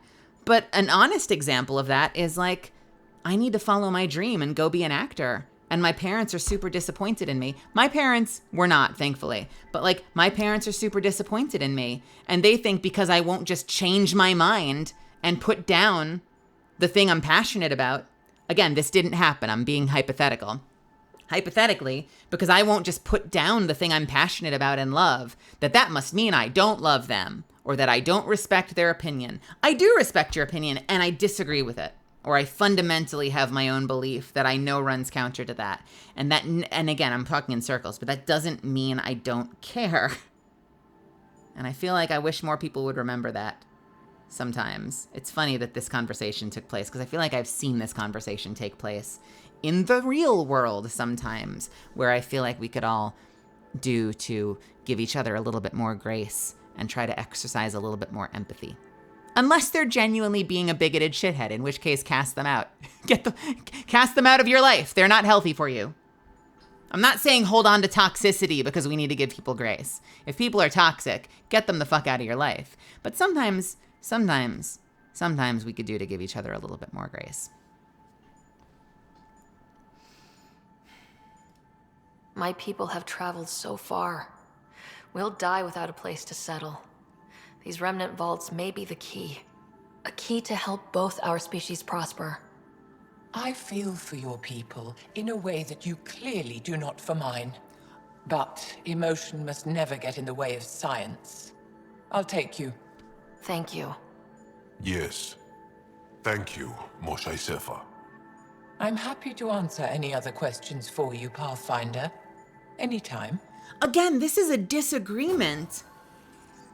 Because she says, I feel for your species more than you feel for mine after I saved hundreds to thousands of Ungaran, because we have a disagreement in a course of action. But I've not only saved all those people in that base, but I've been fighting for the Ungarans for 3 planets now? 2 planets? For 2 planets now, putting my life on the line for them, you know? I feel like you're conflating 2 different situations, though. One is just a general disagreement on how someone should live your life, which can also be toxic, while other feels like someone is possibly talking out of their ass. And when you bring it up, they're just being an ass. If you've decided in that hypothetical to prescribe that motive, that you think that they're genuinely being insincere, and just kind of taking you at your word on that. Like, if you think someone's being insincere and they're saying, I'm sorry, or I feel for you, but, and you don't think they mean it, then I think you're right. I think that that's one thing. I think that you're right. But sometimes I feel like when people want an apology for something, they assume that an apology must necessarily come with a change. And I guess I'm here to say, I certainly hope that's the case when it comes to shit like bigotry, prejudice. But I'm here to say that in some cases,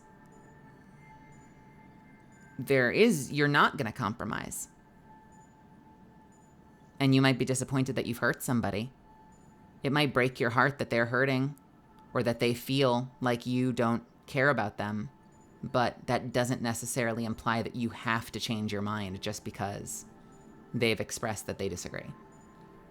I'll give you this, Molten. It's totally context dependent, you know? Like, it totally depends on the situation. But I do think that there are contexts where, like, it's a bit of a fallacy to say, like, the only way to apologize is to, like, give up whatever the thing is you're doing, or undo or change something, when that's just not always how life works. If someone's being an ass, though, they're just being an ass. And yeah, there's totally going to be situations where somebody is being, like, superficially apologetic in a way that's performative, and they don't actually mean it. Like, absolutely. Absolutely. Just because you say the words doesn't mean you mean them, but sometimes you do mean them. This is Moshe's first encounter with you. Maybe she'll change her opinion once she knows what you've done for her people earlier. Yeah, I wonder what'll happen once she spends more time talking with Jal, talking with the people back on Aya, although I don't think the people on Aya trust me a whole lot just yet. But it'll be interesting to see if she comes around. I like her a lot. I think she's super cool. Up a bit while I recover my strength. I like her voice a lot. And I like the way she's probably the most clever, kind of like intuitive, sharp-witted Ungaran that I think we've met. I like the way she, you know, I like the way she thinks. To me, apologies are words and actions. Without action, how do I or anyone know that you're actually sorry about what you've done? Now, because sad about something you've done hurting someone else and expressing it is valid, but it's not an apology. It's something else. But that might just be me. Yeah, and, you know, that's a valid way to walk through life. I guess it depends on how you view, like, what you view an apology to be.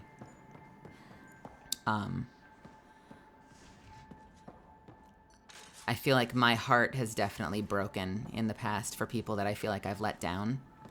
But I don't think that I was doing something I had to do. You know, whether it was getting out of a situation that I wasn't happy in. And so I guess maybe, and I won't go too much deeper in this because, I want to play video games, but maybe it depends on what you're apologizing for, And maybe and maybe the idea of like, I'm sorry you feel that way is kind of arrogant and is a bit shallow and a bit performative. But maybe it's different to think, I'm sorry you're hurting. Like, I know that you're hurting, and I know that we have a disagreement that's resulting in this painful situation. And I'm sorry that, it almost sounds like you're saying, I'm sorry you feel that way, but it's, I don't know. I hope that it makes sense that there's like, in a situation where you genuinely care about each other, I wonder if there is a way to express that, like, I'm sorry that this is hurting you because I don't want to hurt you, because it's not about that. Like, it's about me making a decision that's right for me, but I hate that what is right for me also is causing you some kind of pain, I think it definitely depends on the situation, and it probably depends on how you say it, on how you have that conversation. And in this case with Moshai, it's interesting that her take on it is like, we've saved hundreds to thousands of Angaran lives, and her perspective right now is that we don't care about Angarans. That's wild to me.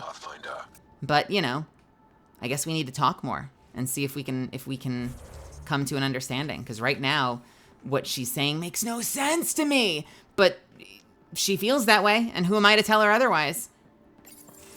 Read the mission briefs. This isn't good, Ryder. The Archon's dangerous. I've seen people like him before. He's definitely dangerous. So dangerous, I'm not sure we're ready to deal with him. Take him out. All we need is a plan. From where you I would. stand, You're a the Archon freaking thinks Krogan. He knows what's best for us. Problem is, he can follow through on it. That exaltation the Ket do, it turns people into slaves. He can do that to us. He has that power. Someone like him you take out fast and hard. Get the leader, the rest will follow. Honestly, drop a nuke on his head, blow up a sun if you have to. Take the collateral damage. Dude. Man, it's weird. There's an element of Reaper here. There's also an element of Asari. The idea of mixing genetics to create a stronger,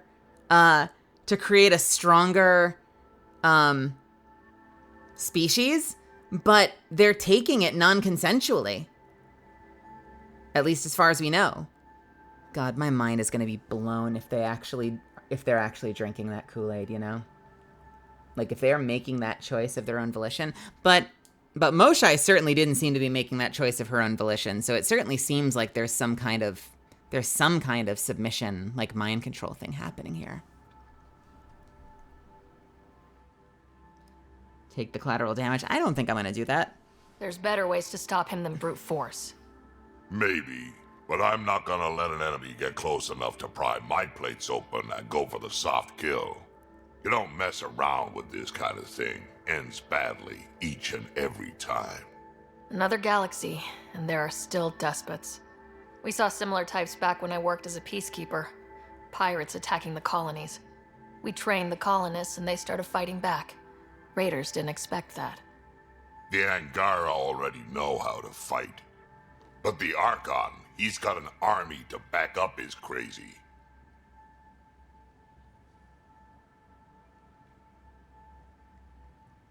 I don't really have my own army. We're the new variable here. He can't predict what we'll do. That is an advantage, so long as we play it right. You keep thinking about how you want to handle this. We'll only get one real chance at it, won't we? Yep, so when we take him down, let's make sure he stays down. There was an acting exercise that we used to do in high school and college. I don't remember if it's Meisnerian, if it's a Meisner approach in general, or if it's just an acting approach. I'm sorry, if it's a Meisner approach specifically, because a lot of my acting training was in Meisner. Or if it was an acting approach in general, but we used to do these like impossible situation acting exercises. And it was like it was an exercise in persuasion, but also in trying to listen and receive and act and react under a situation that you can't solve. And so like usually the most the most common way of, like, the most common activity approach, like the most common way you'd think about it would be, I want you to stay, I want you to let me go. And you could take that in any context you want. Like, is it a relationship that's gone bad, where one person still feels a tremendous amount of love and needs the other person, but the other person's feeling smothered? Is it a parent-child relationship?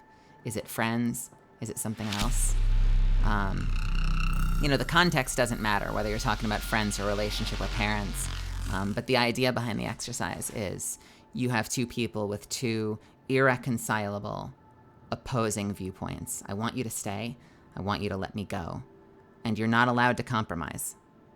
But in doing that scene work, you need to try and have that conversation and solve that problem and listen to each other and try to be persuasive and make your case and play out that scene. And the only rule, aside from, you know, yes and, because you're improving, is you can't change your mind.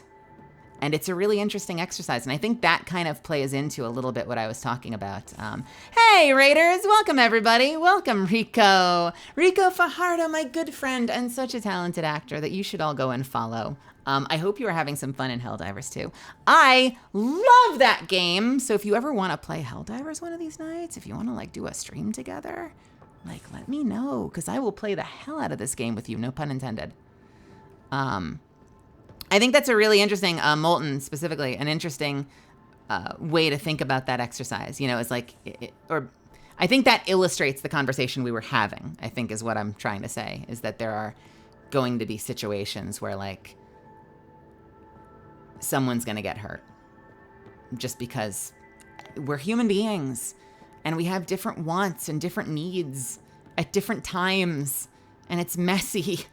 What, you know, in every relationship you have, you're going to need different things at different times, and compromise is important, but also knowing when to value yourself and respect your own needs so that you're taking care of yourself, you know? Yeah. That was the only other thing I was going to add about that kind of hypothetical. Anyway, Mass Effect, though, you guys. Looks like pictures of the exaltation chamber. Yeah, the Kett are using some Angaran-made medical equipment. Could be a lead. I just want an edge on those Kett bastards. If they ever got their hands on Sid, well, imagine if it was Scott. I'm playing Mass Effect Andromeda, by the way. Enrico, thank you so much for sharing your community with me. Tab, is that, do I know you, Tab? No, I don't, do I? I was trying to remember if you were, you're not a Tabitha that I know, are you? Tab McTub, welcome. It was his first time playing and he was coerced into it for his own good. I think that that's a good game to lure somebody into. It's a fun game. If you're joining me, I'm playing Mass Effect Andromeda for the very first time. I have an ad starting soon. I'm so sorry. Please stick around. Don't go anywhere, because this is my girlfriend and I want you all to meet her. Shit. I didn't realize I had an ad starting. Let me type something.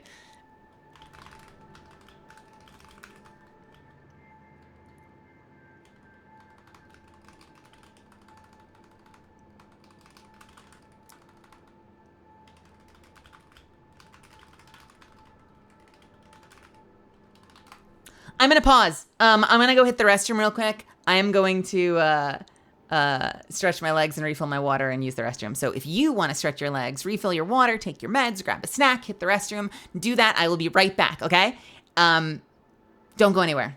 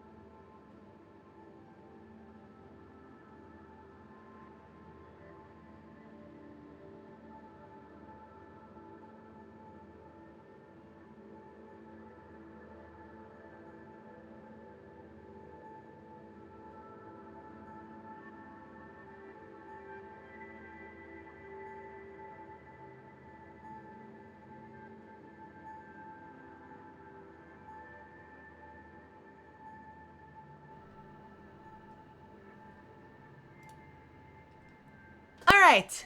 Welcome back, everybody. Hello. I hope you didn't go far. Let's continue. Imagine if it was Scott.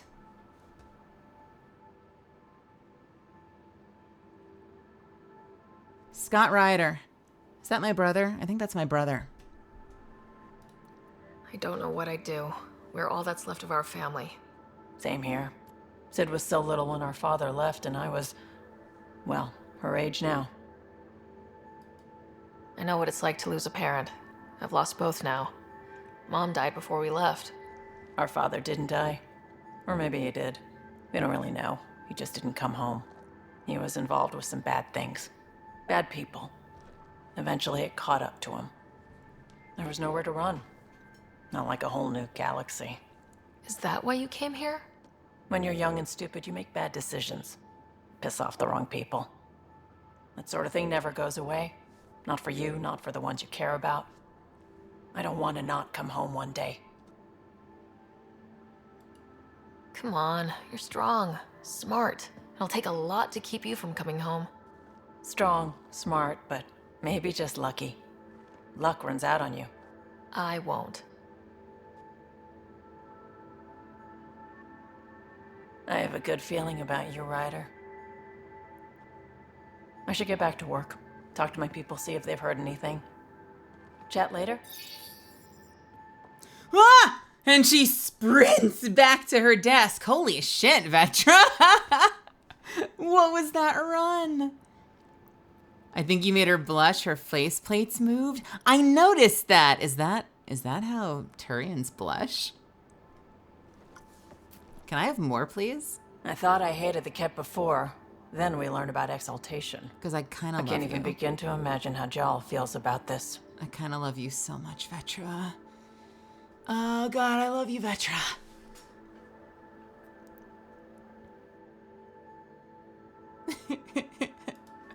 I was curious about you and Sid, being on your own from such a young age. Yeah, I really wouldn't recommend it. Where was home? Palaven? No, we'd already left Palaven by then. Whatever our dad was involved in meant we weren't welcome there. I hadn't even gone to boot camp yet. Sid was barely a year old. We eventually settled in a mining colony in the Minos wasteland. 2 years later, our dad was gone.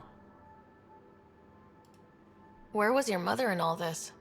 Back on Palaven, I suppose. She was an awful person. All she cared about was climbing the ranks. She and my dad fought all the time. I think at the end they hated each other. When things were really tough, I thought about going back. But she wouldn't have accepted us. Whatever my dad did destroyed any chance of that.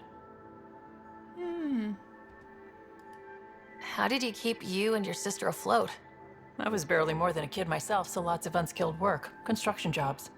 No one else would do the dangerous stuff, so I would. Being up high, crawling under things. I could shoot a gun, so eventually I moved into smuggling. Even more dangerous, but lucrative. We were never rich, but we got to comfortable.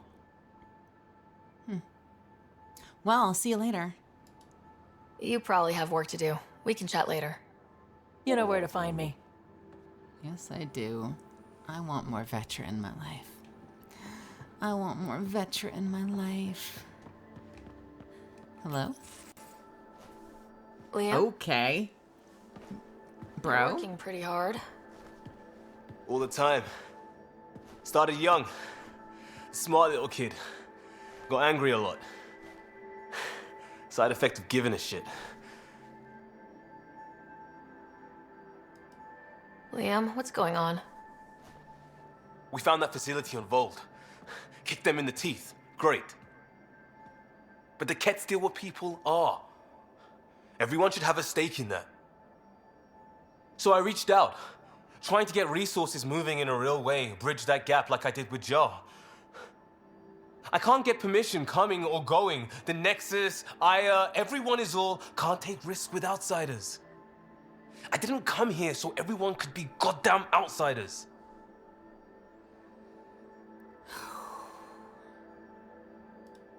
You're taking on a lot, making all of Helios your problem. It is our problem. We're not going back. We have to make it work. I wanted this. Everything new. But eventually, it has to be normal. I need something familiar. Can I show you something? Did you bring anything from the Milky Way?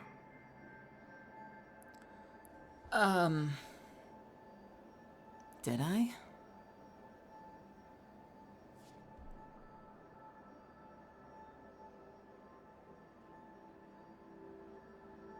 Is it the couch again? Alien, welcome. Welcome, welcome. Jack, welcome. Kieran, welcome. Would I have brought something with me? This is a character building decision. This is completely up to me. Would I have brought something? No, I don't think so. I don't think Dad would let us. I think Dad would say it's a new beginning. We have to start clean, and that means leaving our past behind. Because he was also leaving our mother behind. And so I feel like probably our father wouldn't have let us bring things other than, you know, our family. Yeah. I guess the brother. I'm not sure if brother counts as a thing.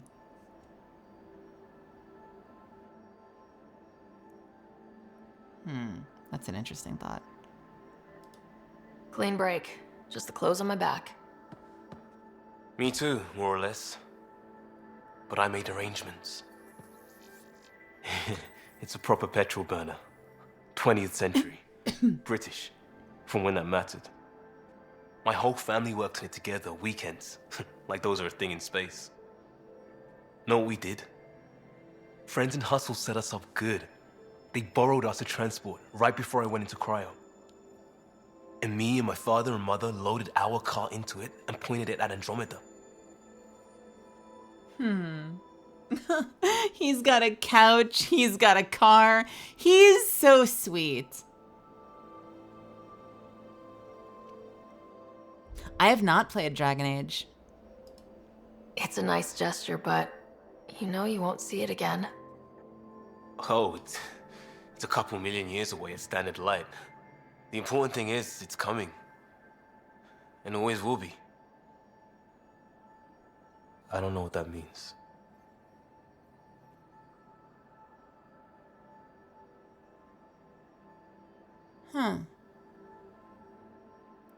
They sent it into their own shuttle. And they pointed the car at Andromeda, but it wasn't part of the Ark. Which means he'll probably be gone long before it gets here, and it will never actually get here. So they just sort of sent the car into space under sort of the idea, the romantic idea that they were like sending it with him.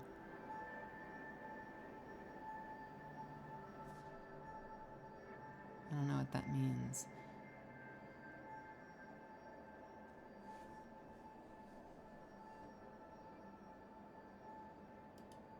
It means your family, the Angara, this team. We're all lucky you care so much. I'll probably screw it up, Pathfinder. Join the club. The screw-up started 600 years ago. Truth.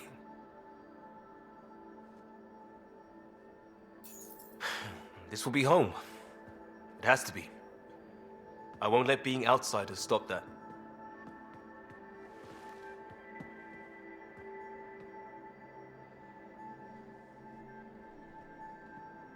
You doing okay, Liam?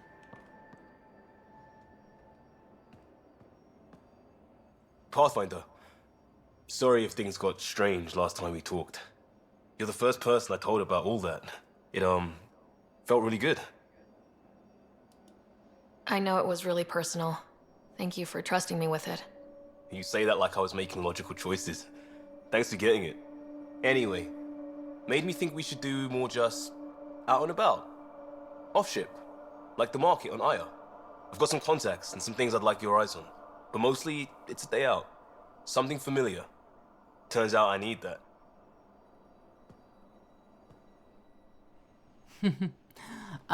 Boy, have I got news for you, Sam. Boy, have I got news for you. Sarah Ryder is Loba's voice actor. Good ear. You have a great ear. Still waiting on our visit to Aya.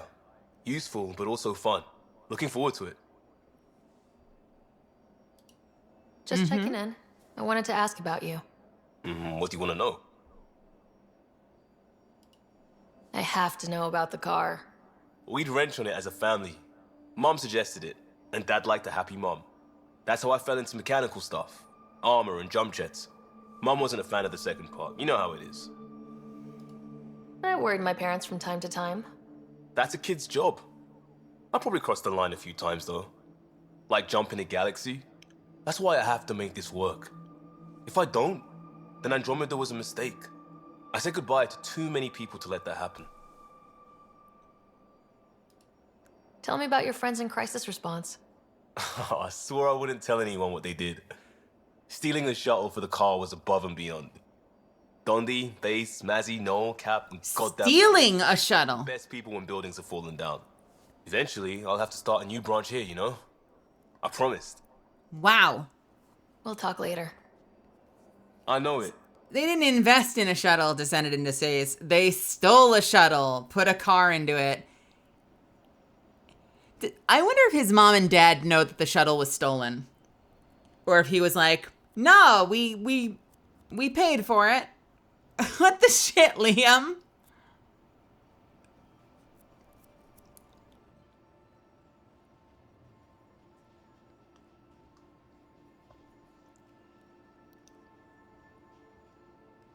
Yeah, it was a gift. The boys at work got me a going away gift because they know that I'm heading into deep space. You know how it is. Also, why? I got a question. The Nomad has been here. Why is it elevated right now? What are we doing with the Nomad that it's elevated? This is one of the cool things about this game, is that they make the ship feel really lived in. Almost every time you go to visit your companions, they're on different areas of the ship. They started to play with this a little bit in Mass Effect 3, where like once in a while, like Tali would be at the bar, or Garrus would be having a conversation with, I forget his name, the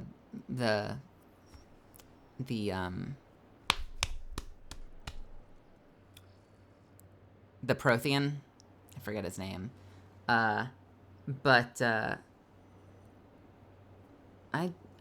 assuming, I mean, you're saying that like it's a secret. It doesn't seem like a secret. But, Javik, yeah, like, or Garrus would be like in Javik's room talking to him, challenging him on some idea, or someone would be out in the mess hall. But in this game, almost every single time you come back to the ship, they're in different places hanging out. So it really makes it feel like they're sort of alive and like members of the crew, and like they wander around because like this is where we live. And so it's kind of cool to come back and see like, oh, AVP outstanding, Pathfinder. I guess the Nomad's been elevated because they're doing some work or something. That's really neat. I like that. I think that's super cool. Hey there. Hey yourself.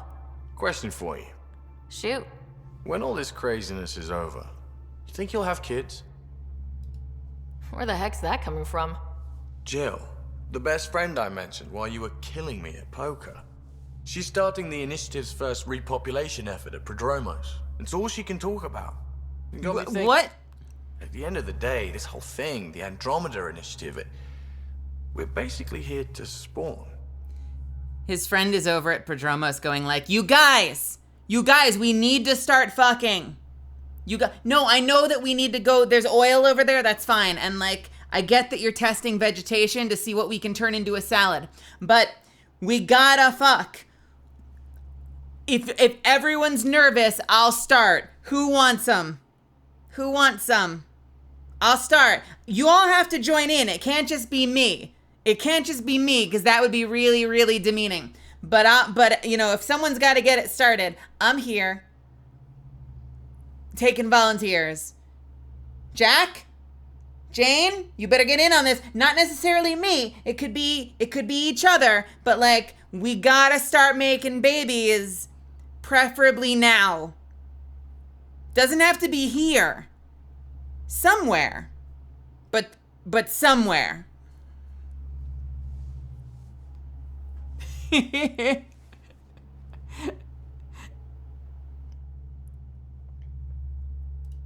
Took you this long to figure that out? I told you, I didn't really think this thing through. But nothing we do here really matters unless we survive. Jill's right. At some point soon, we better get busy making babies. True enough. Who knew this thing was just a glorified dating service? Oosh. I mean, this The is a Mass biological Effect imperative game. is kind of a bummer. This is absolutely a Mass Effect game. Like, we all knew this coming in. Legend! Have a wonderful night.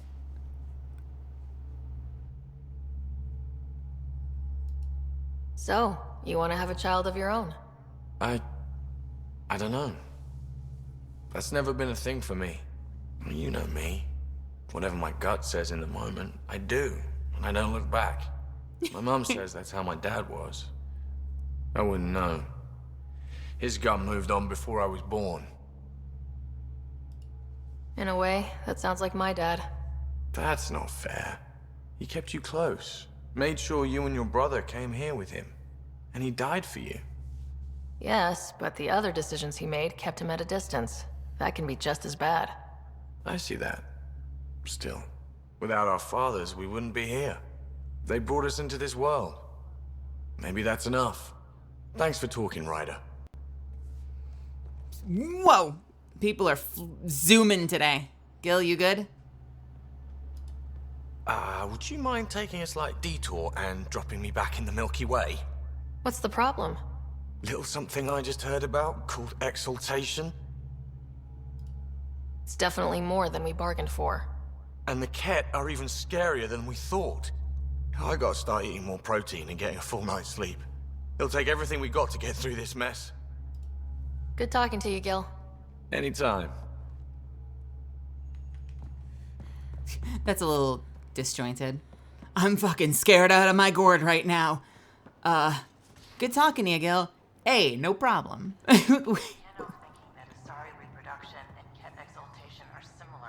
I said that! I said that! Take other species' genes. Asari, take other species' traits. PB, don't tell me we actually agree on something. Changed my mind. They're nothing alike. Oh, fuck you, PB.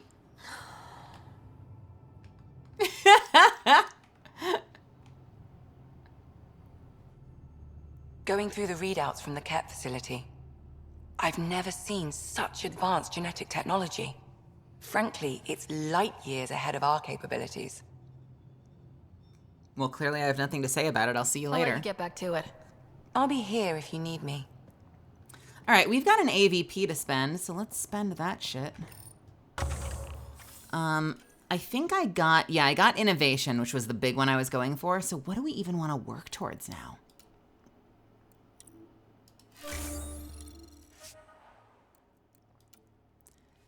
Receive a selection of minerals, don't care. Additional common mining nodes, don't care.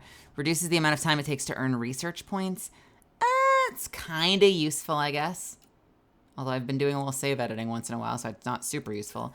Military pods, drop of consumables, don't care. Organic materials, don't care. Tech materials, don't care. Bonus to XP gained for completing encounters? Maybe. Maybe?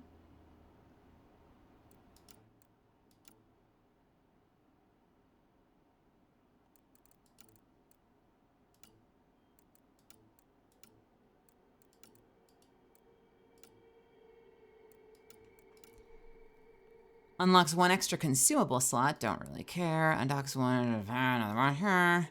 15% more credits is kind of neat. More credits. 20% chance to receive weapons or armor when an Apex mission is completed. Kind of don't care about that either. This is the downside of tweaking a few things to make the playthrough more streamlined. Earn credits from investment at regular intervals. Large amount of credits. Improve prices when buying and selling items. Gain access to special inventories from merchants. Oh, that is useful.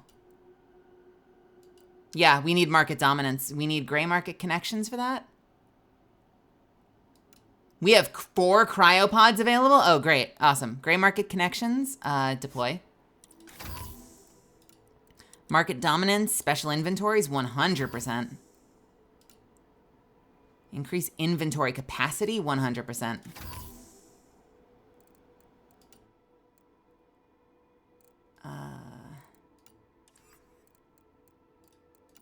don't think I need anything else, honestly. You know what? Let's do advanced training for the XP. Right? Nice. Have a good night, Glitching. Thanks for hanging out tonight. All right, we are at 31? We are at 31. Do I have enough points for the last thing in combat tools? Yes, I do. We want more hover duration and more damage resistance. I love it. Let's fucking go. It sure is, Youngie. My very first time. Have you played Andromeda? If you tell me you're in Andromeda, I will pee. So choose your next words carefully.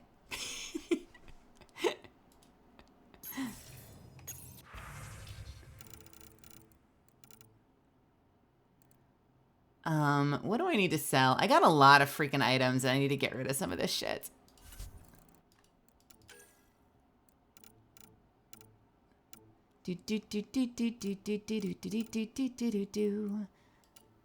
A bunch of crap I don't need. I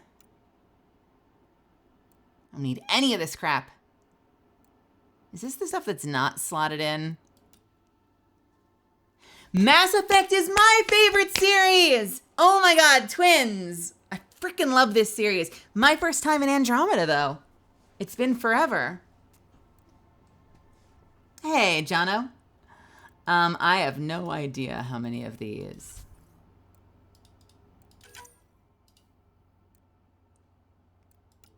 Deep Space Explorer helmet, Scavenger helmet.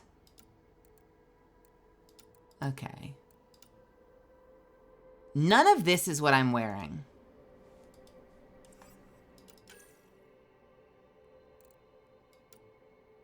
Oh, Maverick Ambusher armor though. Wait a second. Maverick Ambusher armor 4. Is that what I'm using? No, because it would say that I crafted. What the hell am I wearing? What are your feelings about the last 10 minutes of the third game?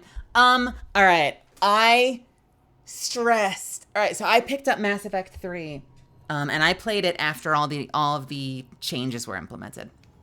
I stressed over the ending of that game so much in my first playthrough, not necessarily the one on stream. I loved it and I hated it because it was this awful Faustian decision where, like, we knew we were going to lose from the start. It took the combined might of the entire Alliance fleet to take down one Reaper, and suddenly they're going to throw hundreds at us. There was no way we were going to win this. There was no Hollywood ending at the end of this story. And so putting me in a situation where I have to choose who to sacrifice and who to save, I hated it. I closed the game. I came back a month later. But in the end, I kind of appreciated that they made me make that decision and that they weren't afraid to say, like, there's no good ending here. Like, there was never going to be a good ending here. It was a brave-ass fucking decision. I will say this, though. Because I'm not without some critiques. It felt a little silly that there was, like, a slideshow at the end after, like, this full complete game. Wasn't it a little weird that we didn't get, like, some really gorgeous, awesome ending cinematic the way we did in Mass Effect 2 with that amazing desperate run for the Normandy? Why did we just, like, cut to a PowerPoint presentation at the end?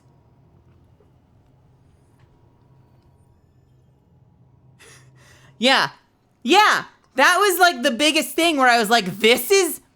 I love the story ending, but the presentation? What is this? Oh, man.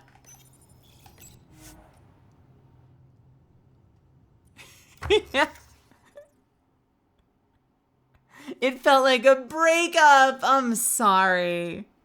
I love the series so much. I love the series so much, but I always have critiques. I guess maybe I was a little bit more charitable than you, but no shit. I had to put the game down for like a month because that ending decision originally ignited something so primal in me. I was so angry that the game wanted me to make this decision. I was so angry that there was no good solution. And part of the reason that is because is this a story beat, really? Callow, settle down. If this isn't a good reason to get excited. What's up? You guys aren't fighting, are you? Why would I fight with my best friend? Best friend? Oh, Callow. Callow's very excited about a report I received from EOS. It's good news. The radiation levels are steadily dropping. Your outpost Prodromos is really going to make it. When do you want to head back? Nice.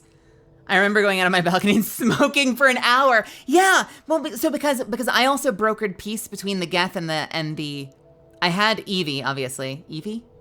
Ava? Evie? Ava? Edie. Fuck! I had Edie. My God.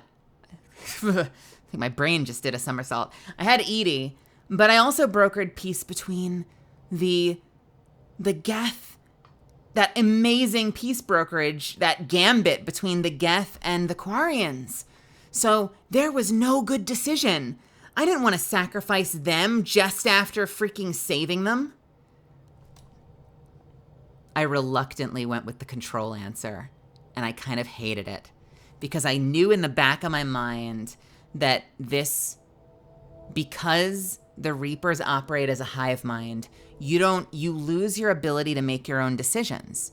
You start seeing the consensus as logic, which means it felt like it was an inevitability that even someone with as powerful a presence as Shepard would eventually come to understand and agree with the Reaper's point of view, which made it seem like I was just delaying the inevitable. And maybe I'm this powerful force of will that initially enacts change. The Reapers turn blue and help rebuild. It's weird. Reapers helping humans, cats and dogs living together. And then eventually, whether it's next year or 10 years from now or 100 years from now, eventually I would come around to their line of thinking because there is only one consensus with the Reapers. But in the moment, control seemed like the only good option because it was the only option that, at least for the time being, saved everybody. The destroy option doomed the Geth I had just liberated. Or, I should say that I've just brokered peace with the Quarians. Fuck Edie. Edie is one person. And I feel for her, but the entire Geth civilization that I had built this relationship with over these games. And the perfect, secret, awesome ending of Synthesis? Oh yeah, sure. Let's take away the consent of the entire galaxy! Forcibly turn them into something else without asking their consent or, asking how they feel about it? That's supposed to be, the one true solution to the Reaper's problem? Because it creates the ultimate understanding or whatever? That sounded awful. It was a terrible Faustian decision. You blasted him! Youngie doomed the galaxy out of anger. I totally get that decision, though. I totally get that decision. Fuck you, I'm shooting the kid. What the fuck, this child looks 12? Don't you make fun of my character. My Sarah Ryder is awesome and beautiful. I designed the hottest family in the galaxy when I designed the Riders, okay? My brother could use a little work. He's got a bit of a baby face, even more so than I. We both have baby faces, all right? It runs in the family. It's genetics. Wait until we're 50. My brother has a bit more of a baby face than I do. I am beautiful and amazing and powerful. My father is this gorgeous brown George Clooney. Alec Ryder is the hottest human that's ever been made in a video game. I still miss him. Don't you come after my Riders. I love this family. Now, I'm not saying that I love Alec Ryder through the lens of Sarah Ryder, because that would be incestuous.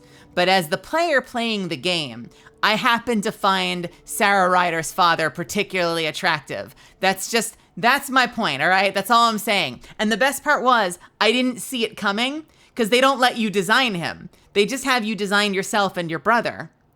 And then Alec walked into frame, and I started feeling things. I didn't know that was gonna happen, all right? I love this family so much. Anyway. Ah! Oh, wait, where'd the game go? Oh, fuck, where'd the game go? Did the game just crash when I think I just crashed the game. I just crashed the game. What the fuck? I just crashed the game. How did that happen? I didn't see it as dooming the galaxy. I saw it as how dare BioWare do this to me. Respect. Respect. Yeah, no, I completely feel you. Wait, when is it going to take me back to? Please tell me it's been saving after my conversations in the game. Please tell me it's been saving. You have done this to yourself. That is not an Owen and a Ewan Wilson. Ewan Wilson? Ewan McGregor. Ah! Owen Wilson. I think I'm having a stroke. I need to go.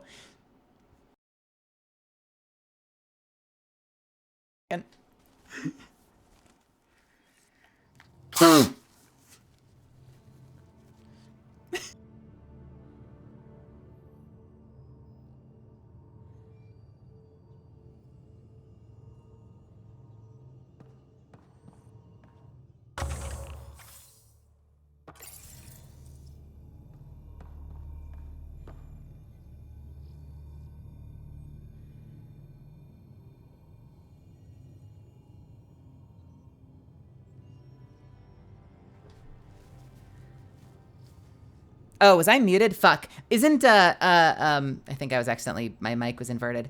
Isn't that why people used to say, like, it was like the blue filter, the green filter, and the red filter ending?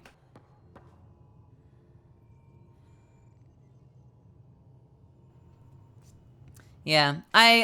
So my playthrough on stream, because I did a lot of Renegade, I was very pragmatic. So eventually I ended up going Destroy on my current playthrough. But, my last playthrough, I went Control, and honestly, I feel like Control is potentially the more selfish ending in the long term, but I feel like Control was the more humane ending in the short term. Why can't you just ask her yourself? But I think my Destroy ending, because I had like a perfect Destroy ending, I think my Destroy ending is the only one where Shepard lives, right? I think Perfect Destroy is the only one where you see Shepard take a breath at the end. Yeah, so my Shepard lived. So that's cool. I guess.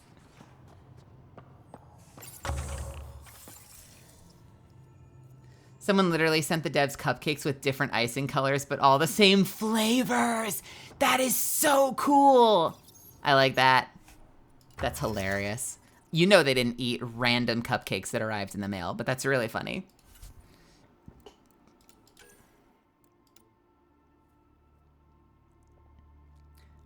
Was it Maverick Skirmisher? Maverick Skirmisher 2. Maverick Skirmisher 1. Doesn't it change names at some point? Maverick Skirmisher 3, Skirmisher 4... Skirmisher 5. I swear there's a different name for it.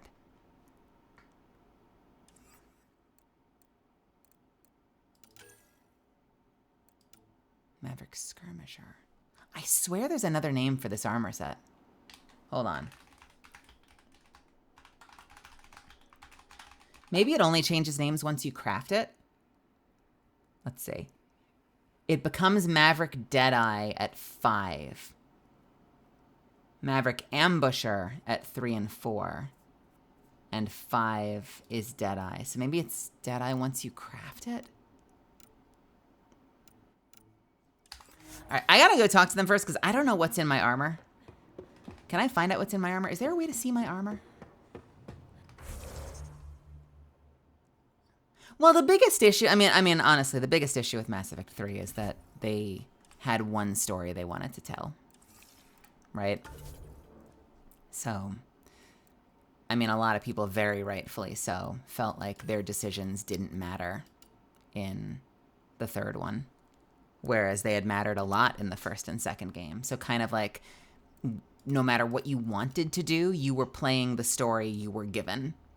And you got to make very, very largely meaningless decisions.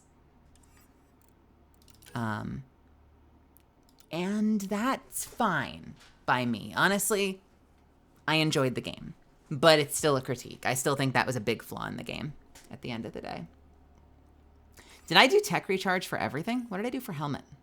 Tech recharge. What did I do for legs? Tech recharge. Tech recharge. All tech recharge. And then by the last game, the only devs left decided to cobble something together. That really sucks, honestly. That really sucks because the second game, you would know this if you looked back at our what was that show that we did?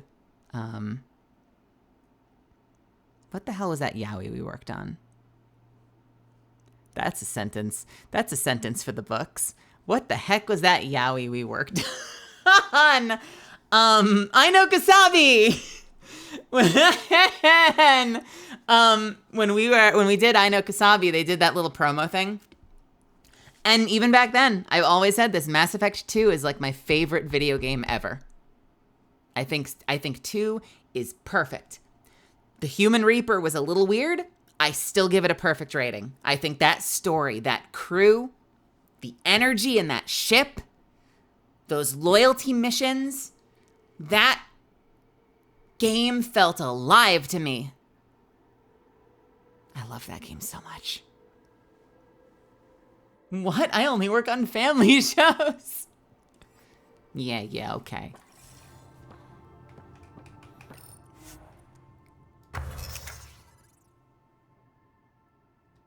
Was your best friend for years?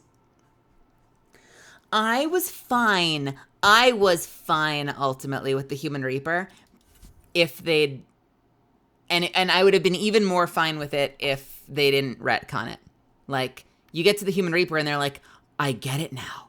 The Reapers, every time they doom a civilization, they create a new Reaper that looks like it. They create another Reaper based on the civilization that they subjugate, right? And by that time, at the start, you'd only seen Sovereign and Harbinger. And they look very different. They have the same general shape, but they were different enough. And like, you could even say like, okay, they're maybe the original Reapers. So there's no reason that Reaper fleet could not have been a bunch of scary ass, like existential horror, like, what's the word? Body horror-y, like upper torsos of a bajillion different species.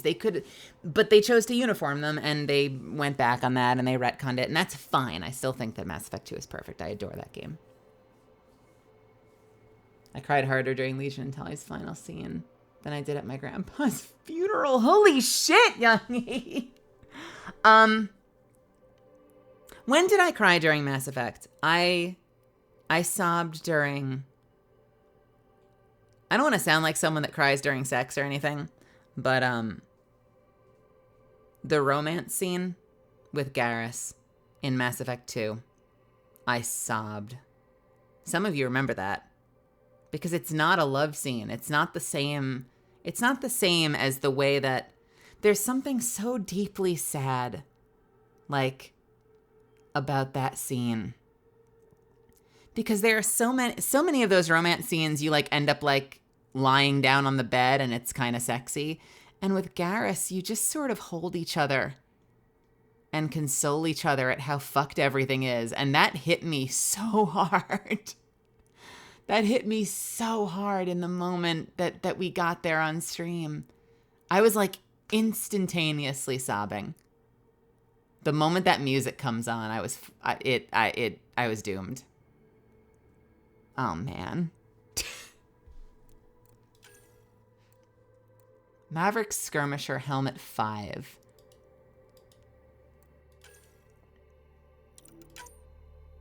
I miss the good parts. Me too. Me too.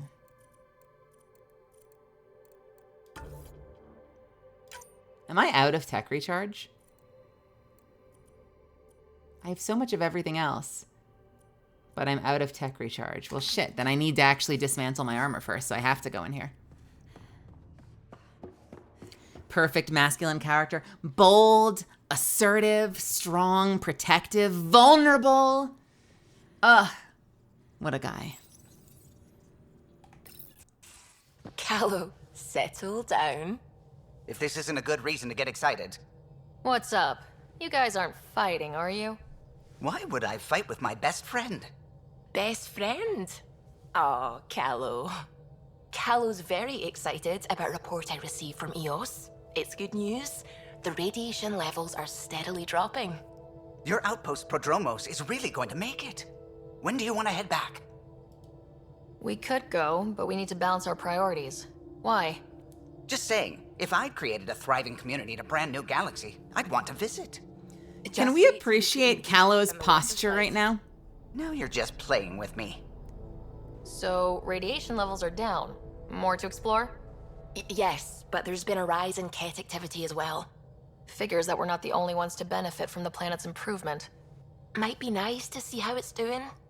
Almost like a vacation. Almost. Maybe we'll head back at some point. Well, you're the boss. I'm weeping for Callow's posture right now. I'm sorry, is there actually more to do on EOS? I am pretty sure we've done all of EOS. If they make me go back there and there's like even more to explore, I'm never gonna finish this game. I will never finish this game.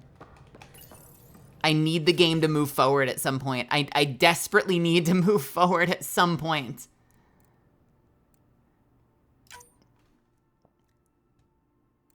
Receiver, materials, scope, barrel. All right, we need to put on something else so I can dismantle this shit. I don't really need the Helios Champion shit, do I? Let's put on Deep Space Explorer. Cool. I know, I need to stop being a completionist. This game's taking a long time because I tend to want to 100% everything. It's so hard to stop myself. You know what? Let's do all of this. We don't need to sell it. Money is no issue.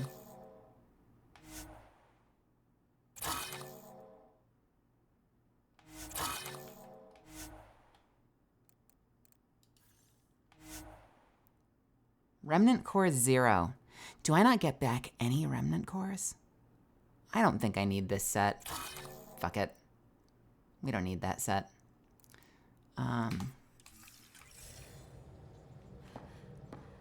All right, time to go make the new set. We managed to save the Moshai. I'll save your Moshai.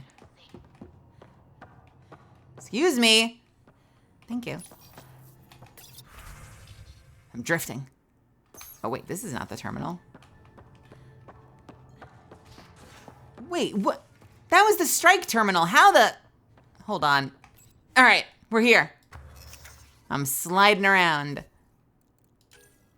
All right, let's make the Maverick Skirmisher helmet with as many tech boosters as humanly possible.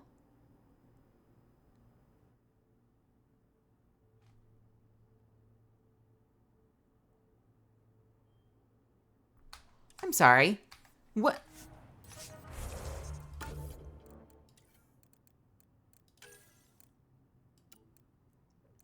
Oh, there were more. Okay, sorry. I'm like, where the hell are my freaking mods? There are my mods. Okay, I feel a little better now.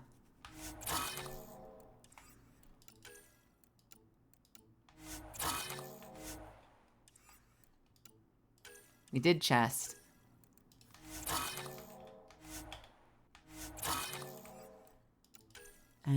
Okay, now I should be able to actually make it. This should be the final armor of the game, because I don't think you get rank 6 through 10 until your second playthrough, if you're someone that does that kind of thing, which I'm not. So I think we might actually be in good on armor for the rest of the game.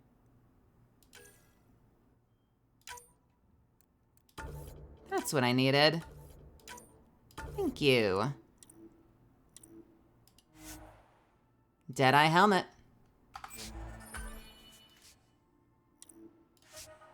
MLG armor. This is gonna look very different, isn't it? Skirmisher chest. That is a lot. What did I have in this? Shield oscillator, right? Yes. And then I had a bunch of kinetics, I think, for damage reduction. Yeah. Nice.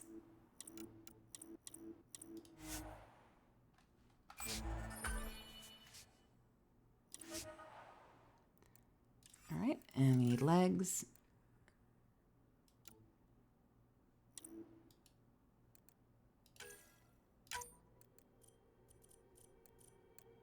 All these settings? What kind of settings? Like these mods? Okay, so my, I'm in an interesting position because the mods I'm using on my gear reset all my cooldowns anytime I get a kill. So the cooldowns don't matter that much, but if I don't get a kill, my stealth recharges really quickly, and my combat ability, the overcharge, does not. So I'm basically putting... I ran the tests, even with like, was it 3, 6, like 9 tech recharge augmentations, my overcharge ability still recharges slower than my stealth does. So, you know, it's fine.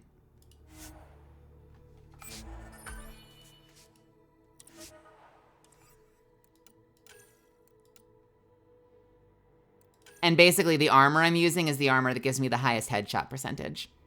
So I'm just like all in on sniper. It's not super protective. I don't get a lot of shields, I don't get health, but I get a lot of headshot damage.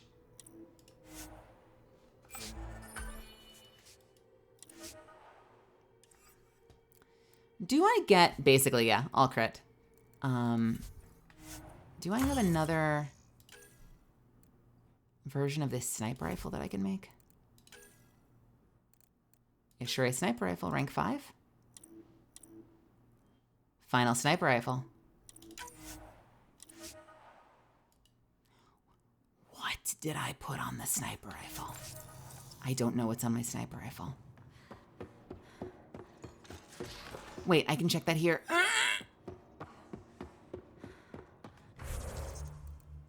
Hello. Weapons, sniper rifles, Ishere rank 4 with what? Weapon damage, weapon damage. 2 mod slots, weapon damage, weapon damage. That makes a whole lot of sense. Speaking of all crit.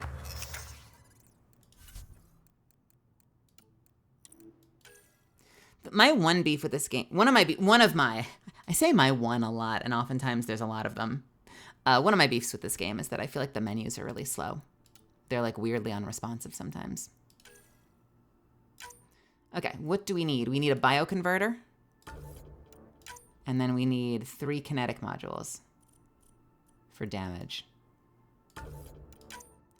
And we now have the strongest sniper rifle I will be using in the game. Do we want to call it something? Or just Ishere 5?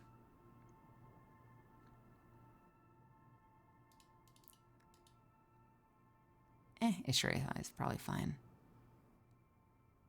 Hawkeye. Hawkeye was my favorite sniper rifle from Borderlands 2. Wish Ender. The sniper rifle edition. Whisper of the Worm. Darcy. Actually, Whisper of the Worm is such a weird name. Whisper of the Worm would be such an appropriate name, though, considering the OG Whisper of the Worm in Destiny feeds you free ammunition, and this thing basically feeds me free ammunition. We can keep it as Ishirai, though. What was that ridiculous pistol with like 1 billion shots? There was, God, I forget the names. There was one that shot infinitely, and then there was that one that shot like missiles in the shape of a brick, just like a grid of missiles. Whisper of the Worm is my favorite Ghibli film. No. We'll just call it Ishirai 5. It's fine. All right, let's equip my shit today. Doo-dah, doo-dah.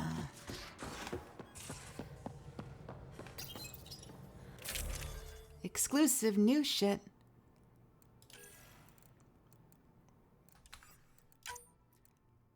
Receiver, materials, scope.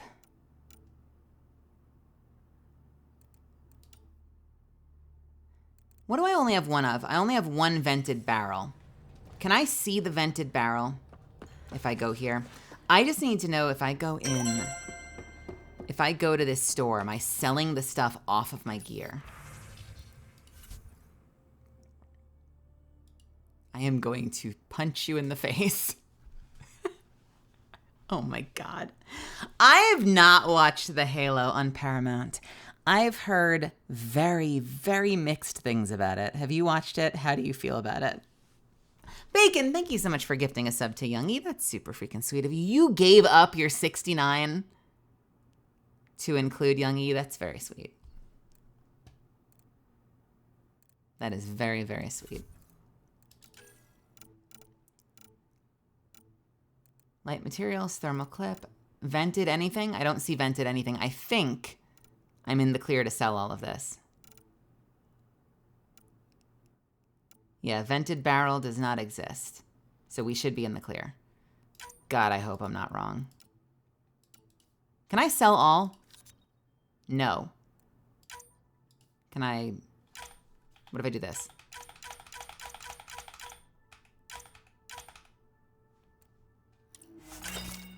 Let's please hope I'm not selling all my shit. Jorlin, welcome.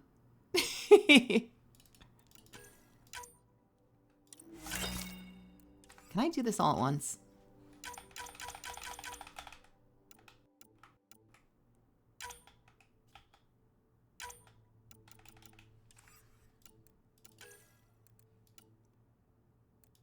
Okay, in theory, they're all selected, even though they don't say they're selected. So let's just trust.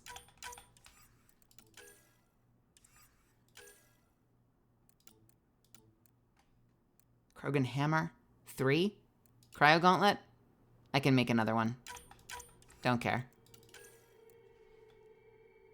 Now, that's my gun.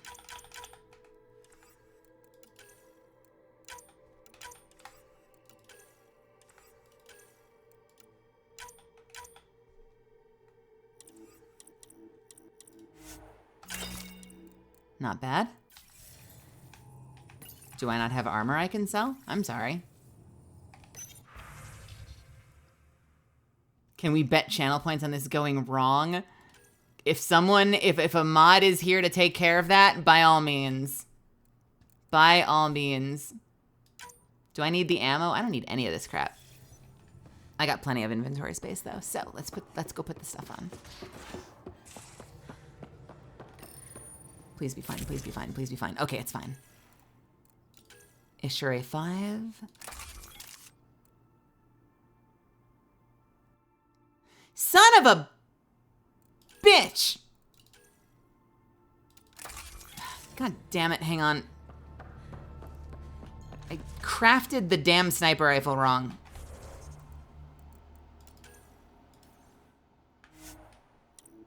Give it back. Gotta go do this again.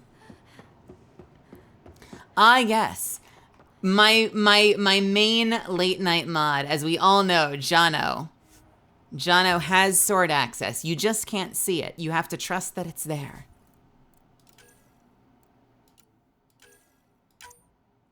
Okay, so this is technically, I needed bioconverter. I needed the dual double mod extension. And then I need 2 kinetics. I wondered why I had room for 3 kinetics.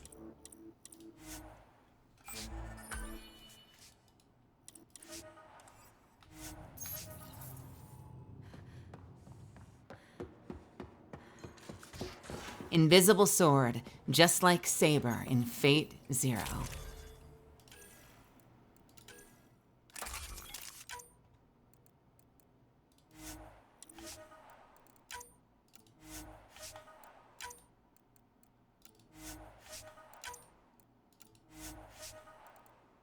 All right. I need a new Asari sword too, don't I? I'm getting all of the final gear.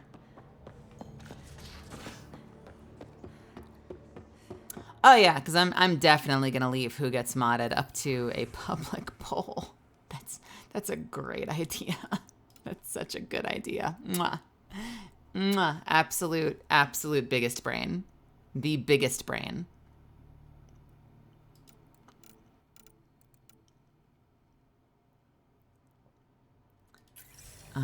What else am I making? The sword, right? Asari sword? Anybody?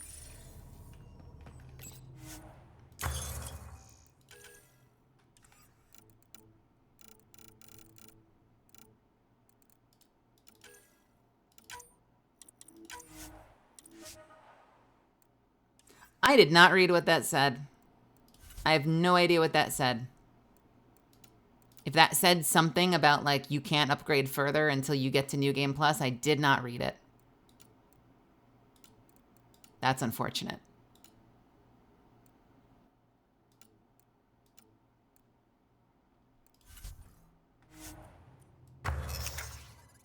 I will say this, though.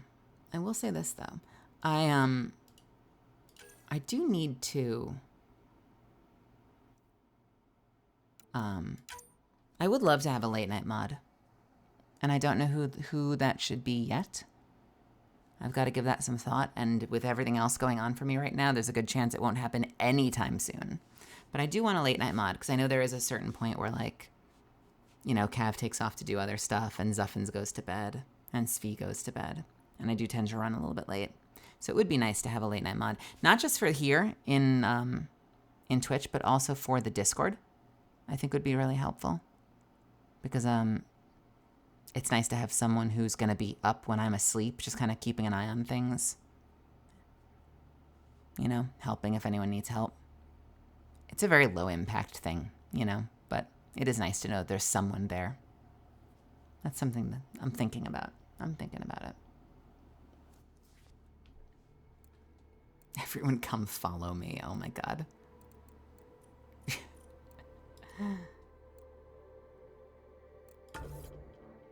I need another kinetic coil. Shit. Can I get a kinetic coil mod here, or do I need to go buy one at the station? Oh, wait a minute. Now that I've got my new gun, can I dismantle the old one? Kinetic coil. Done. Awesome.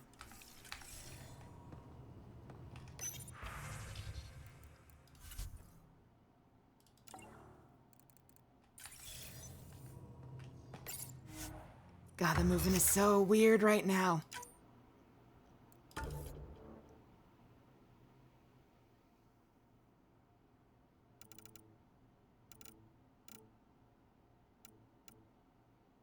Where did the Ishere go? Do I just not have the parts for it anymore? Oh, it's down here. Why is it? Oh, it was at the top before because I swear it was right at the top. I'm so confused.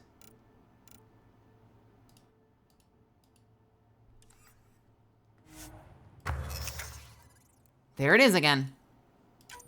All right, kinetic coil. Kinetic coil. Because this will impact your range damage, I believe.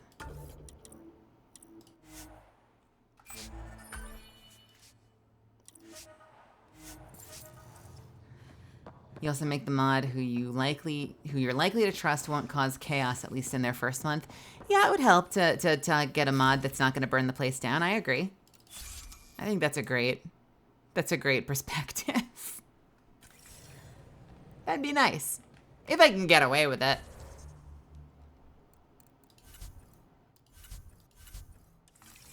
Okay. Oh my lord, we're done with the crafting saga. I'm so sorry. Holy shit. All right, who else can we visit? Nuh-uh, no peeking. I'm putting the finishing touches on my personal project. I thought you said it was on the Nexus. I'm just perfecting the final component here, or should I say, trying to. Several of the crew have offered to help, and I keep politely declining and ushering them out. So, thank you for retrieving that critical piece of Remtech, but kindly stop digging. I'm naturally curious, and I'm sure the crew just wants to bond. Curious is good. Builds anticipation. I'll leave the bonding to you. Not my style. I realize it must be hard being the Pathfinder and not being able to know everything. But there's so much you can do that no one else can. It's safe to say that you, my friend, are one of a kind. I hope I'm not just your latest cure for boredom. Me too. Don't worry. I doubt I've seen all your bells and whistles. But no more distractions. The next time you're on the Nexus, my project will be done. Come by, and I'll unveil it. Now, if you will, please leave me to my own devices.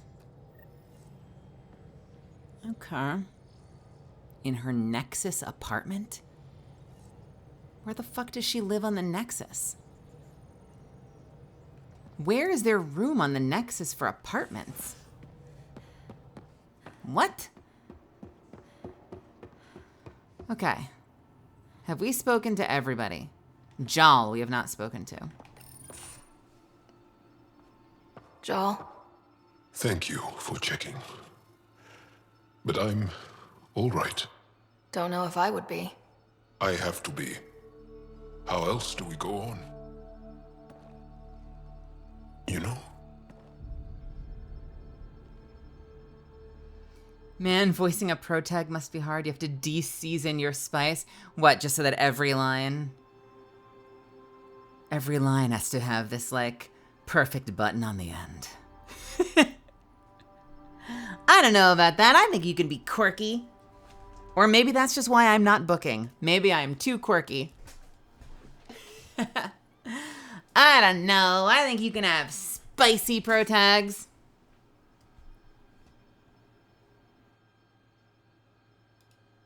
I may seem tough, but I have a good shoulder.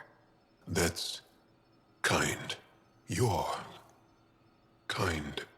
I really miss my family at times like these. Are you close to your family? You talk about family a lot. Really? I guess it's just part of our culture. Our families are large, and we share our parents with the community. We all have many mothers. My family's small. And are you close? My family is complicated. Isn't much to say about it. Okay. This random collection of Tempest oddballs can feel like family sometimes. Yeah. I never really felt I had a purpose. But here, I do. What about the Resistance? My place in the Resistance is not what I'd like. But that kid on Aya looked up to you. Sure. But you are going to do something important, Ryder. I feel it. This is where I should be.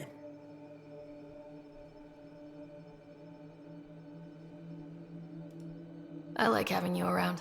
Specifically you. Because of my skill and knowledge? Not really. Because you enjoy spending time with me as much as I do with you. You do? Yes. You're fascinating. And special.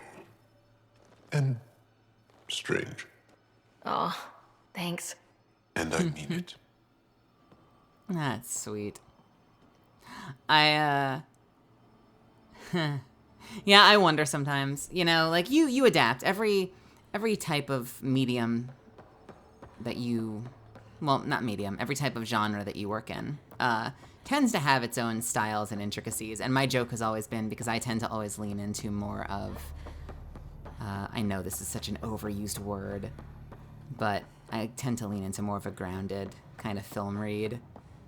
I've definitely had a couple of moments. Like, you do your best to kind of gauge the audition sides and say, like, okay, I think they're going for this. This is a little theatrical, so I think I can get away with a heightened, bigger performance. But once in a while, I will turn in an audition, and I will be connected, and it'll be intimate. It'll be this close, like close-up shot, medium to close-up, and I'm really like pouring out my heart and soul and letting them know how I feel about whatever the circumstances are. And you need to know that. Thank you. And then I'll see it go to air, and it's like, I'm glad that you were there. Thank God, let's get in there. And I'm like, I know why I didn't book now. Fuck.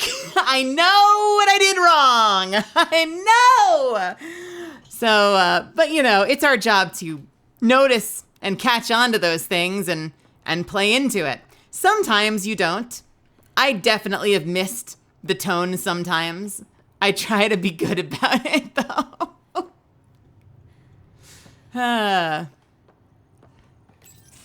They aren't just conquerors or slavers. The Ket turn everything you are to their advantage. Worst kind of enemy. The one that makes you fight your own people. Caleb says it's a miracle anyone books anything. Yeah. I'm happy to know that Caleb is out there. Caleb plays a lot of, has a great husky voice too, but Caleb has can have a very young kind of soft sound, and I've pointed to Caleb and other actors like him sometimes, where like I've literally had directors where I'll read for like a young guy, and I'll be like, this is my young guy read, and then I've had the director be like, who knows me, by the way, who knows me, and I've had the director be like, I'm going to be completely honest with you. There's something that's just like a little too feminine about your delivery. I just didn't believe it as a young guy character. And I'm like,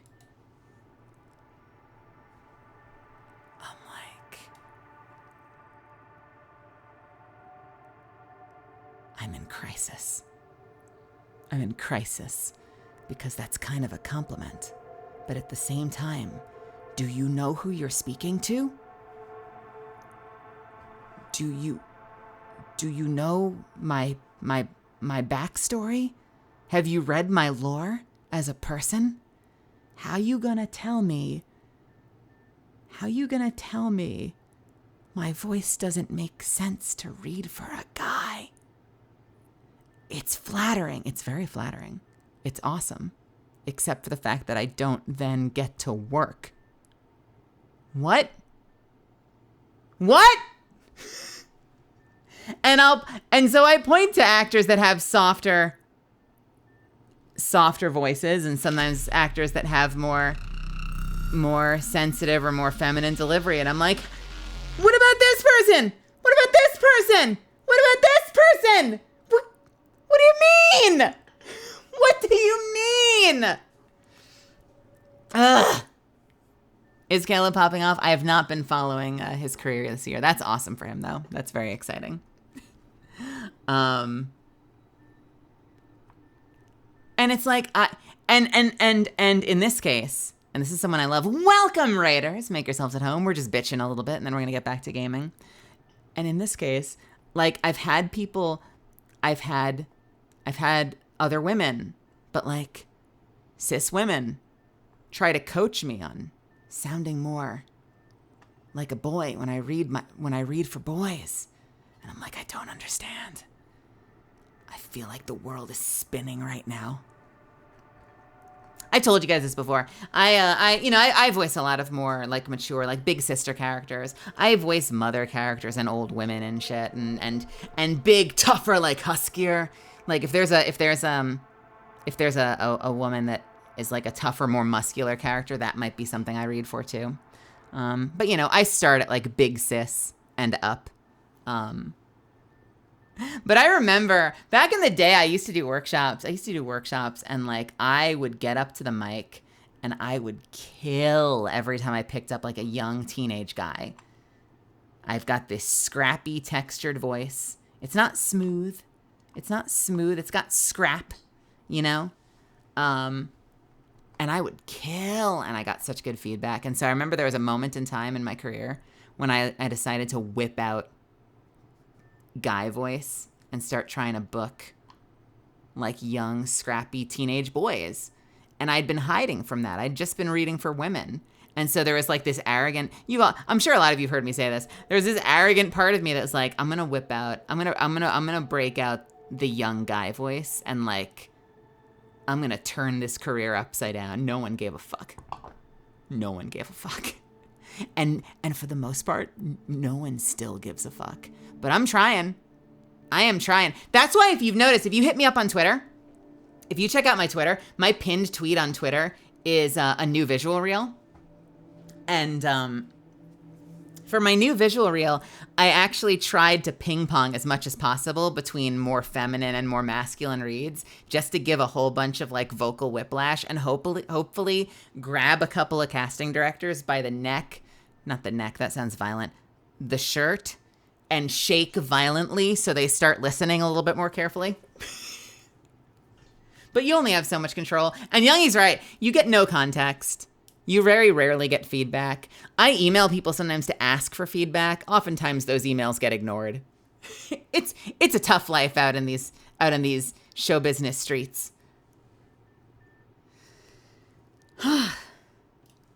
That's what Jal faces every day, now that we know the truth. Friends, neighbors, all changed. And they're loyal to what changed them. You're pretty worked up about this. Kandros wants strategies for handling the Ket. I talked with Drac, putting ideas together. Expand our guerrilla tactics, get Angaran military advisors, research exaltation. I don't know. Wish your dad could give me his take. I'm fascinated by exaltation, and I'm curious if there's any research on indoctrination and how it relates to exaltation. I'm curious if the story is going to take a deep dive there. And if they're going to, like, you know, call it out and be like, this is just like indoctrination, or if they're going to kind of pretend it's two different things. I kind of hope they call it out, because if they don't call it out, it'll feel very derivative of itself. Like they kind of just did indoctrination 2.0.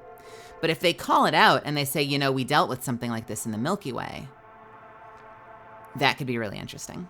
I think that could be interesting.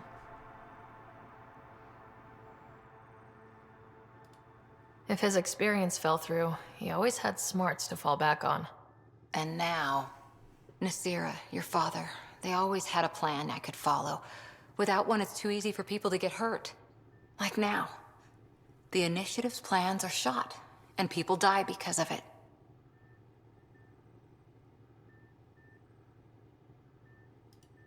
We're flying blind. It'll take years to put all the pieces back together. Our biggest headache is the Ket. Work goes on, I guess. Sarissa will have a strategy. Just need to find her and the other Asari. It'll be good to have certainty again. Yeah. Yeah, I guess for the most part, people have ignored the, what the fuck are these? What are these? I think for the most part, people tended to ignore Shepard, which means information about indoctrination is probably not widely accessible. But technically, this project, the name of which I'm forgetting, what is this project with the different arcs? What did they call it? The arcs and the Nexus? Technically, they left the Milky Way sometime between Mass Effect 2 and 3. They don't call it on the nose. They don't say it they don't say it directly, but like you kind of get the impression in this game that the Initiative, I think they just call it the Initiative, that the Initiative came out of a desire to try and save ourselves from the Reapers or from starvation, lack of resources. They say like starvation, lack of resources, branching out humanity, but it kind of feel like, well, if the Reapers are coming and they're going to annihilate everybody, if we get out of the galaxy, then we stand a chance of humanity and, you know, not humanity alone, but like the species of the Milky Way surviving. So whether or not it started that way, it definitely feels like a potential, like, long-term solution to the Reaper problem is just get the fuck away. Like, fuck it, you can have the Milky Way. We're going somewhere else. We'll see if we can keep our species alive by starting over somewhere 600 years away from here.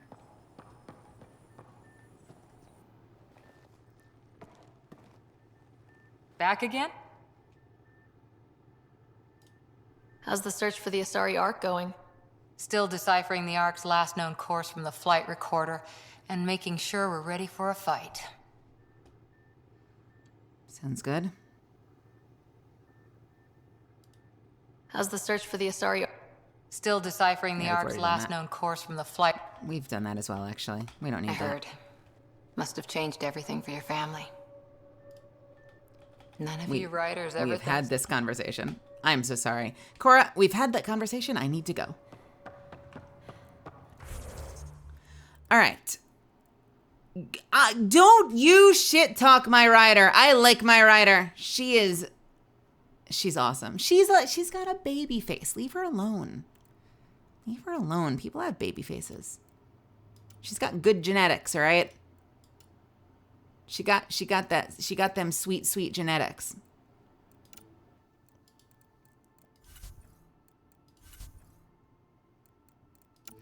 We've talked to Jal, we've talked to Cora, we've talked to Vetra, we've talked to Drac, we've talked to BB, we've talked to Liam, so I think we're good to go back to the Nexus.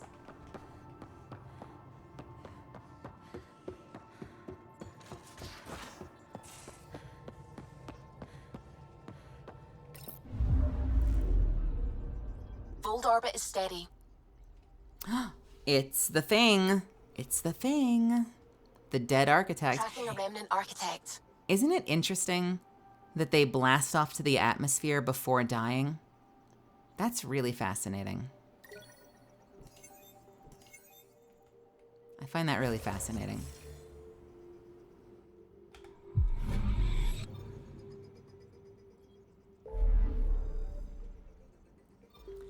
All right, we have 100%ed, I think, everywhere. God, the mouse moves slow on this map. If you're gonna do careful aim in the game, you just have to deal with not being able to use the frickin' world map. Let's go over to the Nexus.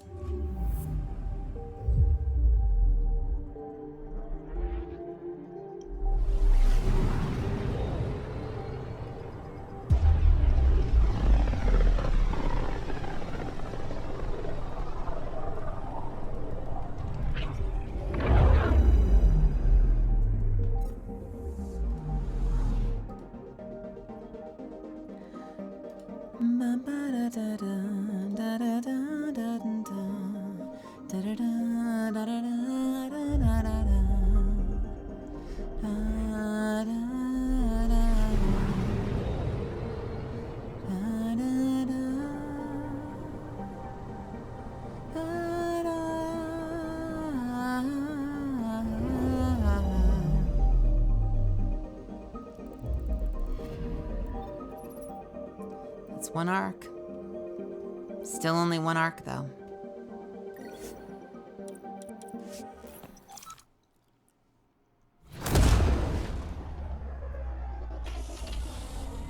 We have arrived. Welcome to the Nexus. I love that shot so much. Of the Tempest breaking out of warp drive to that perfect standstill. That happens a lot in Helldivers too. It's such a cool aesthetic.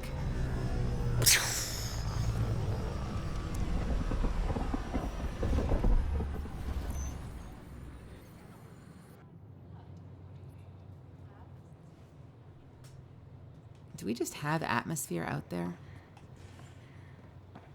I have questions about the Nexus. What is going on out there? I gotta see the Nexus. I need to look this up. Like, where is this bubble?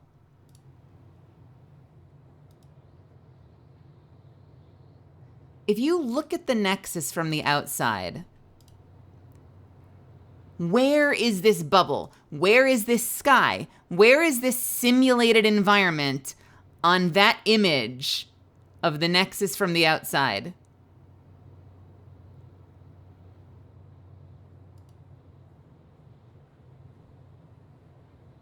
I need to find a good picture of the Nexus.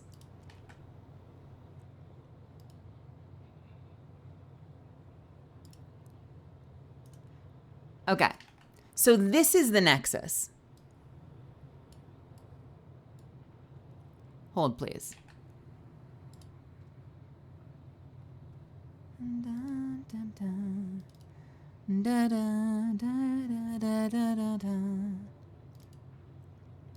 So this is the Nexus.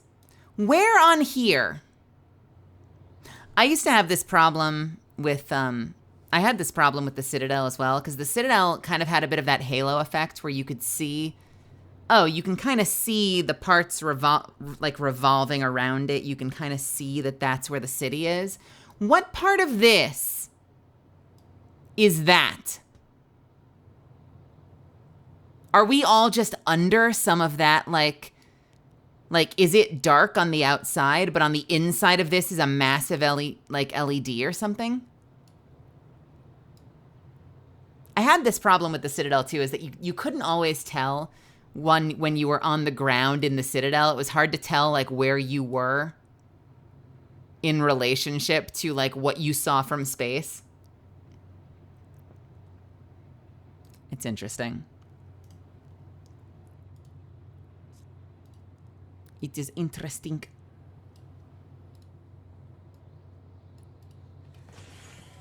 Yeah, I wonder if you think we're on the center ring. I guess it's possible. It looks like the ring, I guess. It's hard to say. What are you doing with that gun, friend? What are you doing?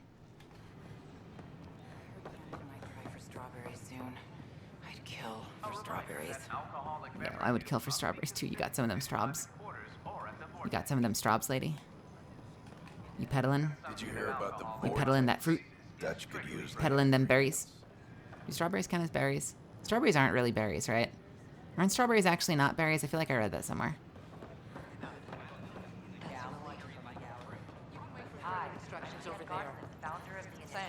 Hello? No one here wants me.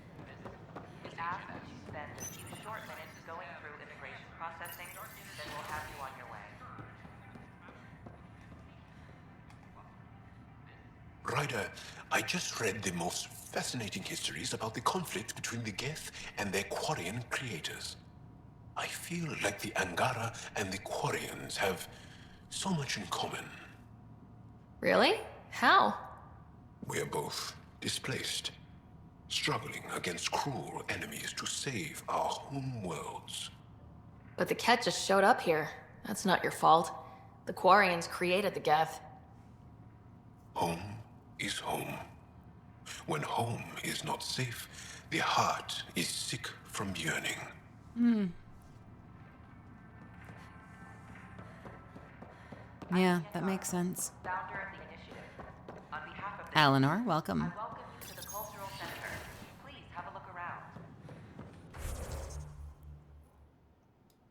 What is this? Who are you? I'm still supposedly waiting for messages back to my inbox that, God, I wonder if they were already there. I wonder if I could have gotten that already. Thanks for nothing, education. Thanks for nothing, education! Sorry. Like a tree. Hello, is somebody here? This is your apartment? You get to live here? Like right off the freaking spaceport? What kind of luxury shit is this? Unlocking. Come on in.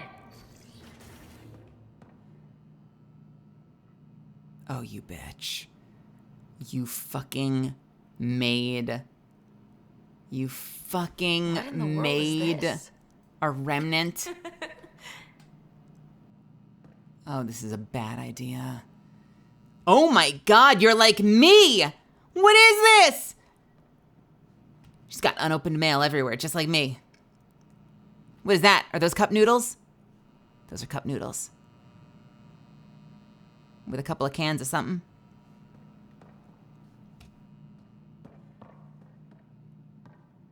What the fuck is this apartment? Unbelievable. Messy bed with papers on the bed. A little something to make it nice. A coffee machine, always good. Holy shit. What is this? Just some box she opened and pulled a whole bunch of shit out?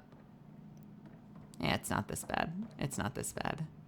I got myself a filing cabinet and it's been helping a lot, but I do have a tendency to stack papers. I don't get to my mail very quickly. I'm going to be completely honest with you. Ta-da! My project. She is complete. She? Looks like a she to me. Just a proof of concept. I stripped out its remnant command prompts to see if I could power it up myself. It worked! Now I can build a field model with combat protocols that fights for you. So, what do you think? Have Suvi and Gil look it over. If it checks out, bring it aboard and fast-track the combat model. Okay. I guess I understand your skepticism. Oh no, I forgot to lock the...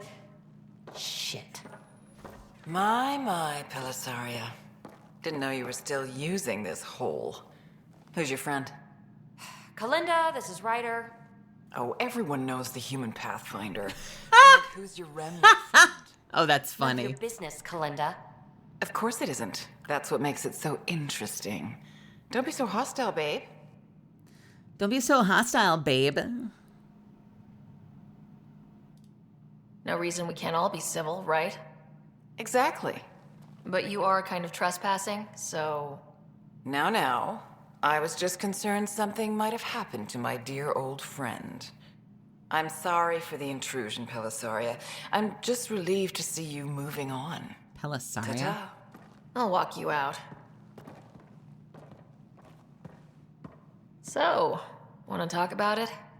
Oh, Kalinda and I go way back. We joined the initiative together. For a long time, we were like family. Now we're not. When you live 1,000 years, Ryder, people come and people go. Entanglements are silly. Just like places. Time to pack this one up. I'm done with it. Not much to give up.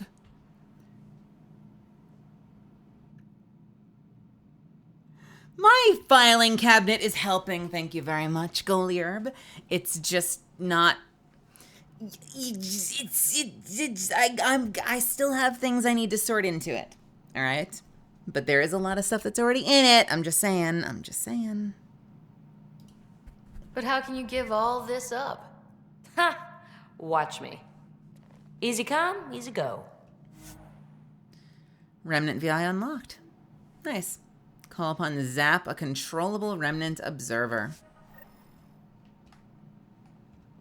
I'll pack up my new pet and essentials. See you back on the Tempest. All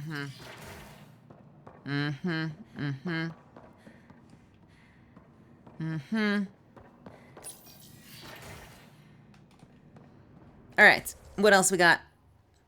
The Tempest. What is downstairs? Why are there 2 question marks downstairs? What the hell is downstairs? I sprint with Olympic haste.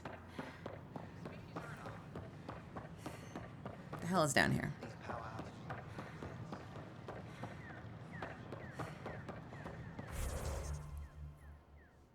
There were fucking question marks. Where are these question marks? I don't care what she says. I don't know about these. Is this it? There are hours. I don't care what you say, we have to. You good? Whoa, it's the Pathfinder. In the flesh. It's me.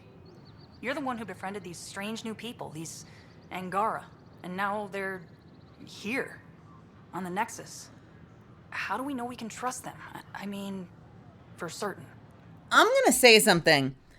I hope there aren't too many Angaran on the Nexus, because as important as the diplomacy is, the Nexus is devastatingly low on resources, so I really, really hope we're managing this properly. Remember, we're the strangers. This is their home, and they've welcomed us. They've earned our trust. I guess. Talk to them. Get to know them. See for yourself. Good advice. I will. Maybe Prodromos is coming through. As long as we're actually handling our shit. I know for a while, like, people were starving, and, like, there's still, like, thousands of people trapped in cryo, so, like, what is this? The vortex? Where were those question marks? When I'm not looking, it never ends. Is it my girlfriend? It's my girlfriend. I wonder what my dad would think of all this. Would he have encouraged the move? Come with us if he could? I'm sure he would have. To be with you guys. Yeah, I think so too. Sid doesn't remember anything about him, but I do. I think he might have liked it here. I can't believe you said that. We headed out soon? I was just being honest. Not that soon. There's a difference between being honest. Vetra, I love you. Also, Vetra. Oh, God. Oh, God. Vetra! Vetra! Thank you.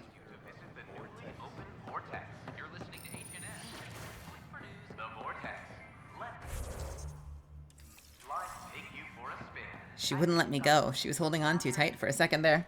On behalf of the Nexus, I welcome you to the Cultural Center. Please have a look around.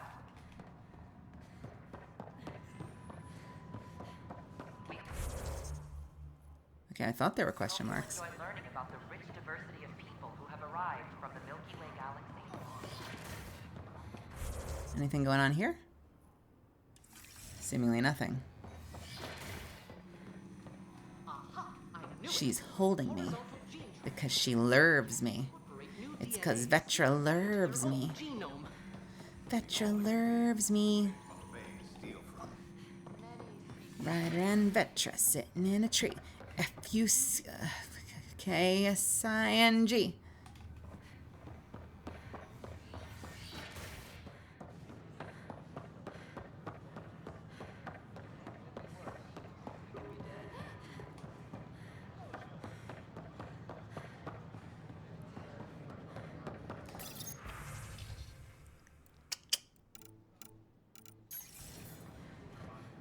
Got a charisma score of at least 11.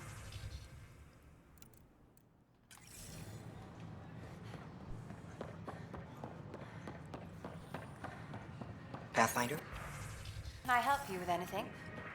All right, secret shop my ass. Where the hell is where's the goods?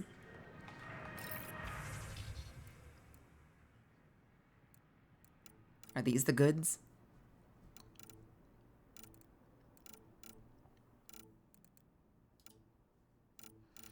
Okay, I need my sniper stuff. I need my sniper stuff, and I don't frickin' remember what they are.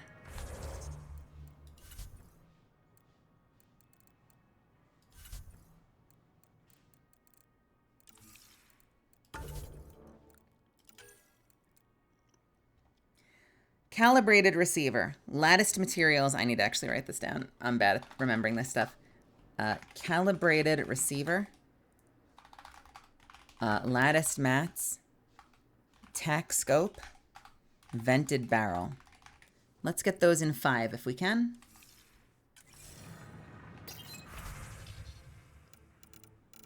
Oh, yeah, whatever.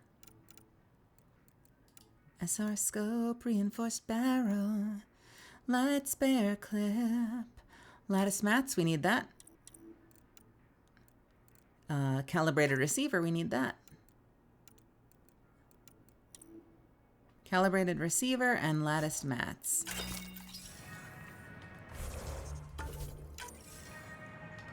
Now I just need tack scope and vented barrel.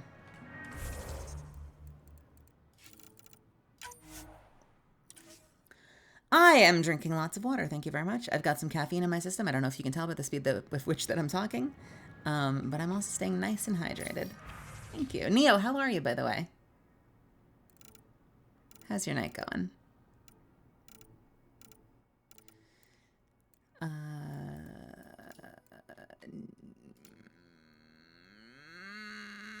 Experimental materials. Minus stability, but also minus weight.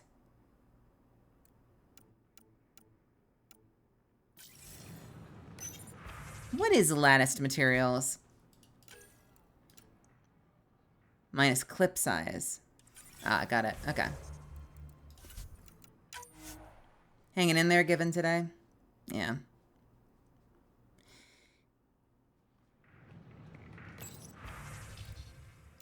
Well, it should be the kind of kickback you get from the weapon.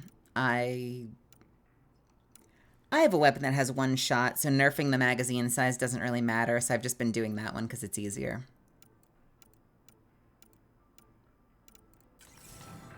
I just need my last 2 items.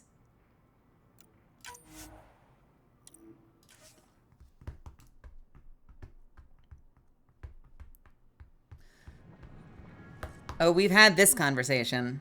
We've had this conversation. Hi, Ari. This whole series, it's clip, clip, clip, clip, clip, clip, clip. And even then, it's conceptual. Because it's not even really a magazine. Because they're all thermal. So really what it is a heat sink. But they call it a clip instead of a heat sink. What it is it's a disposable, either a cooling system. So it's either injecting cooling or it's serving as a fresh, cold heat sink. Neither of which is supplying ammunition to the weapon. At least if I remember correctly. Ah, vented barrel. We need that. And tack scope. So we are done with the add-ons. We have everything we need. Nice.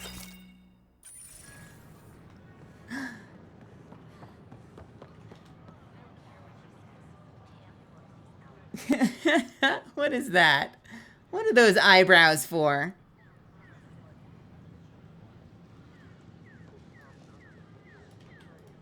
If you're not following Ariana Foxton, what are you doing with your life? You should go give Ari some love. Ari runs an awesome stream. She plays awesome music, and she's pretty good at video games. So I think you'd have fun there if you haven't been there yet. Also, we've been playing games together, which means we'll probably be playing again soon on one person's stream or another. Because Ari's fucking cool. We should be firing through doom. What does that mean? What does that mean? Let's go to operations.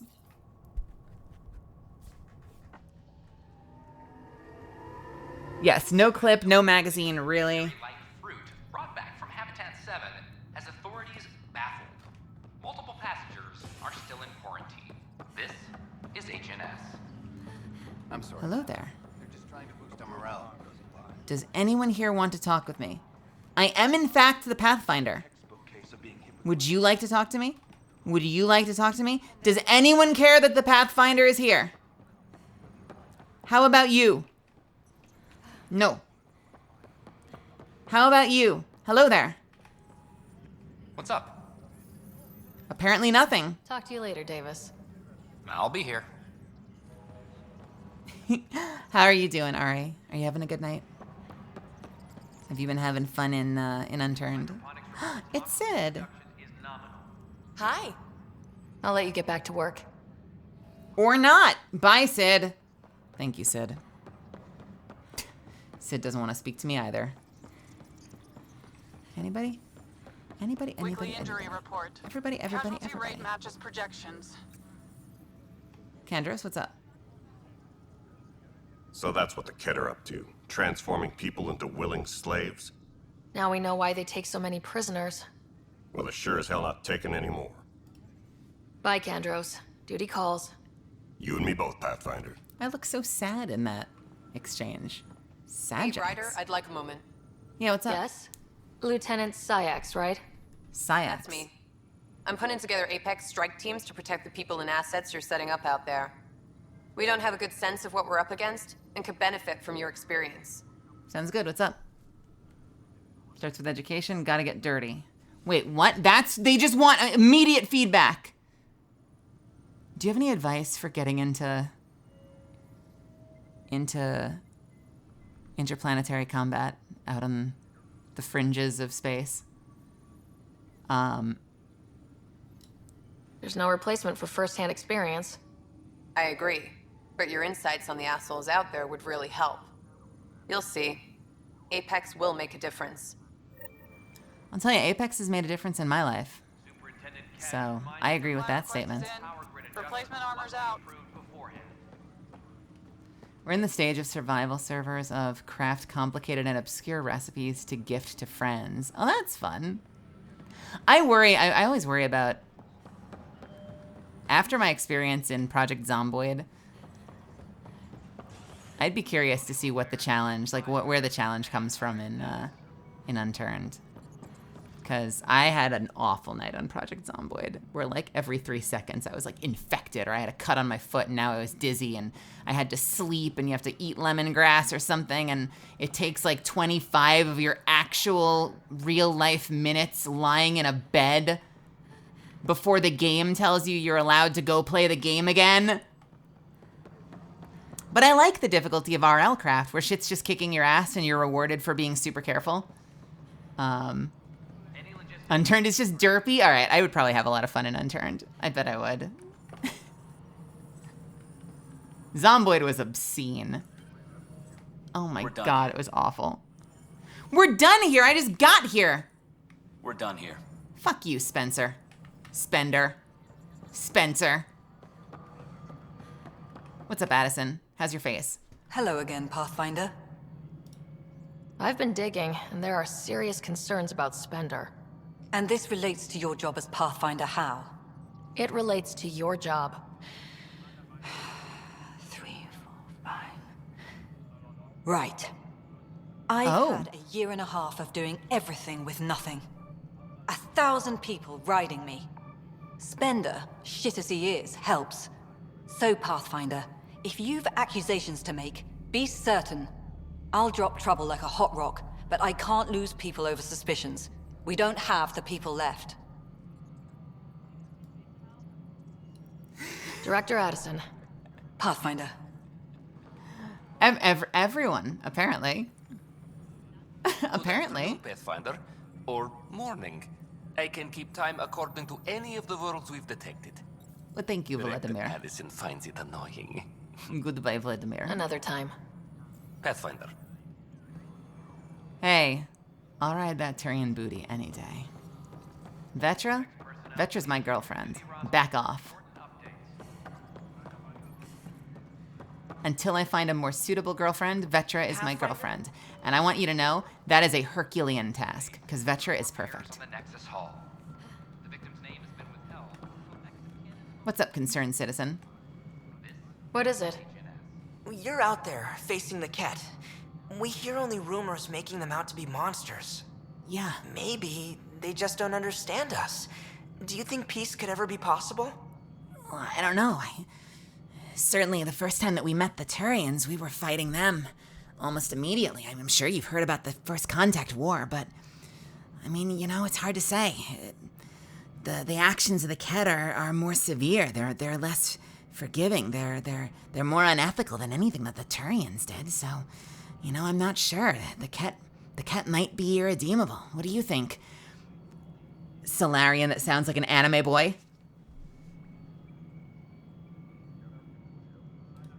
The Ket seems set in their ways. So it would be up to us to change? If they have their way, they'll change us into them. That's what they do. Oh, I see. We must continue the fight then. Thank you for your time. No problem, Solarian. I'll see you later. And don't forget, the future, it hasn't been decided yet. All right? So we all have to do our best. Okay? The future hasn't been decided yet. I'll see you later. Goodbye. I'm worried about this place if the Ket find you. then we defend the station. It's all we can do here. You just keep the Pathfinder safe and the Ket busy. And be careful out there. I only have one of you. The extra resources from the colonies are really easing our workload. First contact, huh? Last one of any note was when your people stumbled over that relay. If they can trade us materials that'll help fix the Nexus, I'm good with it. Yo, girl, your forehead is thick. I like your forehead. She got a cool forehead, doesn't she? Nothing more for now. Later. I was hoping for sooner. Yo, Drac, what's up? And please let me talk to you this time. Did you tell him I was coming? You sure look thoughtful. Just thinking about the first time Cash got her hands on a toolkit. Right. Cycling airlocks 56B and 57B. Master engineer from the day she was born? Quads, no. She worked hard at it. Let's see, the first time, yeah, it was our power generator. She took it apart with the blunt side. Wouldn't that cause shorts or something? She liked the fireworks. You can imagine what it was like when she figured out that cracking open bigger things made even bigger sparks. Superintendent Mackmore, I have some reports here that... Oh, sorry, comm's breaking down. Probably wiring. Okay. Try again later? Okay, Kesh is a hero for that take. Got any advice? Don't forget to brush your teeth before bed. Drink lots of water. Get your yearly physical. Hello again. Hi there. Every step we've taken in Andromeda has been dangerous. The initiative needs to defend itself. Nope. Okay. You're not talking to me. I'm saying something out loud to nobody. Don't worry about it. Let's go upstairs.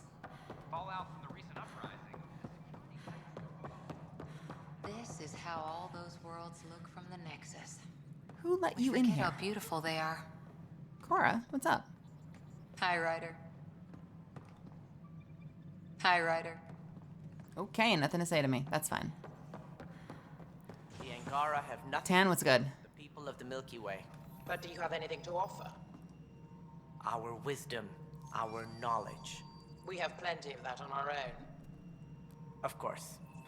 And you also have food, water, necessities of life. Now we get to the heart of the matter. I would like to lay a groundwork for trade between our people. What would you trade? Well, wisdom and knowledge. Oh, Take Tan. that under consideration. Good day. Tan. Something I can help you with? That's not. Oh, God. Okay. That's all. I Thanks for gotta your time. leave. I'm here to serve. Could I exchange a firm handshake for the resources needed for my people to survive? Maybe? Please?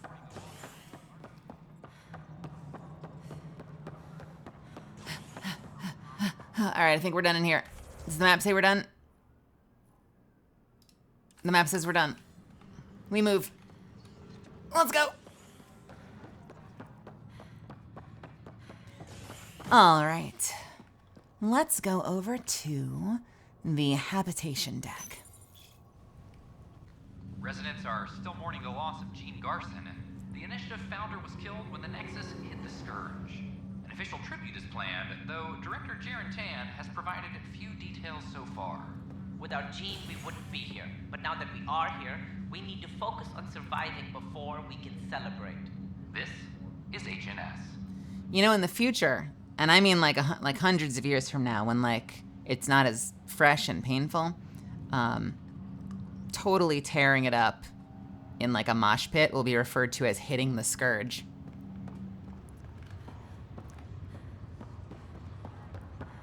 Hello. Nobody's here. Hello. Hi. Hello. Nobody wants to talk to me anymore.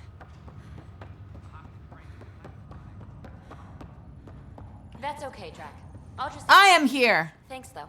Oh, wait. You were just in your apartment. I guess to be fair, I went to the operation, so she probably just immediately hopped a train over here. Hey, Ryder. Taking a stroll? Just a little bit. Something like that. I just wandered over from the Nexus myself. That place bores me. Been there, done that? You get me. I spent over a year stuck there.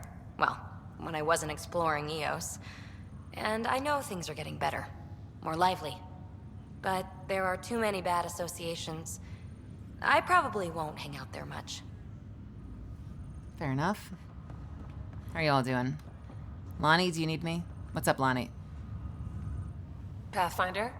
Nope, guess not. Have to go now. See you later. Take care. Why hit? It's what they said. They said ever since hitting the Scourge, and I'm like, that sounds like something you would do at a party. Yo, I've been hitting the Scourge too much, guys. I'm sorry, bro. I've been hitting that Scourge a little too hard. I think I need to call out of work. Ryder, this new station leadership I'm hearing about finally let you out of their sight? Looks like. Took them long enough. Will you be bringing Hyperion folks out of stasis? Whoever is most needed for the outposts gets priority. You know, the big win will be when we're able to wake up entire families at once. That's when I'll know things have taken a turn for the better. Sounds good to me. Thanks for the talk. We are long overdue thing. for visiting Sam, so I think this might be one of the last things we do tonight. It's just, Okay. Boys! All right, hang on. First, let's go back to Cryo. Let's check out Cryo, then I think we're gonna go to Sam, and that might be one of our last visits tonight.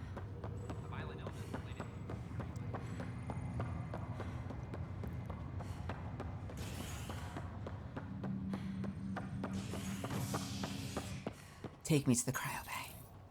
I'd like to see my brother, please. Convicted murderer Nilken Rensis. Will he wake up? Do we think that the brother's actually going to wake up before the end of the game? If you know, don't tell me. I'm skeptical about whether we'll actually end up having brother awake and on his feet. This is not good. Damn exiles. What's up? You good? Are we safe? Are you okay? Are you okay? Hi. What's up, Carlisle? Back for a visit? Okay. I thought I was, That's but all, Harry. apparently Thanks. I'm not. I'll be here if you need me. So I still can't talk to my brother. Wake up, bro. I want to That's all, spend Harry. time with you. Thanks. I'll be here if you need me. That's my big bro right there. If you haven't seen him yet, that's my big bro. Look at that little baby face. He's a good kid. I'm older than him by like a minute. So he's technically my younger brother. And I will never let him forget that.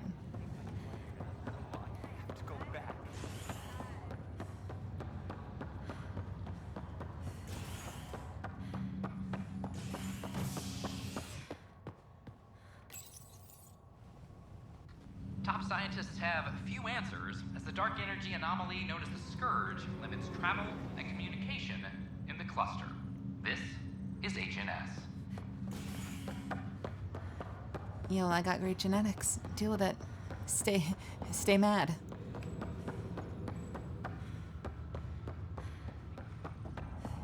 All right, let's go visit Sam. Hello. Pathfinder, be advised the Angaran AI from Vault is now active, and mostly cooperative. Well, that's worrying. Mostly cooperative? My liberator. Welcome. How are you? You seem happier than when we first met. Violent, anyway. I am not violent by nature, and Sam has given me absorbing calculations to complete. Do you still want to be destroyed? No! But less acutely than before. Might be hope for you yet. What hopes do you have for me? That I will help you defeat the Ket, colonize worlds, eradicate the Angara? Maybe everything except that last part? Look at her neck! I hate it. I don't want to be here anymore. Look at that neck! This is bad, you guys. This is bad. I think I've become one of them. You got what you wanted with Sam. How's that working out? I can hear this conversation. That bother you, Sam? Of course not. My only concern is how it might influence the AI's response. I can also hear this conversation. We can all hear each other. Doesn't change my question.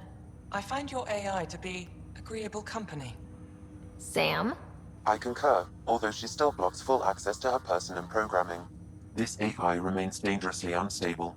I recommend extreme caution on all fronts.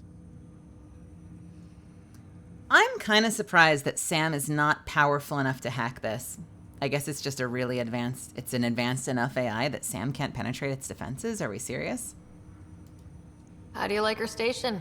Better than Vold? Extremely. It is a pity you felt the need to shackle me. You killed someone. If you were flesh and blood, you'd be in prison. I warned that would happen if you refused my demand. You share culpability for my actions. I thought you were bluffing. Now you know I was not. Yet you kept me alive anyway. Yeah, I'm not sure I like you yet. Bacon, thank you so much for gifting a sub to Neo Marigold. Thanks for your time. It would seem What that a is all I badass. have to give, for now. All right, what's going on, Sam? Right. There we go. One of your father's memories is available. Let's see it. This memory is of a family gathering on Earth. Finally, the Ryder clan in one room. It feels like it's been years since we were together. Or more. Well, it's him! I can get. I've missed you too. How are you feeling, Mom? No, we're not doing that. There's only one rule for this visit. No talking about me. I'm fine. And when I'm not, the pills help. Deal? Okay. Good. Let's talk about something else. Alec? Really? Well, you're both looking taller. Yeah, Dad, that does tend to happen. Right, I know. So, I heard the Alliance has a new Mako in the works. Yeah, word is they can airdrop this one from a ship. I know. They're saying we might get one on our next expedition. You still poking around the Attican Traverse? It's amazing. We think we might have found a Prothean site. No artifacts yet, but we're still digging. I remember the day they found the first ruins on Mars. Changed my life. We knew for sure that aliens were real. We just had to go find them. Yes, every day I wake up, I'm looking at a Mass Effect relay and I keep thinking, what's on the other side? Don't lose that. The minute you stop wondering what's beyond the mountain, you die a little No inside. chance of that. It's in our blood. You infected us. What was it like, Dad? When you went through that first relay? Don't believe the stories. The Charon relay scared the shit out of us. Admiral Grissom included. Why don't we go have this dinner your mom's been slaving over all day? I'll tell you all about it. That was so cool. Oh, it was so cool to see brother up and active, and to see mom. Same time. Odd, considering you were family. That's really cute. Oh my gosh, what a cute looking family. Brother's like jacked. I'm a little confused, like because dad has a bit of a lean face. I look like my mom. I feel like I can see myself in my mom. I'm not sure I see my brother in either of our parents. I feel like I see myself in my mom, though, and I like that. Maybe, you know what, part of that could be, I feel like, no, I designed, I think I had, I don't remember, does it let you, I don't remember if it lets you just have your father copy your appearance, or if it does it with your brother too. I think it lets you have your brother. I think the dad always looks like you, and I think you can decide if you want it to generate your brother based on your selections or not. And I had it do it. It is fascinating, though, that it feels like the brother is more jacked than like anyone else in the family, which maybe that makes sense for wherever he is in life. It was so nice seeing him on his feet, though, and hearing his voice. I think that was the first time we got to hear brother's voice. I forget his name. I know Alex the dad. I forget the names of the mother and the brother. Oh man, I hope I want to watch that cinematic again. Can you go back and revisit any of these? Because like the fact that it's so customized to your own character, it's not the same to go find it on YouTube because you watch someone else's totally different rider. I want to see cinematics with my characters. He's taking that space protein. That's all you need to know. Dad wasn't much fun to hang around with. The awkward silences could last for hours. Yet you shared a common interest. Yeah, good or bad, your parents were buff on you. A form of symbiosis? Sure, I suppose. Though not always beneficial. It gave rise to you. Jury's still out on that. Nevertheless, the emotional bonds among family became clear to me that day. Your progress as Pathfinder has unlocked an additional memory. Sure. Let's see it. This memory is when Alec first learned of the initiative.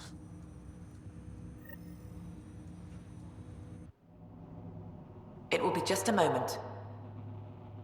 Hello, Alec. I'm too old for cloak and dagger. I got your message. I'm here. Who are you? A benefactor, if you like. You have something to offer me? A future. That's vague. What the fuck? A future. For your wife. What You're is out of this? money. Your contacts have dried up. You can't finish Sam. How do you know about? I can help you. Whatever you need. Start by telling me what you need. Your AI is more than a cure for your wife. It could also be the salvation for many others. I don't follow. Where we're going, we'll need a different perspective to understand things. Where's that? The Andromeda Galaxy? I have a proposal for you. And Ellen doesn't have much time. Are you interested? Who was that? What the hell is that? Benefactor. I believe there was more to the Andromeda Initiative than was publicly understood. Private logs are now available in your father's quarters. They may shed further light on the matter. I detect additional memories, but they are currently logged. They may yet hold answers. Okay, I'll keep working on it. I wonder if... Kind of dropped in when I last saw Melly playing Emmy. It was Emmy too. Yeah, it's been a while, hasn't it? I wonder if we've heard that voice before. Because that's not the founder of the initiative. I don't know who that voice is. I'm really curious.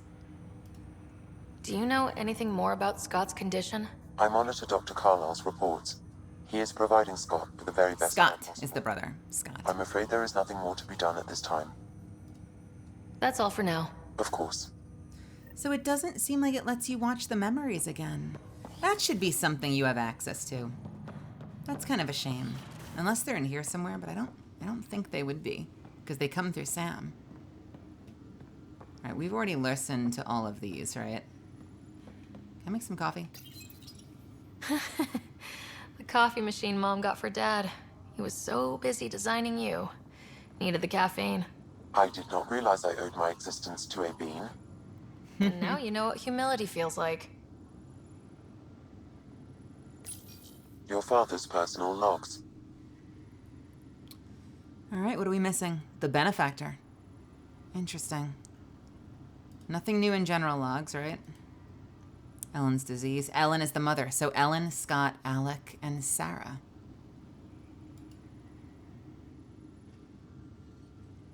I had a strange meeting yesterday. I thought it would be with Jien Garson, who founded the initiative. But it wasn't. I guess Jien's the visionary, the one who gets everyone excited about the project and drums up publicity. But then this benefactor apparently provides resources and money. And I mean a lot of money. It's a little unusual. But everything about this project is. Interesting. I wonder if Director Tan knows anything about this. Worth talking to him.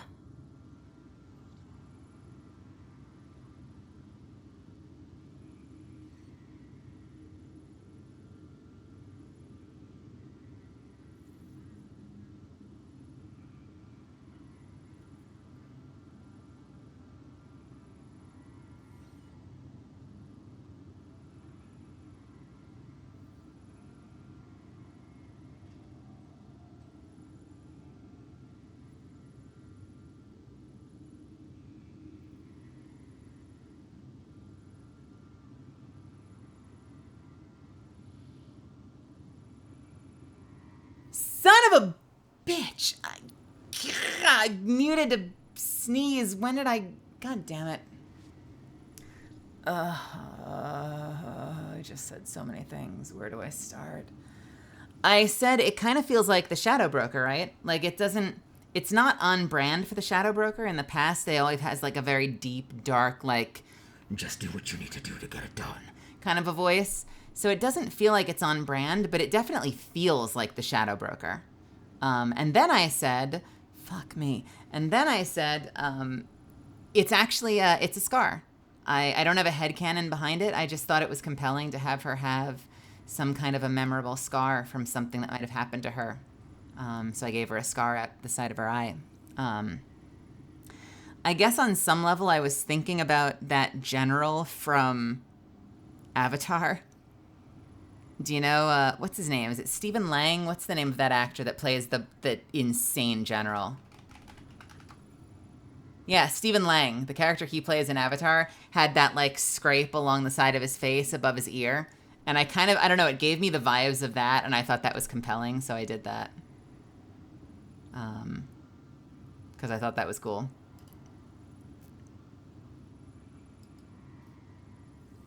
What a weird movie, but I will say this. That character, Stephen Lang, was like the absolute highlight of that movie. That general was such an awesome villain. Yeah, Stephen Lang with a PH. You would recognize him if I... Hold on a second. You would recognize him, I guarantee it, if you've seen the Avatar movie. Not Avatar: The Last Airbender. The movie about the blue aliens. This guy. You've seen him, right? Yeah, no, I know. That's the Avatar you should think of. I'm sorry. And he played this awesome general. He was just, for, you know, kind of a weird movie, but like an absolutely amazing villain. Awesome villain. And like arguably probably the main highlight of that movie. And I say that carefully because Sigourney Weaver's in that movie, but they did not give Sigourney Weaver a lot of material in the original Avatar. But this guy was awesome.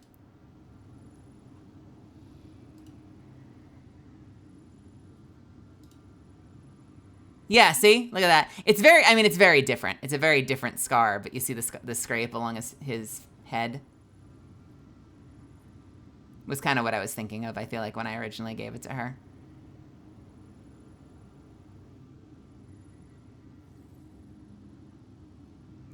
Yeah, Sigourney Weaver, you know, I'm not in her head. I don't know how she feels, but... And I don't know her. I've never met her. I probably never will meet her. I would like to, though. I feel like Sigourney Weaver is so underutilized sometimes because she is genuinely one of the most talented actresses alive. She's one of the most talented actresses alive. And she was, like, thrown out in this movie. They barely utilized her.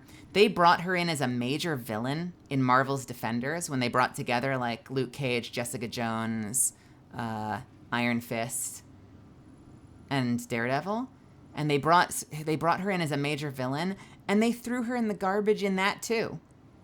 Like, she was briefly in Chappie as kind of a villain, but kind of just like a capitalist executive, like not a villain, just a scummy woman. But like, she's not had any real beefy roles, at least that I've seen. Maybe they're out there. Maybe she's working on stage. Maybe she's working on movies that just don't appeal to me, and so I haven't caught her. She's way too talented for the little that I feel like I'm seeing her and stuff. Hollywood is dumb. She's so fucking good. She's so fucking good. She's Ellen fucking Ripley. She's one of the best action heroes of our whole fucking lives. Ellen Ripley's one of the greatest action heroes in movies, you know? I want more. What I'm trying to say is I want more Sigourney Weaver in my life. I want more Sigourney Weaver in my life. She's so freaking talented. Anyway.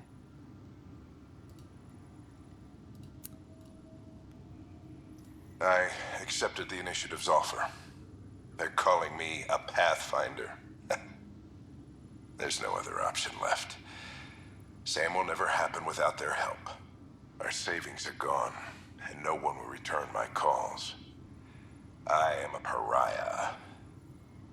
There's something strange going on with this benefactor. But Ellen's getting worse. I can't fail her.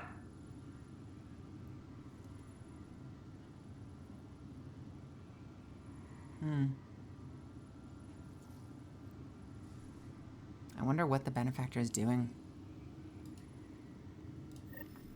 Well, I'm not gonna lie, that left me with more questions than answers. That left me with more questions than answers.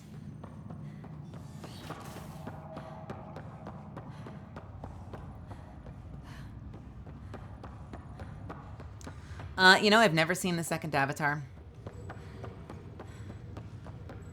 She is very pretty. Yeah, I agree. I agree.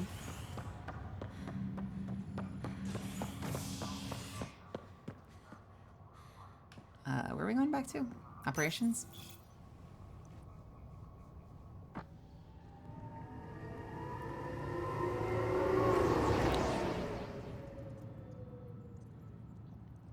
For a while, I had very fond memories of the Avatar movie, Blue Alien Avatar movie, and I went back to it recently, and it was kind of weird.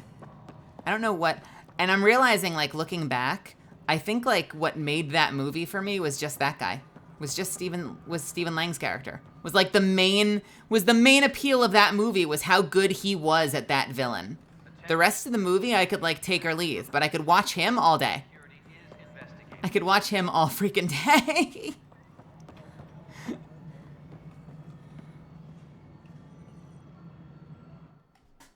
Pathfinder.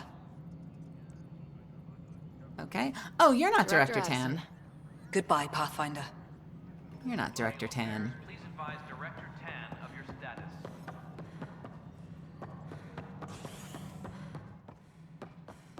Hello, Pathfinder. Like, when that ship goes down and they, like, there's the moments where they're doing the bombing and he's, like, standing on the bridge practically in his, like, civvy clothes, like, just drinking a cup of coffee, is, like, the silliest meme ever, but it was so fitting for his character. And then when the warship blows up and, like, the whole place is exploding and he's done. He's dead. He is dead to rights. But then they don't just, like, Deus Ex Machina it. They show his whole escape. And you see him, like, tooth and nail with the fury of 1,000 stubborn assholes, like, scrapes his way out of that ship and lands in the mech. Just, like, an absolute fucking legend. Villain. Deserves it in the end, but absolute legend behavior. Like, for a brief moment, we saw the actual Master Chief escaping that ship. All right, sorry, let's talk to Tan. Something I can help you with?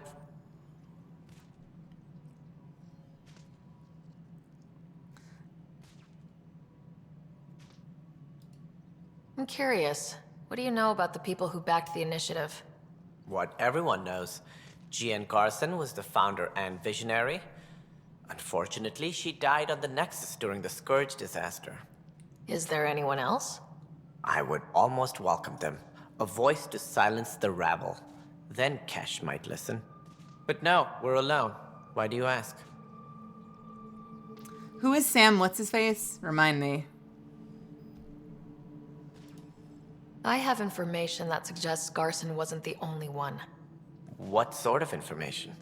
It's complicated, but there was a silent partner, a benefactor. Even if that were true, we've been here 14 months with no sign of them. This partner is either a phantom, missing, or dead. No worries. No, Jean Garson was the beacon. A sad end to someone of such stature. Dying alone. Oh?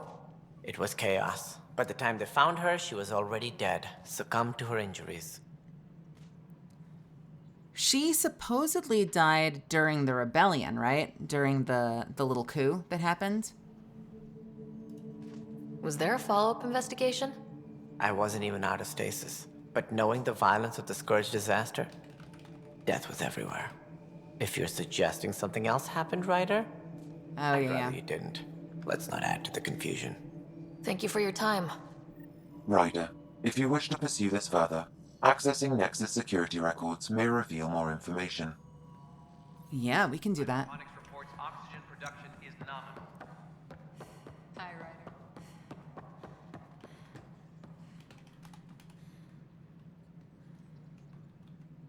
Winona Ryder deserves more roles. She's incredible in Stranger Things. If you haven't watched Stranger Things, she's incredible in it. But I agree, she also deserves more. She's incredibly talented. I love her in Stranger Things.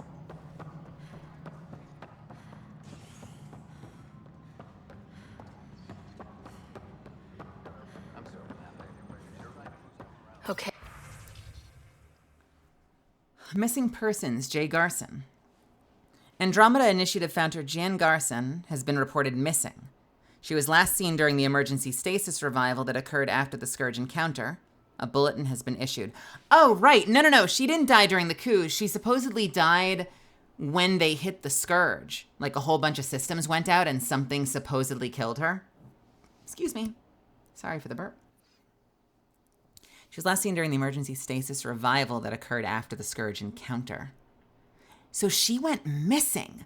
They just said, oh yeah, she died. She died after the Scourge interrupted life support, but they didn't say she'd gone missing.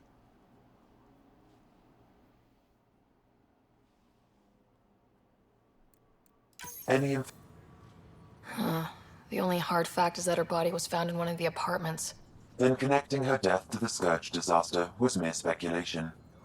Yeah, they just wanted this to go away. I think we need to check out that apartment. Environmental data will allow us to reconstruct the scene. I don't know why I didn't get to... what? Okay. Okay, there was more. It just closed for some reason. Update to the missing persons report filed on Jan Garson. Maintenance crew found her body in a Nexus apartment. Severe burns were apparent, similar to others we saw who were killed during the Scourge disaster. It's unclear how she got there, but confusion and disorientation during the Scourge event are likely. Events align with the timeline. Cause of death, casualty of Scourge disaster. They found her dead in her apartment, and they said, okay, it probably was just because of the Scourge, but they never got proof. Interesting. Attention, civil disobedience has been reported in hydroponics. Misfits, I gotta hit the restroom. I gotta pee, like, so bad. I will be right back. I will see you in just a couple, all right? BRB. I'll do this one. Any logistics updates are due within the hour.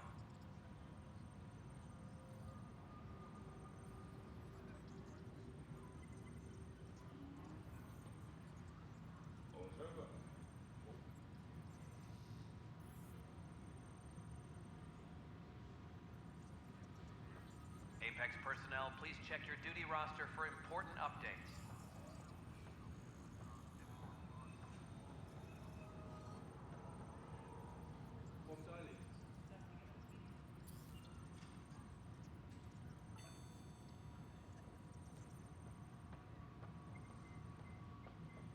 Superintendent Cash reminds everyone, all power grid adjustments must be approved beforehand.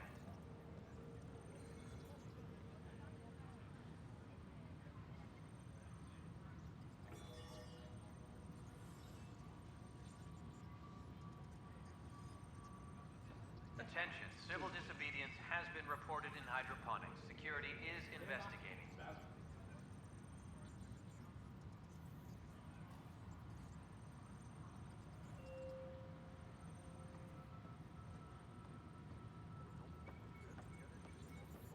Superintendent Cash reminds everyone, all power grid adjustments must be approved beforehand.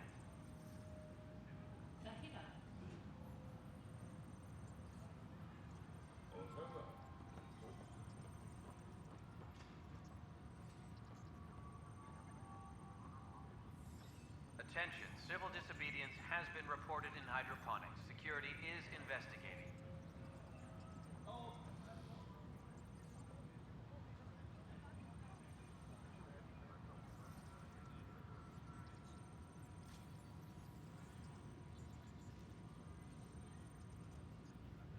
A reminder to all personnel, overtime hours remain in effect.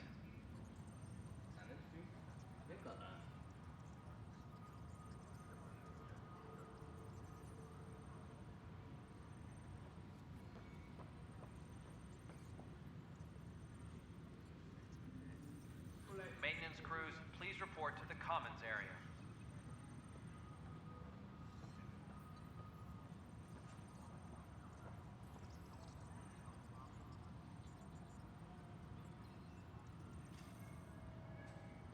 Superintendent Kesh reminds everyone, all power grid adjustments must be approved beforehand.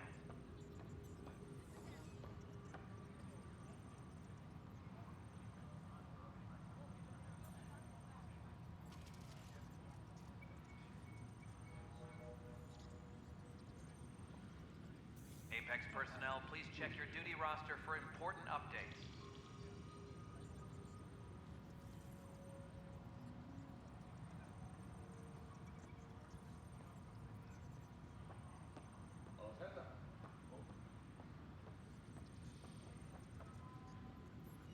Any logistics updates are due within the hour.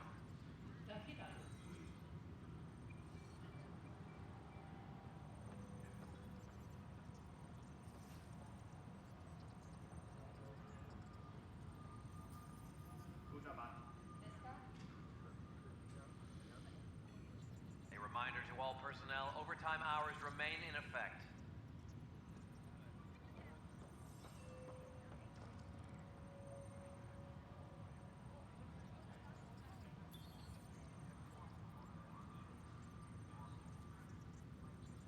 Any logistics updates are due within the hour.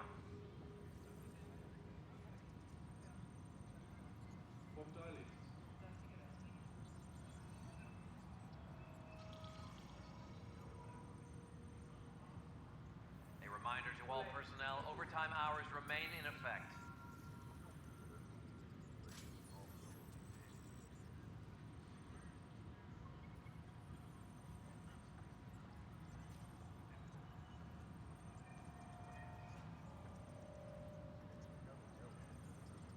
A reminder to all personnel, overtime hours remain in effect.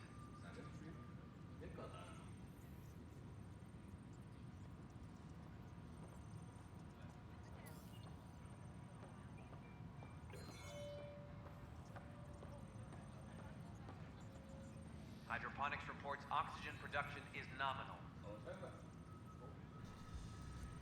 All right. Thank you so much for waiting. Welcome, welcome, welcome. Welcome back. I hope you're all refreshed.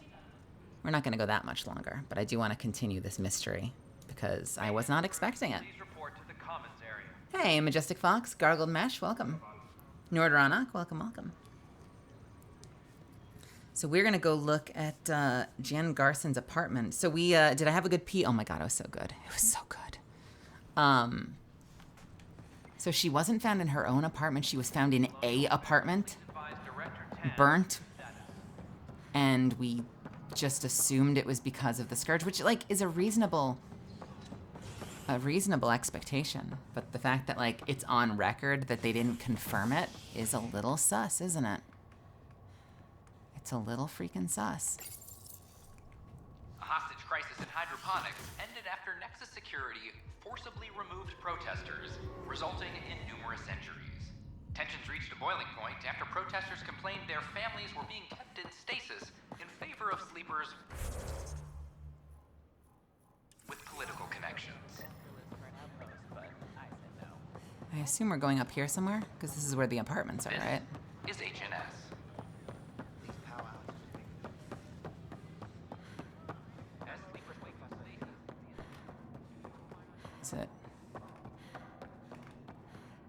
Is it this one? This is where Jean Garson's body was discovered. What are we looking for?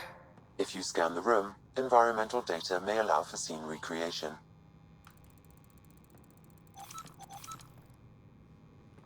Well, this is about to get very interesting.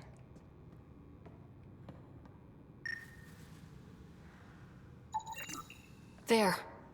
This was no accident. She was murdered. As this incident occurred over a year ago, her killer is likely far away by now. Yeah. But... wait. This whole area was shuttered back then. Didn't open till the Hyperion arrived. So what was Garson even doing here? Perhaps a further scan of the room is in order. Yeah, it is, although technically it's because the other arcs aren't here yet. They're supposed to be supplying resources and supplies and additional power, so we're kind of in a state of construction, which is a large part of this game. A lot of this game has to do with, like, building. What is that?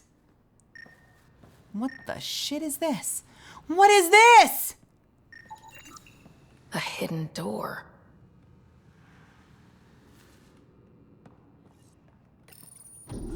What do we have here? Can we close this for safety? This is like a panic room. There's a cot here. What is going on here? This is Gian Garson. I don't have much time. I've been hiding in the sealed-off sections of the Nexus since we got here. Someone's trying to kill me, and now I can hear them down in the hydroponics area. They're coming. I've embedded what I know in my VI in the Cultural Center. This log has the code, and whatever happens... Oh god, they're outside the door. Wow, this is some serious shit. Yes, deeply troubling. I have the code she mentioned for the VI kiosk. Plot is going. Plot is happening, you guys. It literally was a panic room. Entry 1.1, 2819. In 2179, once mentioned, a storm is coming. Said evidence was clear. Meaning? Andromeda. Why? Hyperion. Still no contact. Where is Alec? Did they get him too?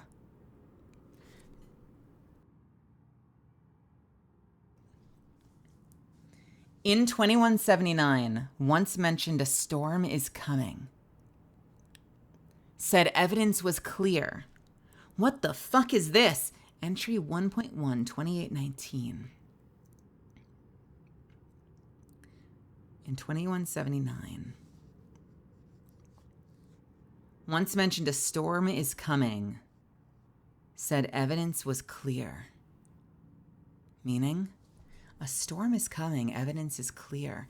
You know what that makes me think of? That sounds like... I mean, I don't know why it would be this, but that sounds like the genophage. Like discussing the idea of the genophage and the Krogan. And how, like, if they continue to subjugate the Krogan and continue to, like, torment them and like, biologically torture them with the genophage, that, like, something would happen, like a storm was coming. I don't know if that's what it's... I'm probably making that up, but that's what it makes me think of immediately. Andromeda, why? What does that mean? Andromeda, why? Hyperion, still no contact. Andromeda, why? Andromeda, why? Well, so presumably Garson was also working with this secret benefactor, which could be the Elusive Man, could be the Shadow Broker. Honestly, sounds a little more like the Elusive Man than the Shadow Broker. And what if the benefactor decided it had to be Andromeda? So Garson is leading this initiative and is the figurehead and the mouthpiece of this initiative, helping sell this dream to so many people to start again. Save yourself from the Reapers, expand life outside the Milky Way, whatever. But what if Jen Garson doesn't know why they're going to Andromeda? Like, what if that was the one that was picked because that's what the benefactor said? And so maybe this is Garson asking, why is this the place they wanted us to go? Hyperion, still no contact. Where's Alec? Did they get him too? Once mentioned a storm is coming. Said evidence was clear. That could be Alec. It could be Alec saying that. It could be somebody else. It could even be the benefactor saying a storm is coming, evidence was clear, which means maybe so if that were the case, a storm is coming could be the Reapers. Could it? Hold on. When does Mass Effect 3 take place? The game is set within the Milky Way galaxy 2186.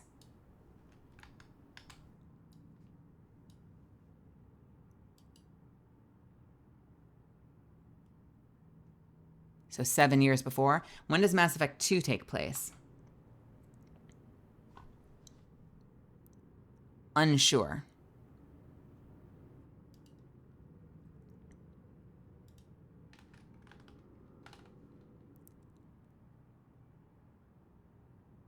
$21.83.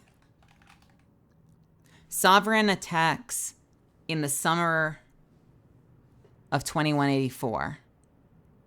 Wait, summary, sorry. So 2184 sovereign attacks. So that actually, so maybe that isn't to do with the Reapers, because we would not have found the Prothean device. We would not know about the Reapers. Shepard wouldn't be out there trying to convince people she's not crazy. So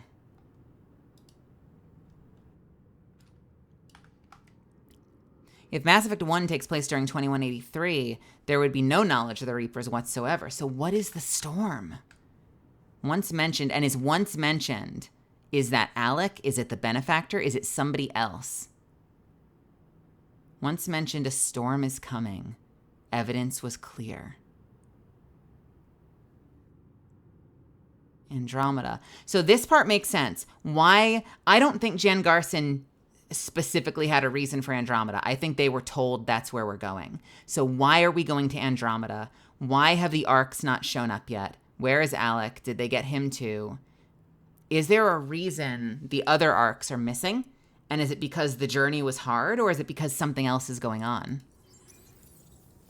I have so many questions. I have so many fucking questions right now. Let's go back to the museum and see if we can get any answers.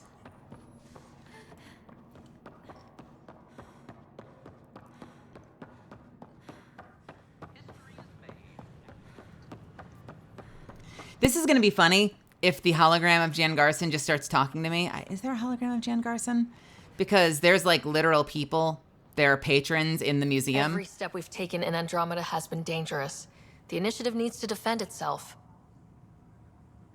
Who are you talking to? It'll be very, very funny if I'm like having this conversation in full view of the public. If the liaison can hear me, if everyone else can hear me, and we're whispering to a hologram 2 feet away from the liaison, it's going to be very funny. Hello there, neighbor. I'm Gian Garson, the founder of the Andromeda Initiative. I thought you might like to hear more about our plans. Let's hear more first. Okay. Great. If you're seeing this, it means our Pathfinders have done their job and made new friends in the galaxy. Welcome to the Nexus. But I want to put your mind at ease. Seeing our arcs arrive in your neighborhood probably raised some concerns. I'm happy to address them. Okay, we've done that. Thank you for taking the time to listen. On behalf of my fellow Milky Way travelers, we couldn't be more excited about what the future holds for all of us. The Nexus is a place... Hello there, neighbor. I'm Gian Garson, the founder of the Andromeda Initiative. I thought you might like to hear more about our plans. Sam, can we hear that message Garson talked about? Unlocking it now. Rerouting to our private channel. Private channel. That helps. For years, there was a silent partner involved with the initiative. The truth is, I was running out of money. Then a benefactor stepped in. I didn't ask questions. I never met them face to face. That was a mistake. I lied to everyone. Something big spooked them in the Milky Way, and now they're moving 100,000 of us to Andromeda. I hope it's all for the good, but... I mean, Reapers, right? I have my doubts. And now I think they're going to remove me. Alec Ryder and I had a code word for this. Fulcrum. He may have learned more. What's that mean, something big in the Milky Way? Perhaps your father's locked memories hold the answer. He might have known more. Yeah? Guess I'll have to keep unlocking them to find out for sure. They shouldn't know about the Reapers, because no one knew about the Reapers. Like, the whole theme of Mass Effect 1 is that Shepard gets a vision after interacting with a Prothean artifact when they answer a distress call on, what is it, Mars? Is it Mars? And, no, New Eden. And they're mysteriously attacked by the Geth, right? Because up until then, the Geth hadn't been seen beyond the Veil in forever. This was the first Geth sighting. They're hostile. She touches the obelisk, and then she gets a vision of the Reapers. And I don't remember where she hears about them being called Reapers. I don't know if that's a name. Is that a name that... I forget if that's a name that Shepard coined or not. But so yeah, no, there shouldn't be anybody. Obviously, you can retcon this, but there shouldn't be anybody that knows about the Reapers. Unless... I mean, the Keepers knew about the Reapers, obviously. So it's possible that there was information stored, secreted away. Or maybe it's something completely different. Maybe there's a completely different thing they were running away from. But knowing what was going on in the Milky Way, it certainly makes you think it must have been an initiative to save a giant slice of the life in the Milky Way from the Reapers, right? That's the first thing I'm thinking of. The elusive man knew, so it's very possible. It's very possible that this was an effort to save humanity from the Reapers. Save everyone from the Reapers. Although the elusive man wouldn't care about the other species. Elusive man would just be trying to get humans out. Man, that's so... Man, I got questions. I got questions. And I got gripes, too. Here's my gripe. All right? We now know a code word. Fulcrum. Why do we need to go unlock more memories out in the world? Like, you'd think if I go back to Sam Node... I mean, I'll go there, but I don't think that anything will happen. If I go back to Sam Node and I use the term fulcrum, it should immediately unlock a memory, right? You'd think that would immediately unlock access to something, and not that I would have to go find memories on the hills of this random alien planet to get the answers when there's a code word. There's a code word! Protesters, resulting in numerous injuries. Tensions reached a boiling point after protesters complained their families were being kept in stasis in favor of sleepers with... So I'm sure nothing's gonna happen here. The mission didn't say to go here, so I'm assuming nothing's gonna happen.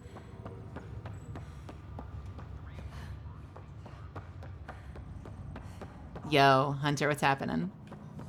My logic has no power here. Great. Have you ever been trapped with nothing but your own thoughts to keep you company? It's excruciating. I do not experience psychological distress, as you describe it. Do you experience any emotions? No, and I am intrigued as to why you do. You find me intriguing. Oh my god, we got Sam a wife. My liberator. Welcome. Oh, don't Thanks call for me your that. time. It's weird. It would seem that is all I have to give, for now. Welcome back, Ryder. Nothing. Nothing. That's all for now. Nothing. Tra-la-la. I can't believe it. Can't believe you've done this. Can't believe they've done this.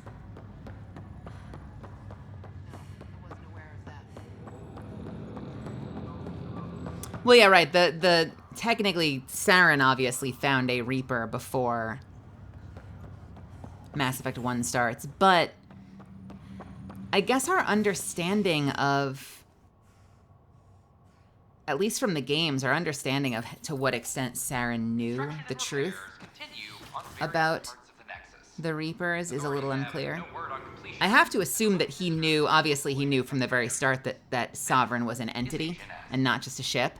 That is one of my favorite twists of the original Mass Effect, by the way, and I think that is such good writing. That's such good writing that you spend the whole game thinking it's some crazy ship that he's built or found. That was such an awesome misdirect.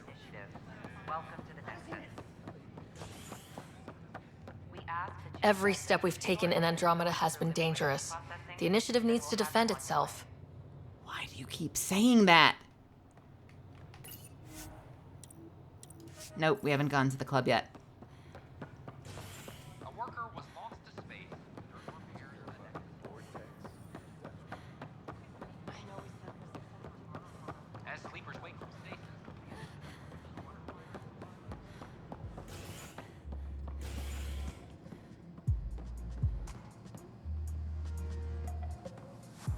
That's from the interview?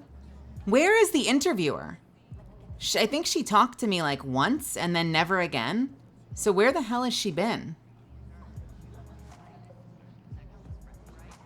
Top scientists have a few answers. Is the dark energy anomaly known as... That's not coming from the overhead sound system. That's voiceover. Is that I wonder if they mixed it wrong then, because they're mixing it like it's voiceover. Like it's front and center. That's not coming out of like a radio program. Or if it is, like it's mixed incorrectly. The flag of Tervuni. Let's hear it, you. Take a break, Pathfinder. Everyone needs it. Hello? Looking good there. Is that it? Nothing else to do here? That's a shame. Oh, hello. Oh, hello. Oh my God. What is happening here? No, oh God, I don't want to be a voyeur here, but like, God damn, what is happening with this dance? Holy shit. They're reenacting me and Garrus.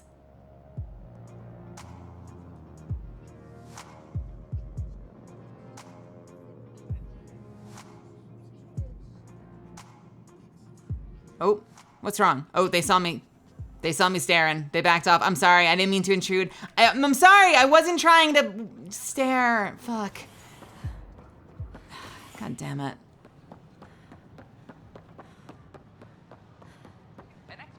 I'm sorry.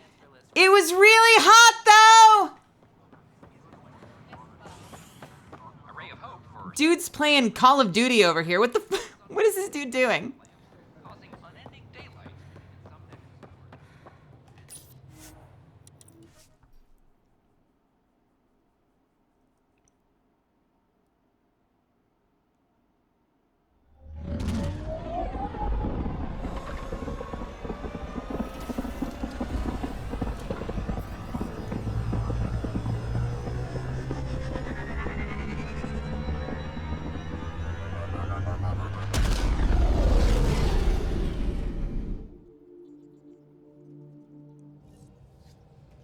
Well, we did it. Pathfinder, got a minute? Oh, I haven't talked to either of you. Yeah, sure. What's up? The swelling has gone down significantly, and I seem to be able to talk normally again. Good. Keep me updated. And remember, cool food and liquid only. Nothing spicy. Thank you, Lexi. Sorry. Wait, what's swelling? What? Is there something wrong? Did you hurt yourself? Oh, it's nothing. I'm just getting over some inflammation of the soft tissues of the mouth. It was dramatic, but ultimately non-threatening. What? Have you ever heard of the lick test? Back before scanners were portable, Earth scientists would employ this test in the field. They used it to tell rocks from fossils and get a basic idea of their mineral composition. I'm sorry, what? You licked a rock, didn't you? I was distracted and forgot it was a Helios rock. I do it unconsciously. When I was little, my father and I would go on expeditions. The lick test was a huge part of it. He made science fun for me. Your mother was something of a scientist, wasn't she? She specialized in biotics research. Got her start in medicine. I read all about her research, and your father's. AI and implants. They achieved so much in so little time. Sam is an astounding achievement. I left my parents back home. They told me they were proud of me, and then lived out their lives while I slept. That is wild to think about as humans. That, like, 5 lifetimes will go by. Everyone you know will be gone by the time we even get here to Andromeda. Is that really a thing? Do they just taste different? And so you're like, oh, this tastes more bready. This is a fossil.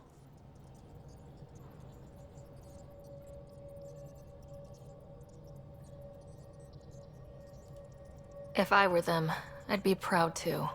You came here for the sake of science. That takes courage. Some crazy, but mostly courage. I'm sure they knew that. Thank you, Ryder. I needed that. Anytime. Why is she Scottish? Why not?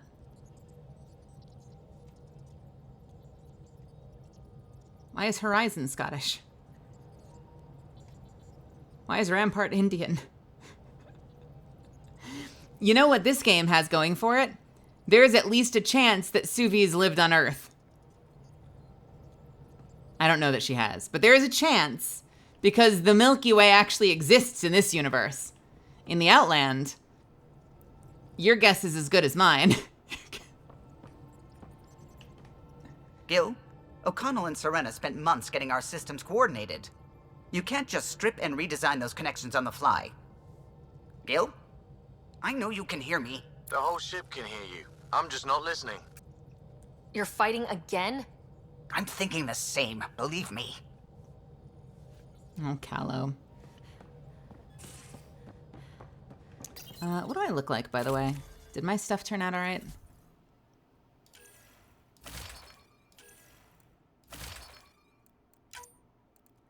Adrenaline, right? Yeah. Okay, looks basically the same, right? Not a bad look. I look kind of cool, don't I? I would say that's kind of badass.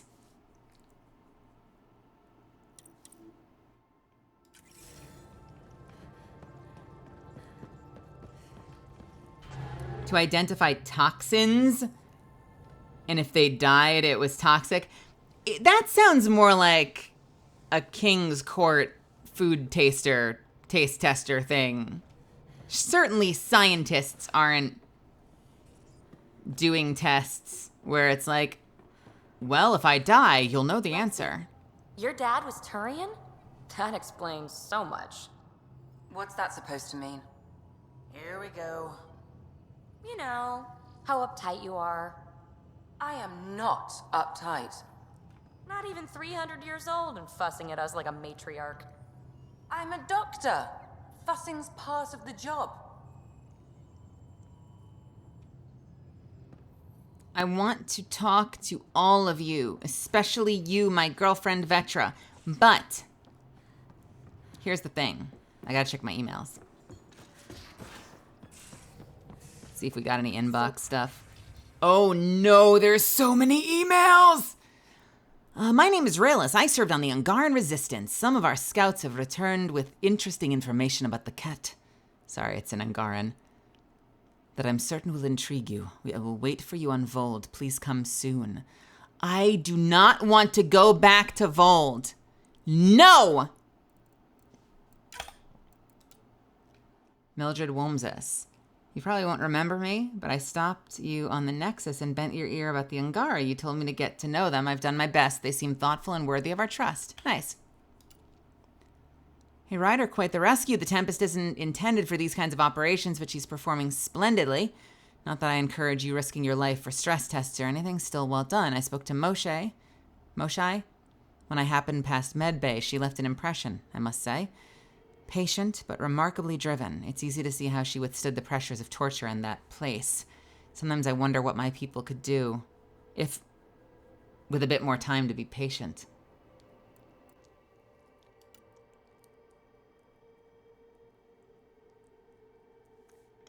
Worked for 42 hours straight. Ship's humming. Called it quits to get a little shut-eye, but I'm wide awake here. Figured I'd use the time to practice my poetry. Didn't know I practiced poetry. Neither did I. Perhaps. Probably because I don't, but here it goes.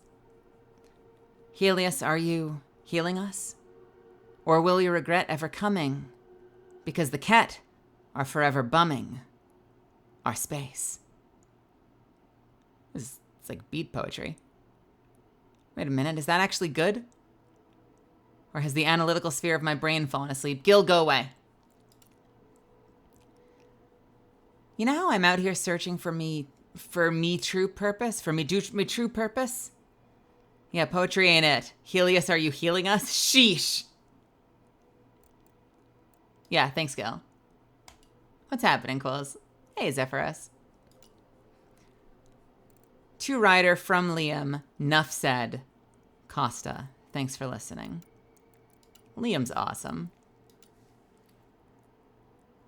From Vetra, Ryder, thanks for listening to me. I hope I didn't come across as whiny. Could my life have been different? Sure. Could have had a dad, a mom, a rigid upbringing, and great prospects in the Turian civil service, with the stiff collars and the yes sirs to go along. What I'm saying is, different's not always better. I don't regret anything, or what I've done to get where I am. Don't regret coming here either.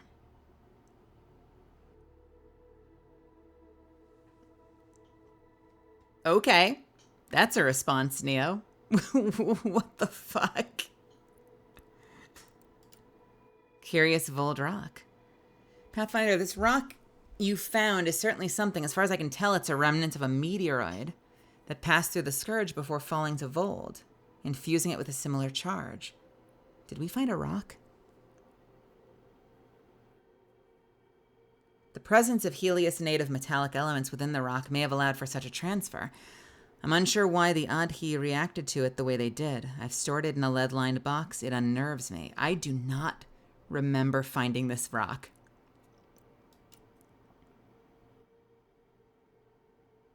Stop by when you can. I'd like to help do Liam's movie night. She makes my brain tingle and she's voice goals. Well, goddamn, Quills, you hear that? To Ryder from Evra. Words reach me that you found a pre-Scourge Angaran AI that you chose to keep and that you chose to keep it for yourself and send it to the Nexus? What is wrong with you? Jal explained that the AI itself was hostile and wished to go with you. Regardless of your stance on free will for artificial intelligence, I would have liked to have made that call myself. Paran Shi was ready to close the embassy. It's only because of your continued work against the Ket that I was able to persuade her against it. I assured her that you would be as cooperative with all data you discover because of it. Right? Right. Please try not to be so stupid next time. Confidential Vold intel. Since your liberation of the labor camp on Vold, some information has come to my attention. For years, the Ket ignored our work in the frozen city of the frozen city of John Neek. Searching for details of our buried past didn't seem to threaten them. One day, we must have uncovered something that the Ket deemed extremely dangerous. They invaded the city, killing or enslaving our archaeological team and locking it down. They've kind of had this uneasy peace with the Ket for a while, where the Ket were still subjugating them, but largely leaving them alone while they were sated. Intel from the labor camp seems to confirm what have, to this point, been only crazy rumors. There may have been an ancient, pre-Scourge AI locked in the ice in the depths of the city. Oh, hey, I found that one! This explains the Prefect's swift and violent move. I've heard that the Ket shun tech like artificial intelligence, and they certainly wouldn't want us to have it. Please keep this knowledge to yourself. Hey, Zen. Is this a joke? From Kesh.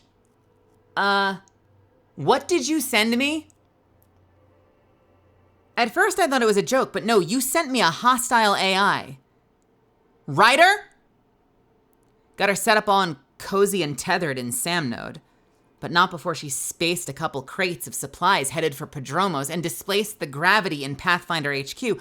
I didn't tell Tan or the others. For now, this'll be our little secret.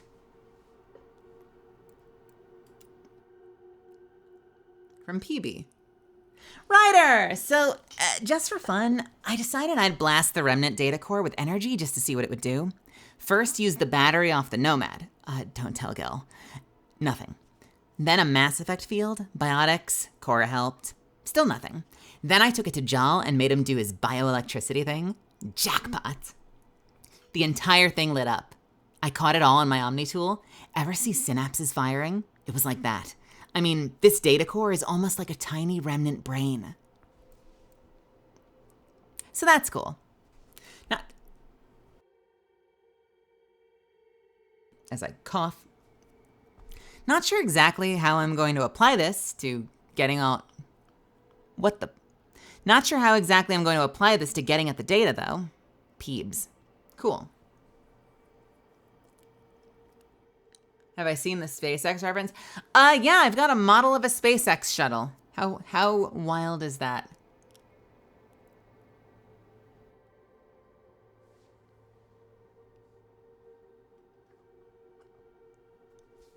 Kind of funny. Anubis, welcome. The Brothers McCoy. From Ryder. To Ryder from Nigel McCoy. Dear Pathfinder Ryder.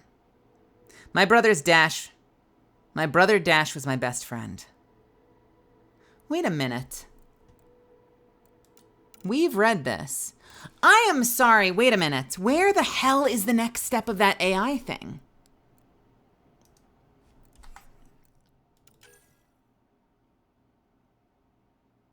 Meet with Raylis on Vold.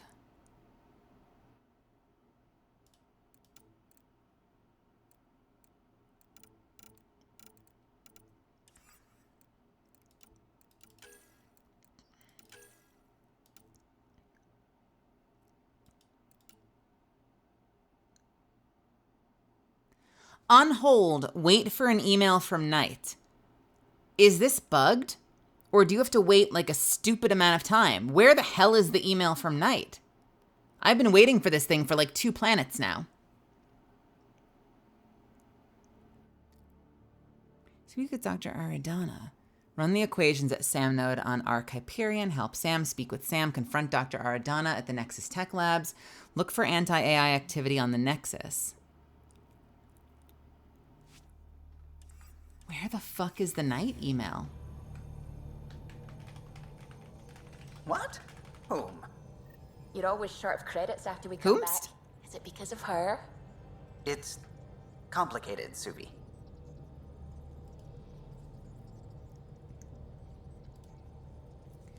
So when the hell...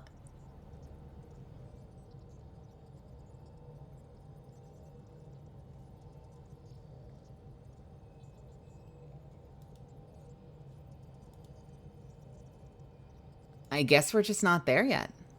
How weird. How weird is that? Oh, we have to talk to Subi. Liam says he's planning a movie night. That's the idea. He's putting it off because it didn't seem right after seeing the exaltation facility. But now there's a delay. I had a thought. Every vid's better with snacks, right? I found an Angaran recipe for these little morsels you can make from a local Helios plant, but it's rare and... You want me to look for one? Oh, would you?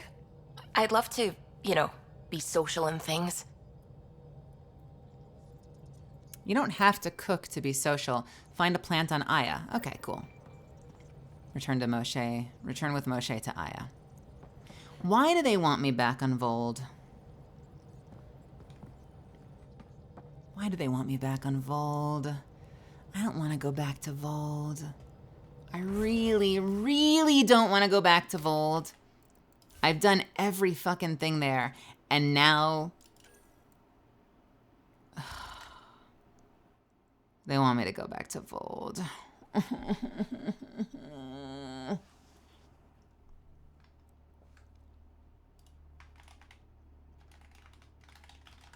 How many steps is this? I'm looking this shit up. Oh god, it's multiple steps!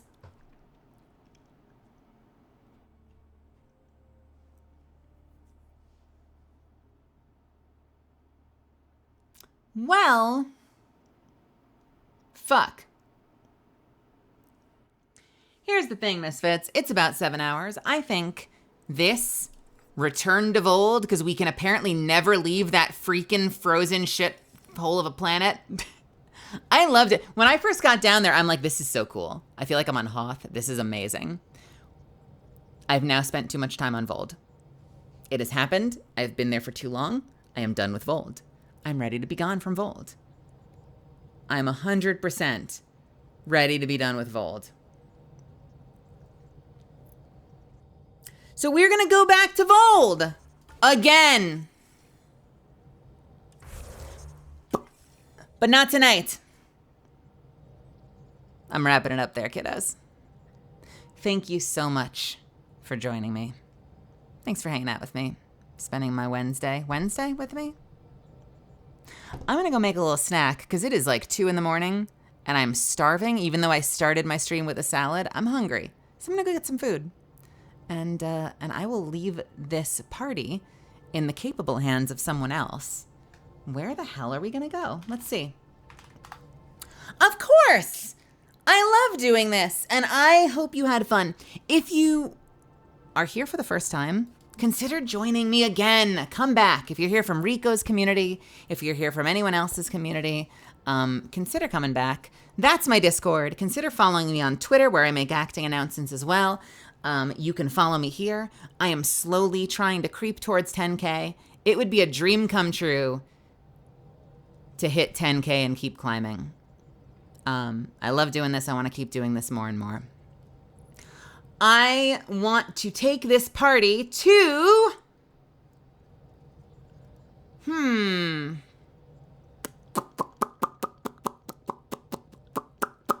got a pretty badass Discord. I'm just going to say this. Our Discord's pretty freaking cool.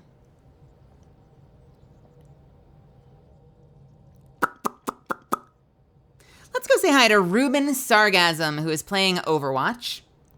Ruben Sargasm is a face cam streamer with an incredible head of hair and mustache. He's a big sweetie, and he's playing some Overwatch. He's unbelievably good at Overwatch. So we're going to take the party over there. When you get there, it would mean so much to me if you would drop a little love in the chat for me. You don't have to do much. And afterwards, if you need to go to bed, if you got to go take care of yourself, I hope you have a wonderful night. If you decide to stick around with Ruben or if you head somewhere else, I hope you have fun there. But please do me this one favor. Drop some emotes in there. If you're not one of my subbies, I'm a big fan of the heart and the raid. So consider dropping a whole bunch of these. Paste it as many times as it'll let you. If you are one of my subbies, you adorable little subby you, I would love animated emotes, are super cool. I'm a big fan of brows and pop and tappies, or whichever one strikes your fancy, whichever one makes you happy. That would mean a whole lot to me. Go show him some love. And that's it. That's the end. Don't know what I'm doing tomorrow yet. Some days I take off a second day. If you are here new, I do play a lot of different games. I usually take Sundays off. Sometimes I take another day off. So if I end up taking Thursday off, I'll let you know, probably on Discord. Otherwise, we'll be back for something tomorrow, either more Andromeda or maybe some more Helldivers. So consider stopping by and hanging out with me again. All right. Love you a lot. Have a wonderful night. I'll see you soon. Night, night, night. All right, get the hell out of here. Get off my lawn. I'll see you later. Bye.